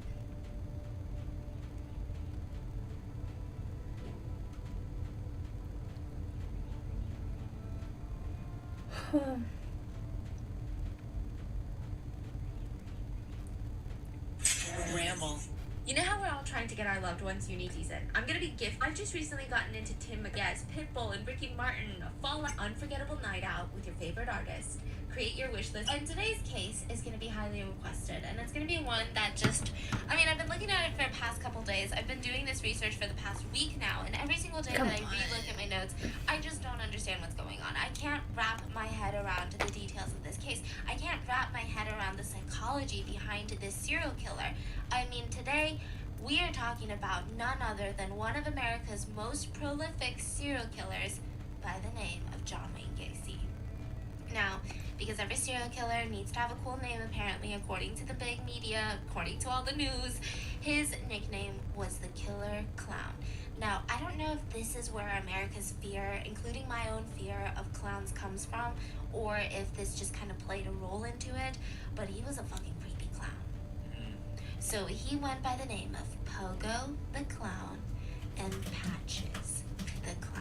Is he actually a clown? He dressed up like a clown? Yeah, he dresses up like a clown. He would perform at children's hospitals and charity events and fundraisers. He would go to schools and he would literally perform. And this actually becomes pivotal in all of the shit that he does, because in his murders, he will actually perform magic tricks on his victims. Like actual magic trick? Well, we'll Or see. he's just like, here, your head's gone. Oh my god, you're a serial killer. That's really creepy. Why would he say What's wrong that? with you? And I call him America's one of the most. Oh, I'm America's playing most League prolific on my serial kid. killer because he is actually one of the most individual murder charges pinned onto someone. Not pinned, but you get it. He was convicted of the most murder charges that an individual in the United States has ever been convicted of. So typically with serial killers, they can have, murder victims up to the numbers of, some of them in the 80s by estimates. And they will only get convicted of maybe like 5 of them because you need to find a body, you need to find direct evidence, you need to have all of these things, right? You can't just Yeah. have this serial killer sitting there and be like, oh yeah, I killed them all, right? Yeah. But it was very interesting in this case because he has 33 individual murder convictions. Uh-huh. And a lot of it had to do with the fact that they found 28 bodies on his property. Huh. Okay. 28. Not Wow, even like he seems, hidden? not very smart. Yeah. No? It's very interesting. Some parts of this, I'll look at him and be like, this dude is smart. And then some parts of it, I'm like, this dude is dumb as fuck. Yeah. So this Come here, is John just Wayne say you love me. Gacy. Now, people call him the Killer Clown, but I'm just going to call him Little Bitch Daddy Issues on some Come clown shit, because that's essentially what his life is. He just had massive daddy issues. He was a mama's boy with daddy issues, and I can't wrap my head around it. So with all serial killer cases, I like to start from the beginning. I feel like with murder cases, maybe even double homicide or stuff like this, I feel like I could just No. drop you in the middle of the Just crime. sit here. Just get into the nitty gritty. And it all starts in Chicago, Illinois. Now, the dad was an auto repair machinist. He was also a World War veteran, and he definitely was what I would consider like your Stay very there. typical patriarch. He believed in being a man's man. It is not cool to be a feminine man. It is not cool to be a weak man. You shouldn't cry as a man. Like, he was There you go. just into all of that. Like, he didn't care about every dude should have their own personality. He was like, no, a dude should be a dude. And he would really take that out on John Wayne Gacy later. And I'm just going to call him John for the rest of this video, right? And the mom, she was a stay-at-home mom. Now, it's definitely apparent that the mom was taking the back seat. She was definitely not in control of the house. She was also the more loved parents. So she had 3 children. They had a daughter by the name of Joanne, and then they had John Wayne Gacy, and then they had another daughter by the name of Karen. Now, John Wayne Gacy has always been really close to his sisters and his mom. Now, this is what's very interesting about his that kind of sets him apart from other serial killers, is that from other serial killers, from what I've researched, is that typically their parent or their siblings or their family will either turn a blind eye to the abuse that they're suffering or will, kind of partake in it in some cases and all of that. But no, John had a pretty good relationship with his sisters and his mom. Now, his dad, on the other hand, he was difficult. He was an alcoholic, raging alcoholic. He would come home, go into the basement, and drink before dinner, and everyone would sit around the dining table just waiting in fear, just waiting in silence to, like, is he gonna come up and yell at us for literally no reason, Not What's even gonna after happen? dinner? And Should he you was eat abusive not first only to before John, drinking? but to his 2 other kids and to his wife. But John was always his least favorable. John was kind of just like that kid that he wanted nothing to do with. And a lot of it had to do with the fact that John was not really a man's man. John had a bit of a heart condition growing up when he was younger, and so he was chronically overweight just for the rest of his life. It's a problem that he had to struggle with. He was not allowed to partake in sports. He also didn't really enjoy doing these sporty things. He didn't enjoy going to like watch baseball with his dad. He actually really liked cooking and gardening, and he would do that with his sisters and his mom. And instead of embracing that, his dad would just beat him up for it. What? It was to the point where he would have friends over, and in front of all of his friends at such a young age, his dad would be like, "You're dumb and stupid. Your sisters are manlier than you. Your sisters are more capable than you," in front of all of his friends. Huh. And so the earliest memory that John Wayne Gacy claims that he had is that when he was around 4 years old, he saw a bunch of tools laying around on a table, and he was like, this looks fun. I'm gonna play with these. So he starts playing with them, and he rearranged them a little bit. He didn't drop them. He didn't break them. Nothing. He just kind of rearranged the placement on the table. And his dad came in and beat him with a leather belt. Like what kind of tool? Just like little screwdrivers and stuff? Yeah, nothing too serious. So the dad really disliked this kid for whatever reason. Yeah. And even one of the sisters was interviewed, Karen. Maybe the it's sister, not the and she real said that kid. Maybe it it's almost seemed like dad wanted to beat him. Like there was nothing he could say or Maybe do that's that not was his dad. right in dad's eyes. And so sometimes he would even hit him on the head with a stick, and one time he was unconscious from that. So he's like the scapegoat. Yeah. And at 6 years old, he ended up stealing this toy truck from his neighborhood store. And he tells his mom about this toy truck, and the mom is like, okay, you're gonna bring it back to the store and tell them that you're so fucking sorry. And so he says, okay, I'm gonna do that. And then for some reason, the mom ends up telling the dad, and the dad beats him with a belt. And at this point, the mom just felt like the punishment was too much. This is too much, okay? So she steps in front of him and is like, don't beat my little baby. Yeah. And the dad's like, see, this is what I'm talking about. You're such a little mama's bitch. Like, you're a sissy. Like, you're probably gonna grow up to be queer. Those were his words, not mine. Like feminine? Is that what I mean? I mean, I think he was intending in more of like, he's gonna grow up to be gay. Which does kind of play a role in John's life. Is John gay or? He claims that he's bisexual, Okay. but it does seem that he was more gay than bisexual. But I don't know. So it gets very interesting because he says something to his wife that makes a lot of people feel like he was not bisexual. Like, no one's gonna be like, oh no. Like, I'm definitely not saying, hey, you don't know your sexuality. I know it better. That's not what I'm saying. But there is something in this story that makes you think, that's a little weird. Okay. Now, early on in his life, he's not even 10 years old yet, and his dad gets a phone call. And he picks up the phone and he's like, what's going on? And they're like, okay, listen, I know this is going to be really hard to hear, but we saw your son, John Wayne Gacy, and another boy sexually fondling a young little girl. I mean, they were also young at the time. They were under 10 years old. And Oh so my this was gosh. kind of alarming. This is like the first thing that I read that I was like, ooh, this is where the childhood starts to get increasingly alarming. Because, you know, I've read a lot of childhood analysis of serial killers. I'm definitely not an expert, but I am definitely fascinated, and it's something that I love to read about. Yeah. And what's interesting is that his abuse compared to all of the others doesn't seem as intense. So this is like kind of like the first part where I'm like, oh shit, some shit's going down right now. Because even with the leather belt, even with all of these things, it's not something that seems so in common with a lot of other serial killers' children, you know, Yeah. childhoods. And so I'm like, okay, this is really weird. And so the dad obviously beats him up some more. And then one day, John Wayne Gacy gets molested by a family friend. A male, older male, who definitely is a pedophile because I believe he was in his early teens at the time. And he would take John into his truck and then he would start fondling him. And because of how his life had been set up, and because of the relationship that he already had with his dad thus far, he didn't felt like tell. if he told his dad anything, his dad just would not believe him, or they would say, you know, it's your fault. Why did you get in the truck? Why did you even say you'd do this? Why did you A, B, C, and D? He just did not trust his dad. And this was his dad's friend. So obviously, John did not feel comfortable with telling either of his parents, and I think this is where a lot of the problems started stemming. I don't know if this was repeated abuse by this one man, but it definitely seems to play a very big role in his life. And in high school, he started having even more issues. So in high school, he had a lot of hospital trips. Now, this kind of reminds me of the Unabomber, right? Not entirely so, but very, very similar. So he has this heart condition. He's told to avoid all sports at school. He starts getting very, very heavier. He starts getting overweight clinically, right?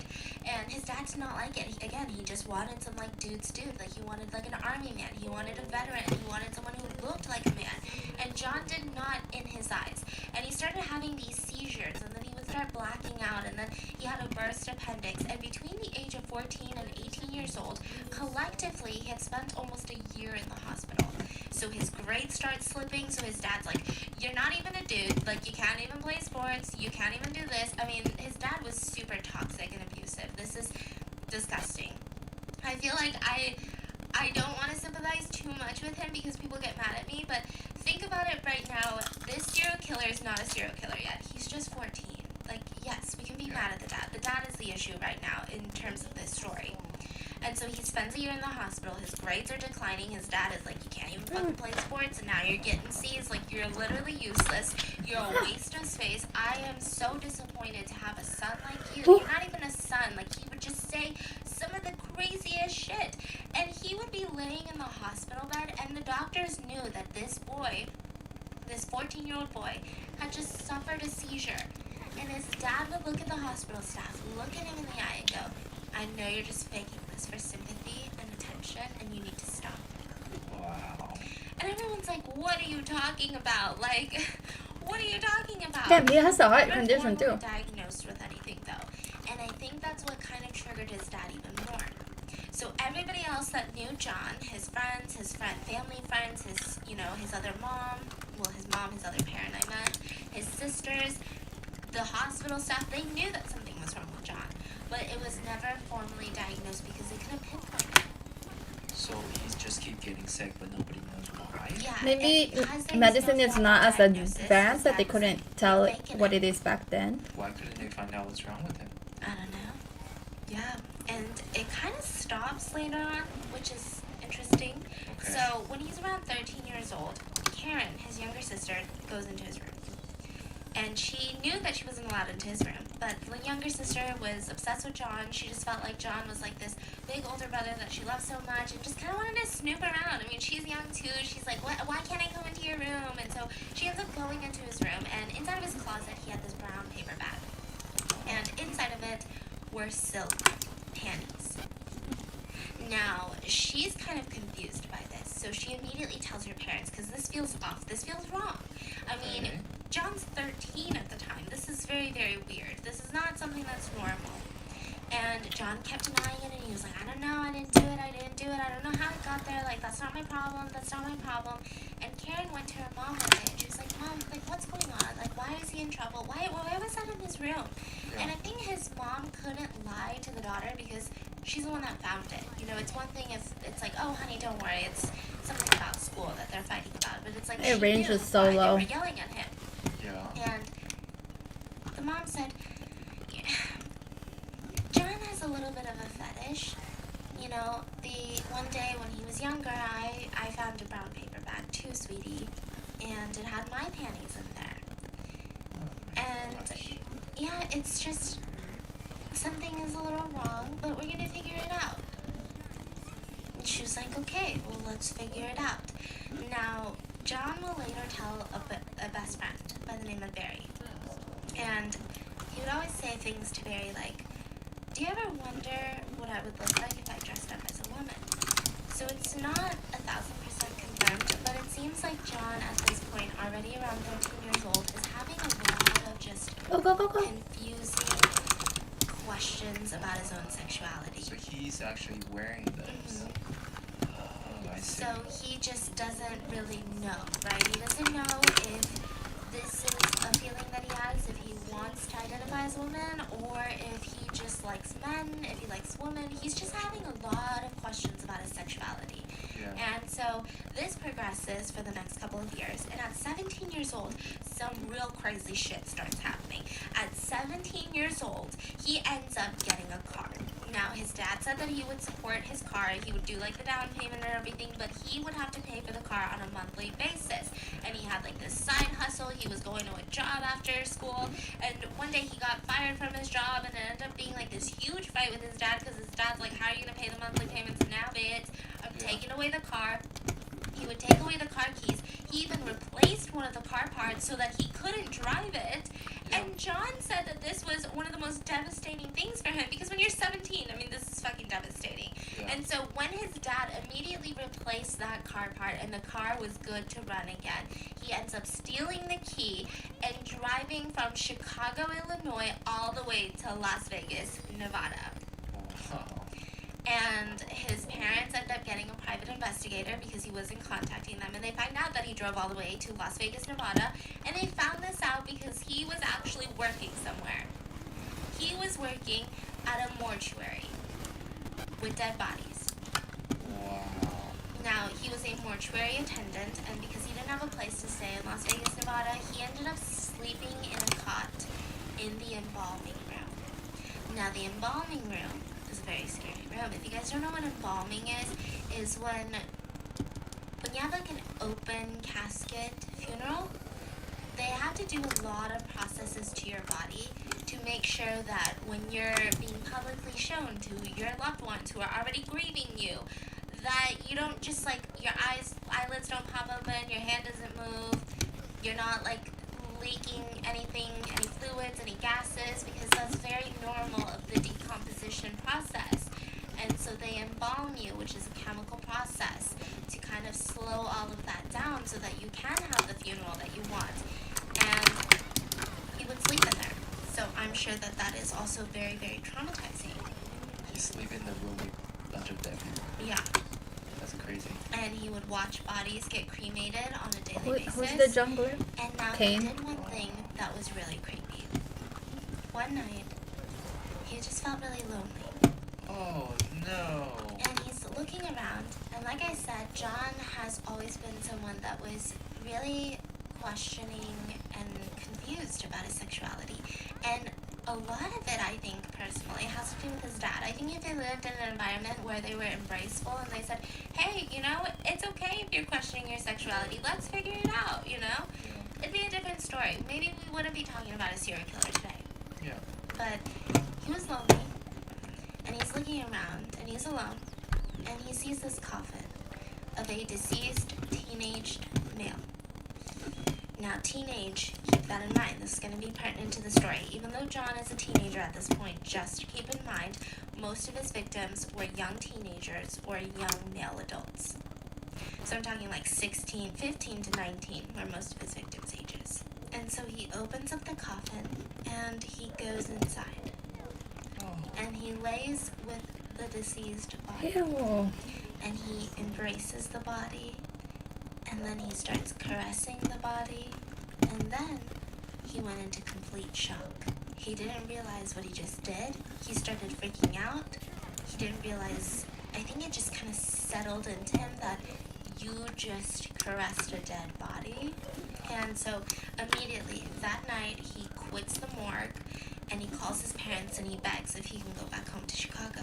And his dad finally agrees, okay, fine, you can come back and live with us. So he makes the trip back from Las Vegas, Nevada, all the way to Chicago, Illinois. And when he gets back to Chicago, now there was a point in time where everyone thought, okay, things are going to turn around for John.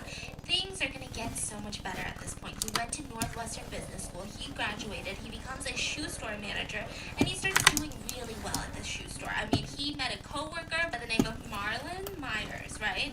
And they start dating. And even while they're dating, he starts joining all of these groups, and he was really big on community. He was part of the Democratic Party, meaning he would go to like these, later on he's going to do a lot more work. He even ends up meeting like the first lady at the time. It gets really wild. And so he ends up joining the JCs, which stands for the United States Junior Chamber. And it's for people that are 18 to 40 years old, and it's a leadership training organization. So pretty much you go there, imagine like a Boy Scouts, but for the real world and for a lot older now. Yeah. That's kind of the vibe. So like these older men will join, and they'll teach these younger men like how to start your own business, etc., etc. You know, that Tony Robbins shit. And he was focusing on business development, management skills, So slow. community service, and he started joining this local JC committee while he was dating Marilyn. Now, he loved it. He fucking worked tirelessly. Now, what's interesting about John Wayne Gacy from other serial killers is that the one positive thing I can say about him is he had an insane work ethic. I mean, he worked nonstop all day, every day, to the point where you're like, how does he have so many hours in the day to do this, but also have his like secret life of being a serial killer? Like, it doesn't make sense. And so he's working tirelessly. He's fundraising for the JCs. He's recruiting for the JCs. And he has this, I don't want to say it's his first, but one of his more after adulthood first experiences with a male sexually. So there's a colleague at the JCs, and he invited him over, and they ended up started drinking on the couch, and he ended up performing oral sex on John Wayne Gacy.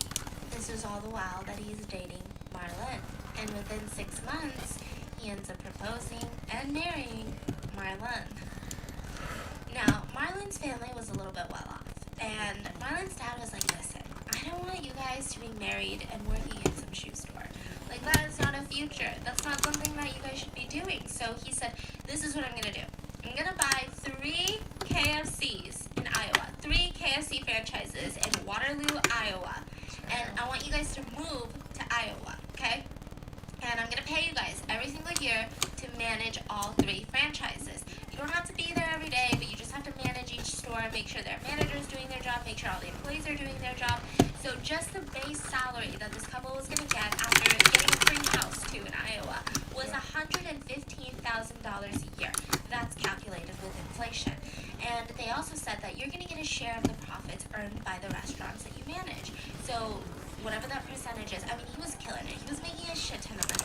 He went from being a high school dropout to going to business school to a shoe store manager, and now he's making so much money. Oh! And so he moves with Marlon to Iowa from Chicago, and he I showed starts him doing to weird get out, shit, not to okay? keep He going. starts turning his Fine. basement into a club. He called it a club. I don't know how clubby a basement can get, but he called it a club, okay? And he would invite his employees over to drink and to play pool And some other stuff.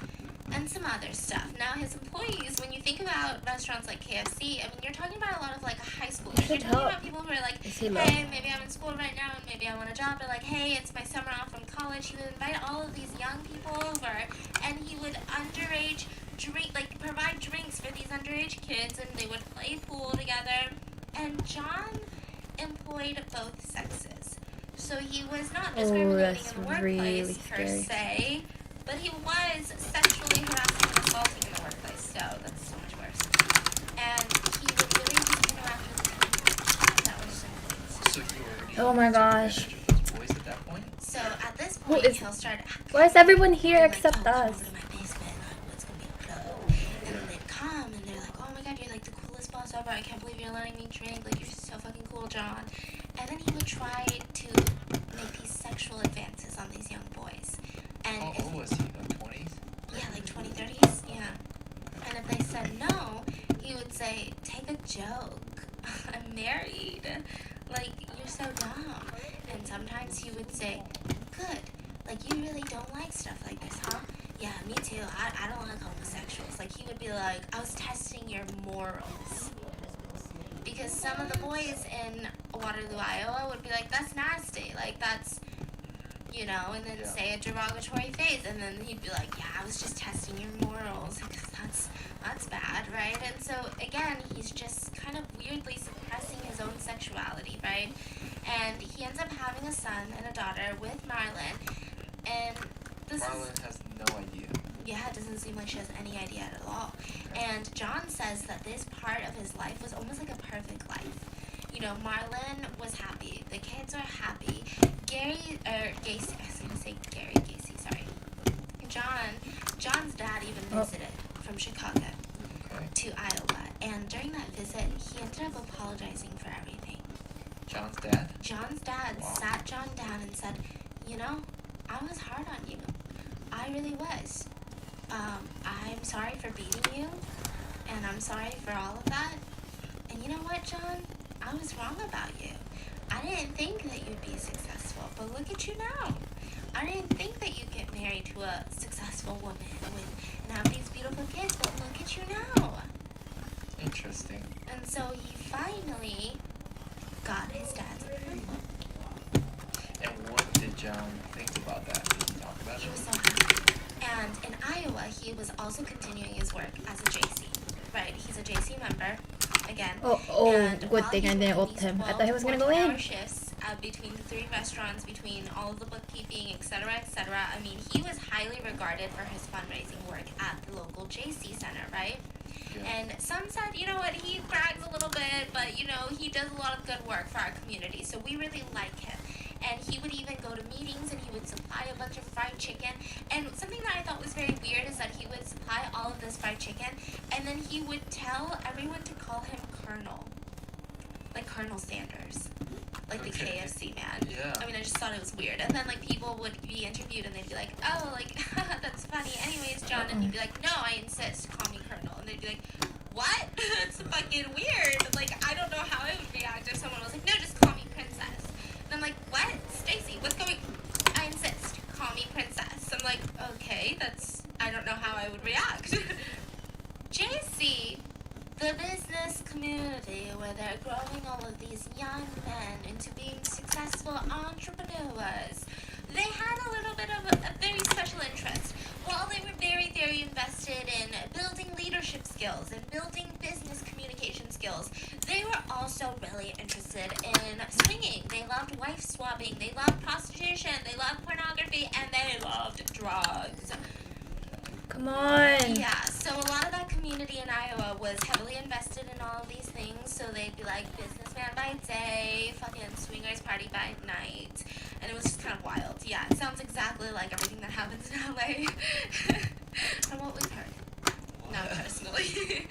And What's going on? John was also really What the involved. f- he and missed? especially loved the prostitution I aspect. don't want to of it be with because this he had guy a beautiful wife at anymore. home. But John was really interested in men, so he would get a lot of male prostitutes, and that was just kind of his thing. And one time, this is where all the crime really starts to take up. Oh, he I missed. don't know if there was a lot of crime prior to this. I have a feeling there probably was. But this is when we have our first identifiable victim by the name of Donald Voorhees. Now, Donald Voorhees at the time, I'm just going to call him Donald, was 15 years old, and he was the son of a fellow JC member. And he had lured Donald into his home, John did. And John said, you know, Donald, you're 15, but I have a feeling you're a man. So if you come over to my house, I can definitely let you borrow some porn. I know that your dad doesn't let you keep it around the house, but I've got some crazy DVDs. Oh, I already like have it. You've never seen shit like this before. So why don't you just come over? And now Donald, being a regular 15-year-old boy who is also very, you know, exploring their sexuality and like going into puberty, was like, I'd love to see some porn. And so he gets into the car, he lures him home, they go into the basement, and John starts giving Donald a bunch of alcohol. And so Donald gets drunk, and he's underage drinking. And John ends up persuading Donald to perform oral sex on John. So this married man with a son, with a daughter, is having oral sex with an underage boy. And he started to continue to do this in very similar manners with a lot of other victims. So he would say, hey, listen, you want to see some real speed? You want to see some real nasty? Come over to my house and I'll show you some porn. And all of these Pull kids it, pull would it, be pull it, like, pull it. wow, you're like so loved in the community. You're like that cool uncle. Like, you're so cool, John. And they Fuck. go over and then they would get assaulted by this raging pedophile. And Ugh! in instances was that he actually Why did they encouraged start one of it? I his just wanted minors to have hover and sex wait with for his everyone. wife, his own wife. And his wife And ended up it took having sex forever with to one of pull these it minors. out. I don't really know for sure if she knew what was going on, if she knew that he was a minor, if she knew that John had put him up to this. I don't really know for certain, right? But he takes this information and he ends up blackmailing that teenager into now having oral sex with John. Because he's like, listen, I mean, you just had sex with my wife. I could totally tell your parents. I know your parents. I could totally tell the whole world. I could totally just like make this a big scene. I mean, yes, I encouraged you to have sex with my wife, but now you gotta pay me. Oh my And gosh. so then he ended up getting oral sex from this blackmailed young boy. Why did they And he split kept up? doing this over and over again. I don't know if how many times his wife was part of this big Okay, it's master gonna circle plan. around. I don't think that his wife was guilty of anything. I have a feeling she probably didn't know. I mean, otherwise So I feel like he greedy. wouldn't press charges on her, but I'm not entirely sure. And so he would say, you know, I just want to show you some porn. And then that one, like, he's like, okay, I'm gonna do something.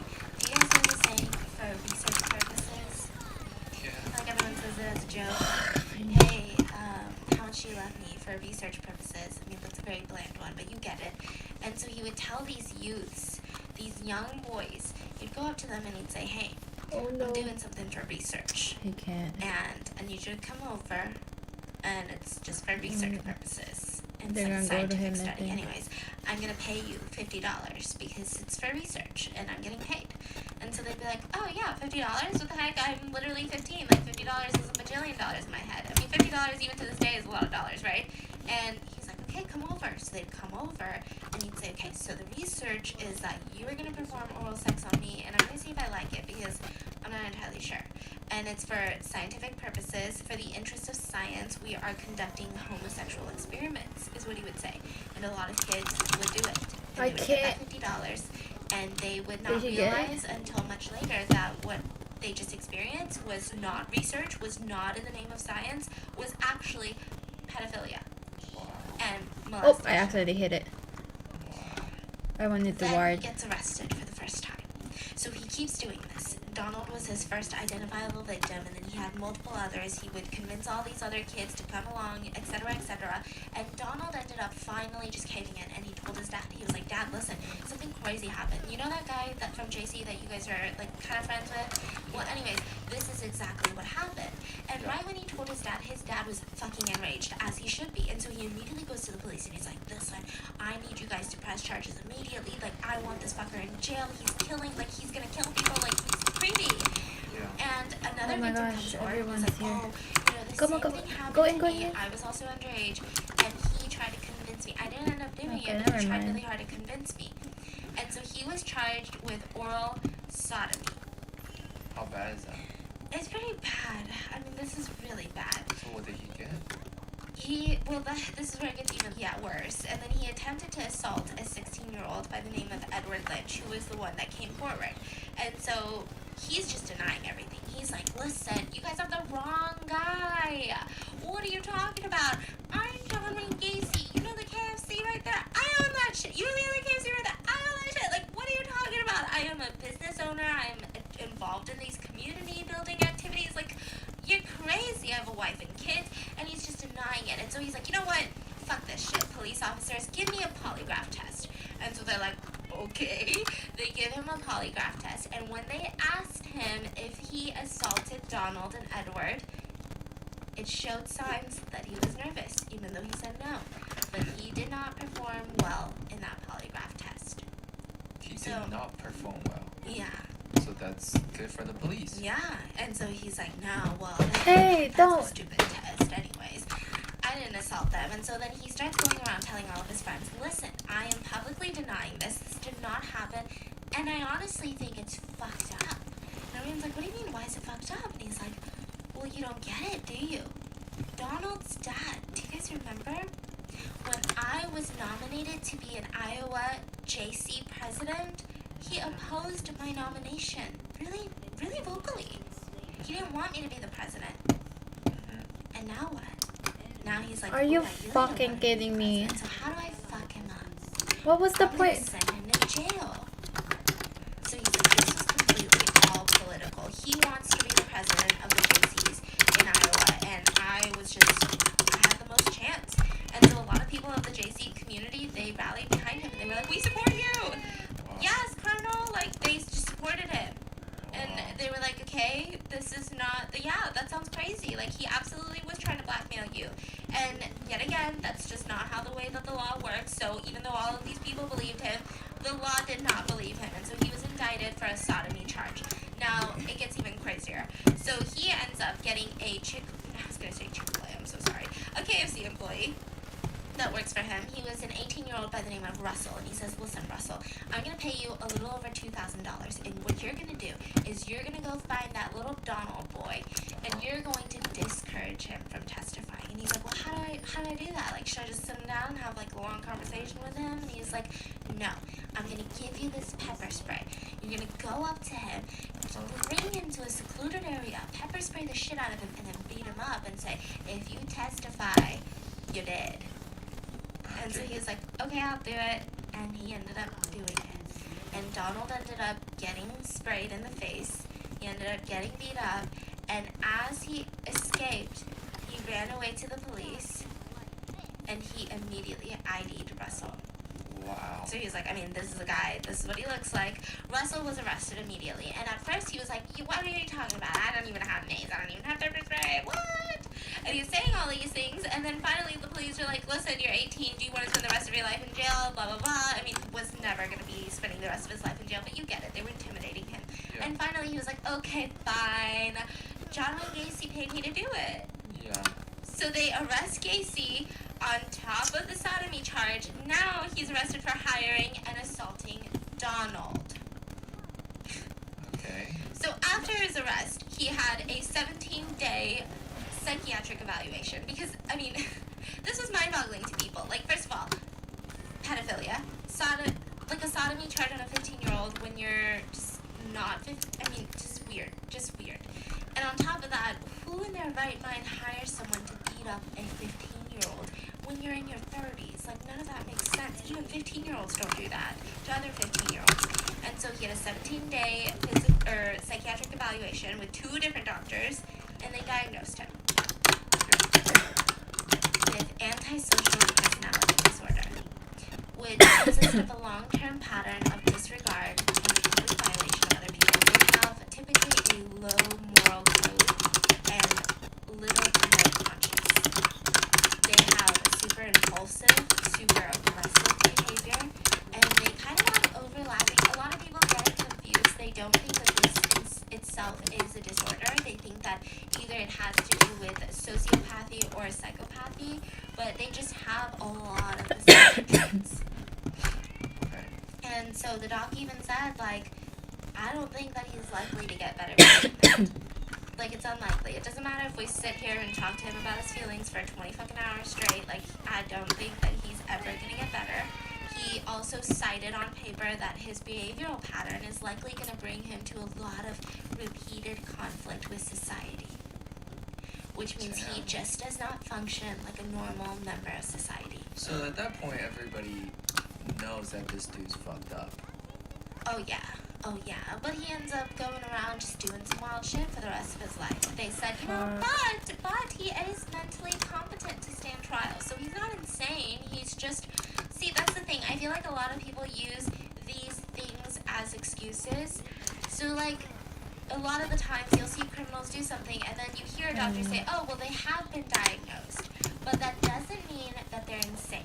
So that's why a lot of them end up standing trial. So you can literally have no moral code, you can have long-term patterns of disregard and violating people and aggressive behavior, but you're still mentally competent. Right. And so he ends up standing trial. And in 1968, he pled guilty to 1 count of sodomy. He said that, you know, Donald was offering me services. And Donald was like, listen, John, I will SUV. And I was just curious, you know? Curiosity got the best of me. That was what he told the judge. And the judge did not fucking believe him. He was like, you're a little lying ass hoe. I don't think so. And he sentenced him to 10 years in prison. Okay. Yeah, don't be happy because it won't last long. Literally, it'll last 18 months. 10 years? That sounds short. No? It's short, but if you think that's short, it's gonna get a lot shorter. So the same day his wife files for divorce, she pretty much asks the judge for the house, the property, sole custody of the children, Oh my and gosh. that and alimony. Why are we And she's still awarded all of playing? it. So good for her. I really hope that she didn't partake in any of this. I really hope she didn't know this was going on. And John would never see his children ever again. He would never see his wife ever again. They were just, I don't know. They were just completely gone out of his life. And so he has this jail time. He has 10 years. And people kind of characterized him as a model prisoner. He had, you know, months into his prison sentence, he was the head cook, which is a very, very highly regarded position. He started his own JC, like, inmate chapter. And at that time, enrollment was like 50 people, and he had upped it to 650 people. He had secured an increase in inmates' daily pay in that prison. So, a God. Yeah, and he started several projects to improve like conditions for inmates. I mean, at one point, this fucker was literally supervising the construction of a mini golf course in the recreation yard for these prisoners. And I'm just like, okay, it sounds like they're kind of living their life. I mean, typically when we talk about prisons, we're talking about some harsh conditions. Like normally when I talk about prisons, I'm so mad at the person. But in this case, I'm like, that's a little weird. I don't know if they should be playing mini golf after, you know, sodomizing a 15-year-old. Yeah. But what the fork is going on? Uh-oh. And so on Christmas Day, that year that he's in prison, his dad ends up dying. And he falls to the floor once he finds out the news, and he's just sobbing. And he is like, you can't even try to help him, you can't even try to comfort him. And what's even crazier is that they denied his supervised funeral attendance. Which I don't really Oh blame my them. gosh. But I don't know if this really had such a big effect on John. I do know that he has some insane daddy issues, so I do think that this played somewhat of a role in his life. So his dad ends up dying. And after 18 months of his 10-year sentence, he was released. That's crazy. How does that make sense? 18 months. A year and a half instead of 10, yeah. What the fork? And he was released with a 12-month probation. And he was released with 2 conditions. First of all, he was in an Iowa prison. And they said, you need to go back to Chicago. You need to live with your mom. Like, you can't live by yourself. You can't live in Iowa. Like, we want you to be, like, someone's going to be accountable for you, even though you're a full-grown man because you're a criminal. And so you're going to live with your mom in Chicago. You're also going to have a 10 p.m. curfew. Okay? And if you break either of these, He's you're all the way finito. back. You're back in jail. And so he's like, okay, sounds good. He immediately moves to Chicago, He's moves so in with late his to the mom, fight. and he secures a job as a cook in a restaurant. Now, this is where assault number 2 takes place. Within a year, so during his probation, he gets charged with sexually assaulting a teenage boy in Chicago. And the teenage boy told everyone, he said, listen, John lured me into his car at the bus terminal, the Greyhound bus terminal. This will become John's favorite place later on. And he drove me home and he attempted to force me into having sex with him. And I really didn't want to, okay? And the case, he was arrested, but the case got dismissed because the boy didn't show up. He didn't show up to court. And a lot of people think it probably had to do with embarrassment, maybe shame, maybe guilt. A lot of these things, the stigma of all of that. yeah. And what's even crazier is that nobody fucking told Iowa. Nobody told his probation officer. Nobody told the Iowa justice system because this fucker was on probation. Yeah. But nobody told Iowa. So he proceeded to just act like the model probation citizen. And 8 months later, his parole ended. They wanna keep playing? So he Why? just kind of got away with another assault. And so then at this point, he's like, you know what? I'm gonna buy a house. He's like, Mama, I'm a mama's boy, so Mommy, can you buy me a house? And I know I'm being mean, but I mean, I hate this guy. And so his mom was like, okay, I will financially assist you in purchasing this home. So they find a house, and it was on Summerdale Road. So I'm gonna call it the Summerdale house. And this is pretty much where all the well-known murders were committed. This is where the 28 bodies were found. And inside of this community, after he moves into this house, this was in Cook County, Illinois. After he moves in, he's really, really active. He's incredibly active with all of his neighbors. He was well loved. He was known to be very helpful. He would even loan out all of his construction tools. He would close people's driveways for free when it was wintertime. And so he just was a likable neighbor. I should have People were picked a like, different "He's a badass support neighbor, instead like, of cool." picking And a he would throw support that these works summer well with the parties on an ADC. annual basis. Hundreds of people would attend, even local politicians. John Wayne Gacy was a super active member of the Democratic Party. I don't think that he had intentions to run for office or anything like that, but he was definitely very political. That's so weird. That's what I'm saying. I mean, this guy is weird. It's So like, face That's value, insane. he's super friendly, super helpful, you know, gets around with everybody. Everybody likes Yeah. him. and like what's weird is, okay, Okay, the JC thing, I kind of understand. I'm like, maybe he wants to be around younger men and take on that mentor role so that he can have some sort of authority or power, right?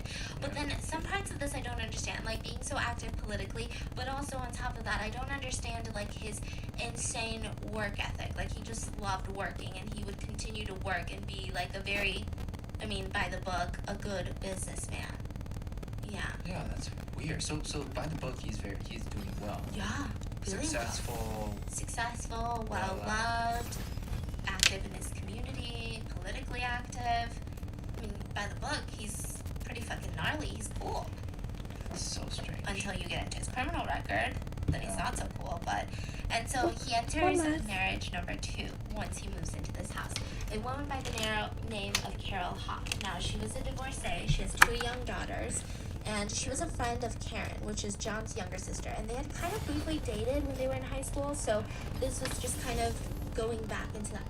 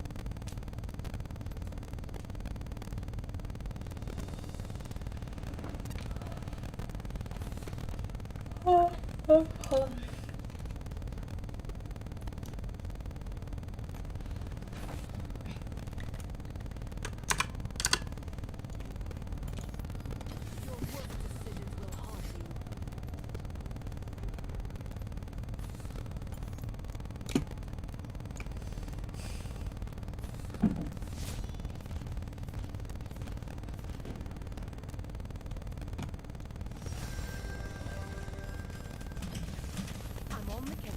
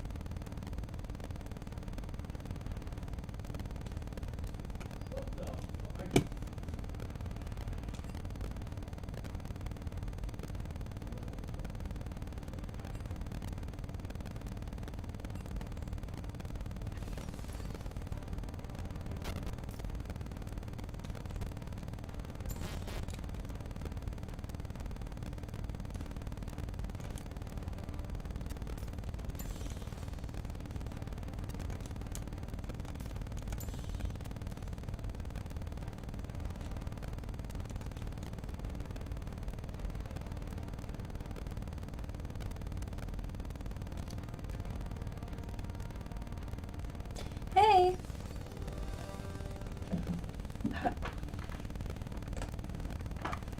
It's pretty random games.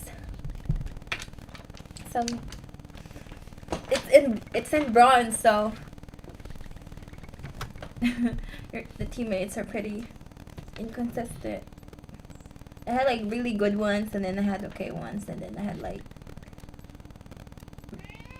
no one's doing anything. Hey. Go feed my cat while I wait for this. Whoa, whoa, whoa.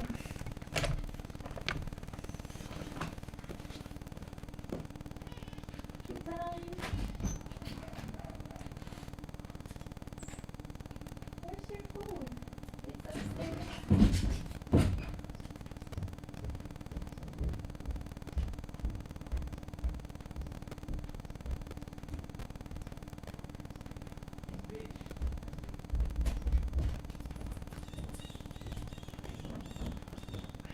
I know what am I saying now? Ow, fuck.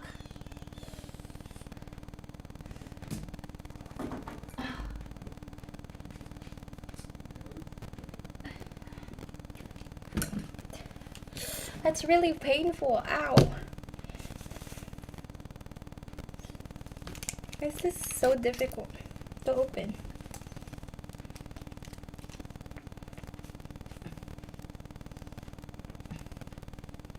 I can't open.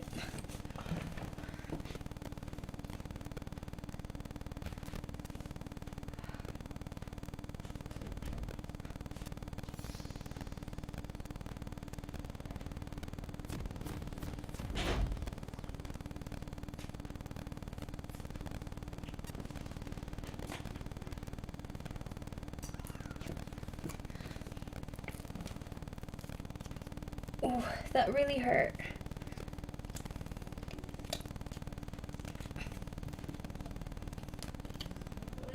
Ow, fuck. I got cut. 30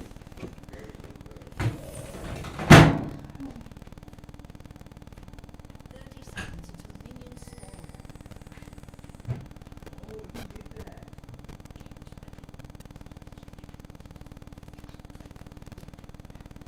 Ooh, that cat food. It's so difficult to open.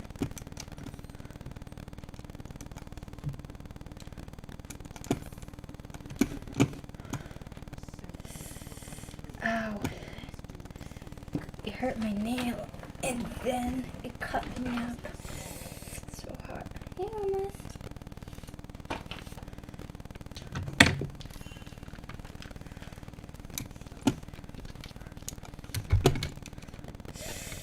Ah, fuck.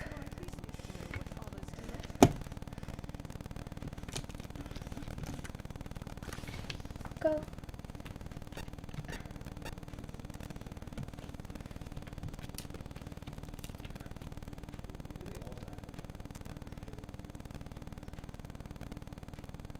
She showed. Oh, fuck, my nails.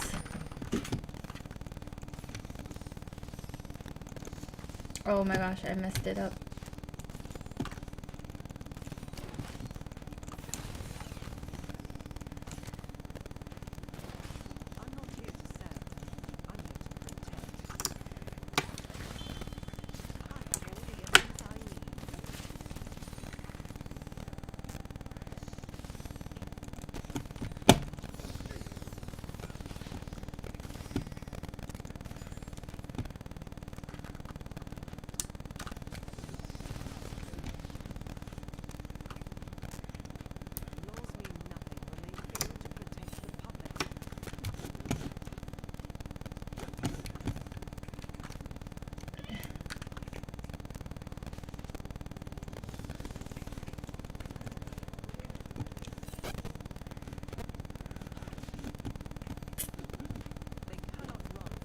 Oh, the jungler showed.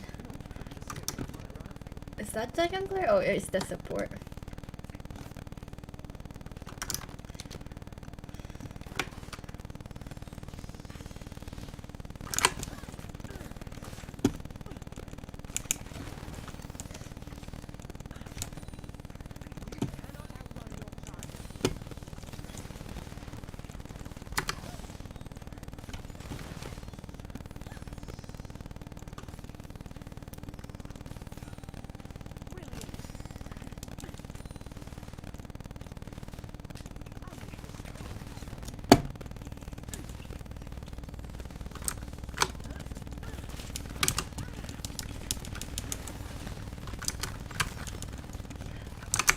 Oh my gosh.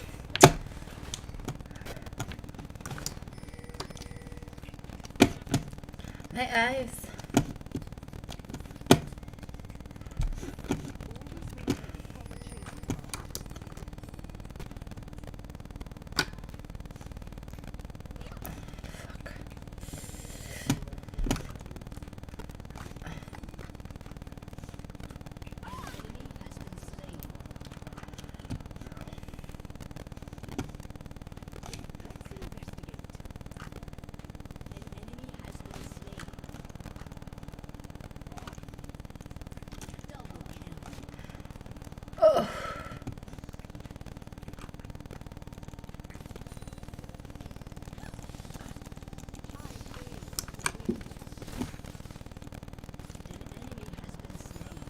Oh.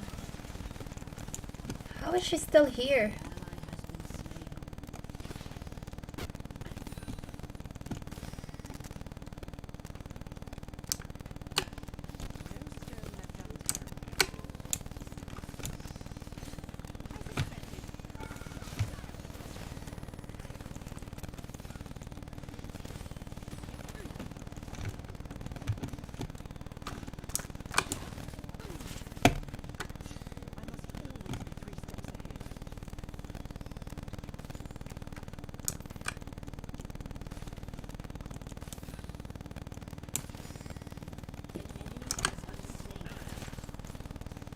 Might be a bot. Oh.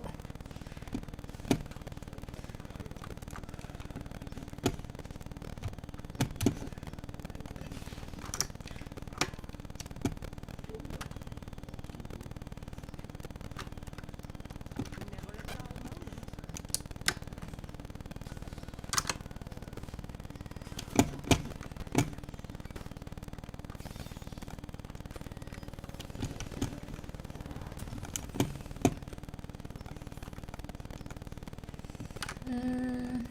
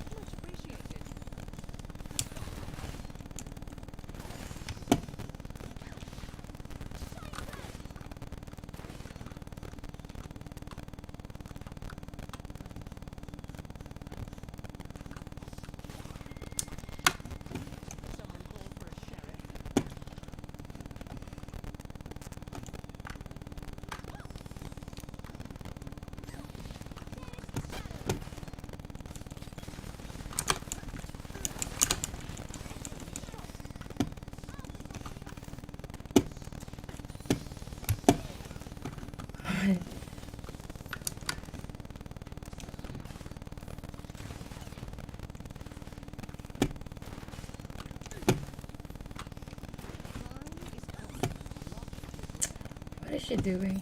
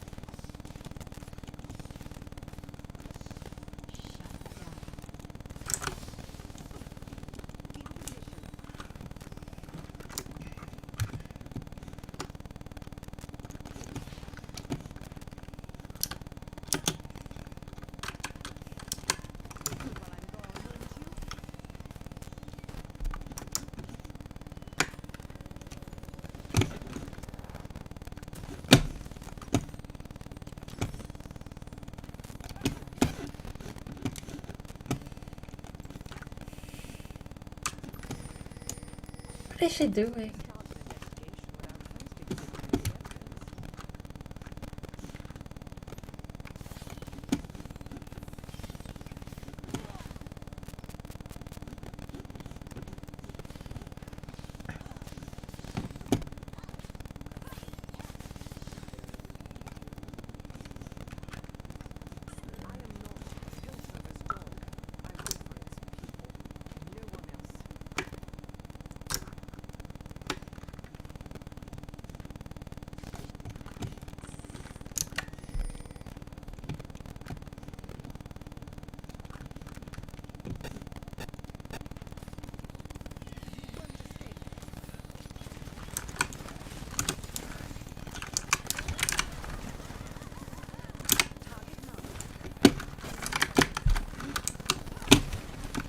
Oh my gosh.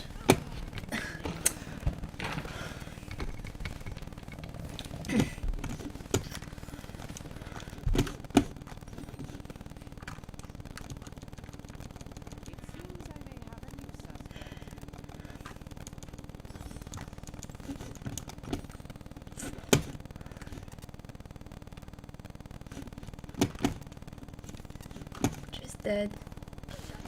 Nice.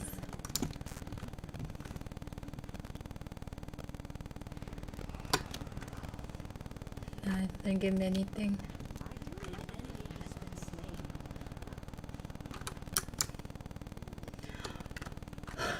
Damn.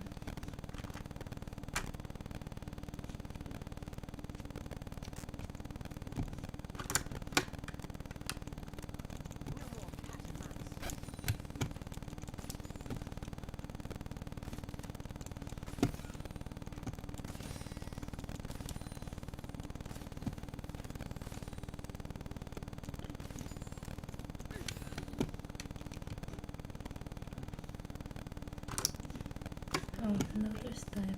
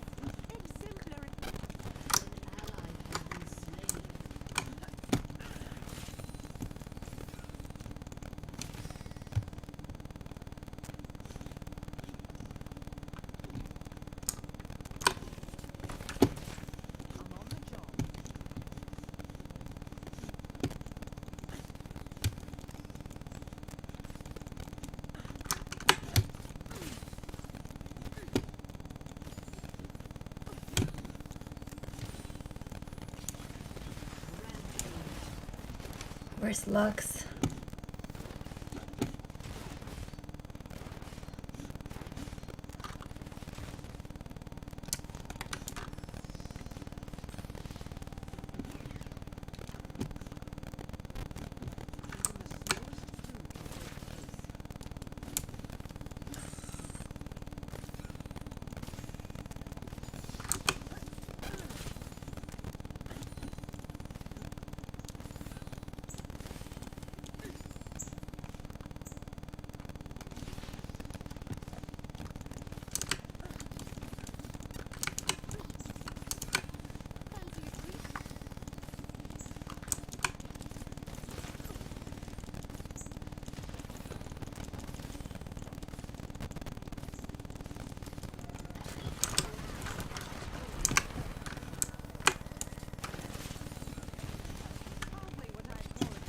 Oh my gosh.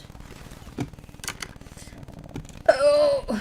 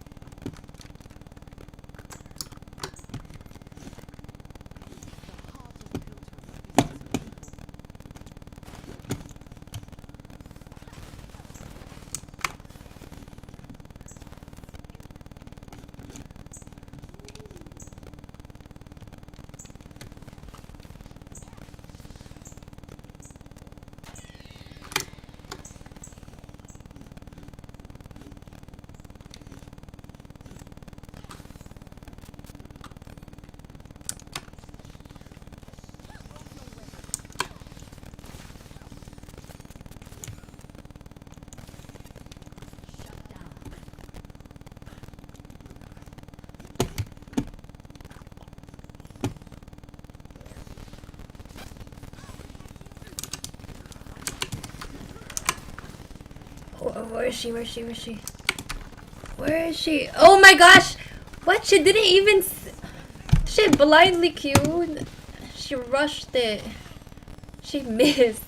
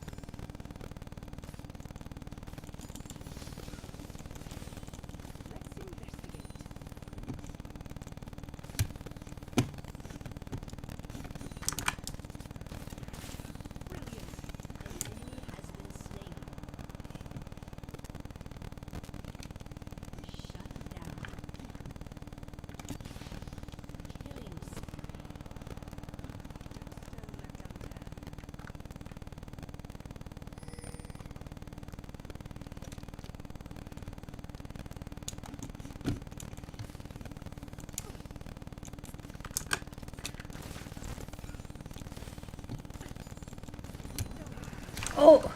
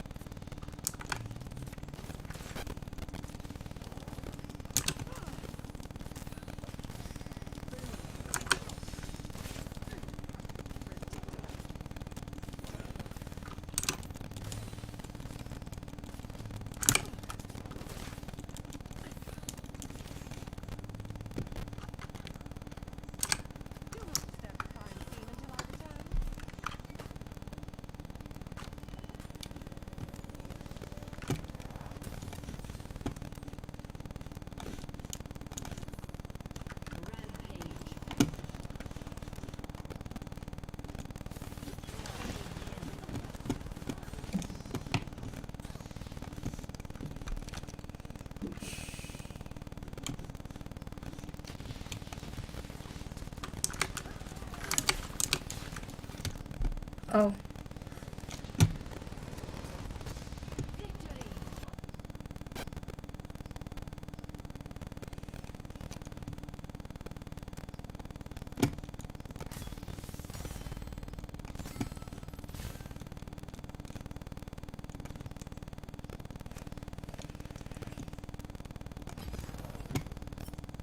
Was it a bot?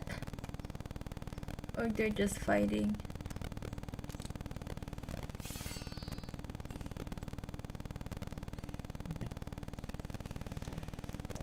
No, it's not a bot. Then how come? What happened?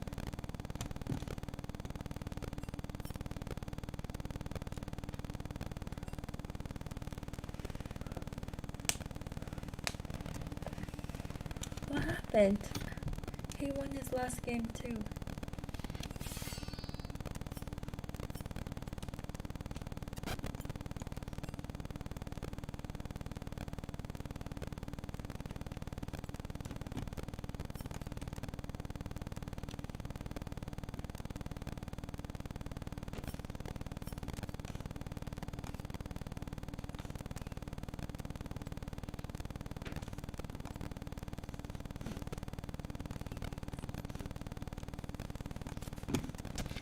Okay, that's enough for me.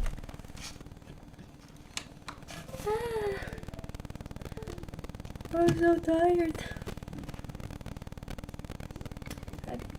That's not bad though. 4 hours of playing on your day off. It's not too bad. I did some productive things before I played, so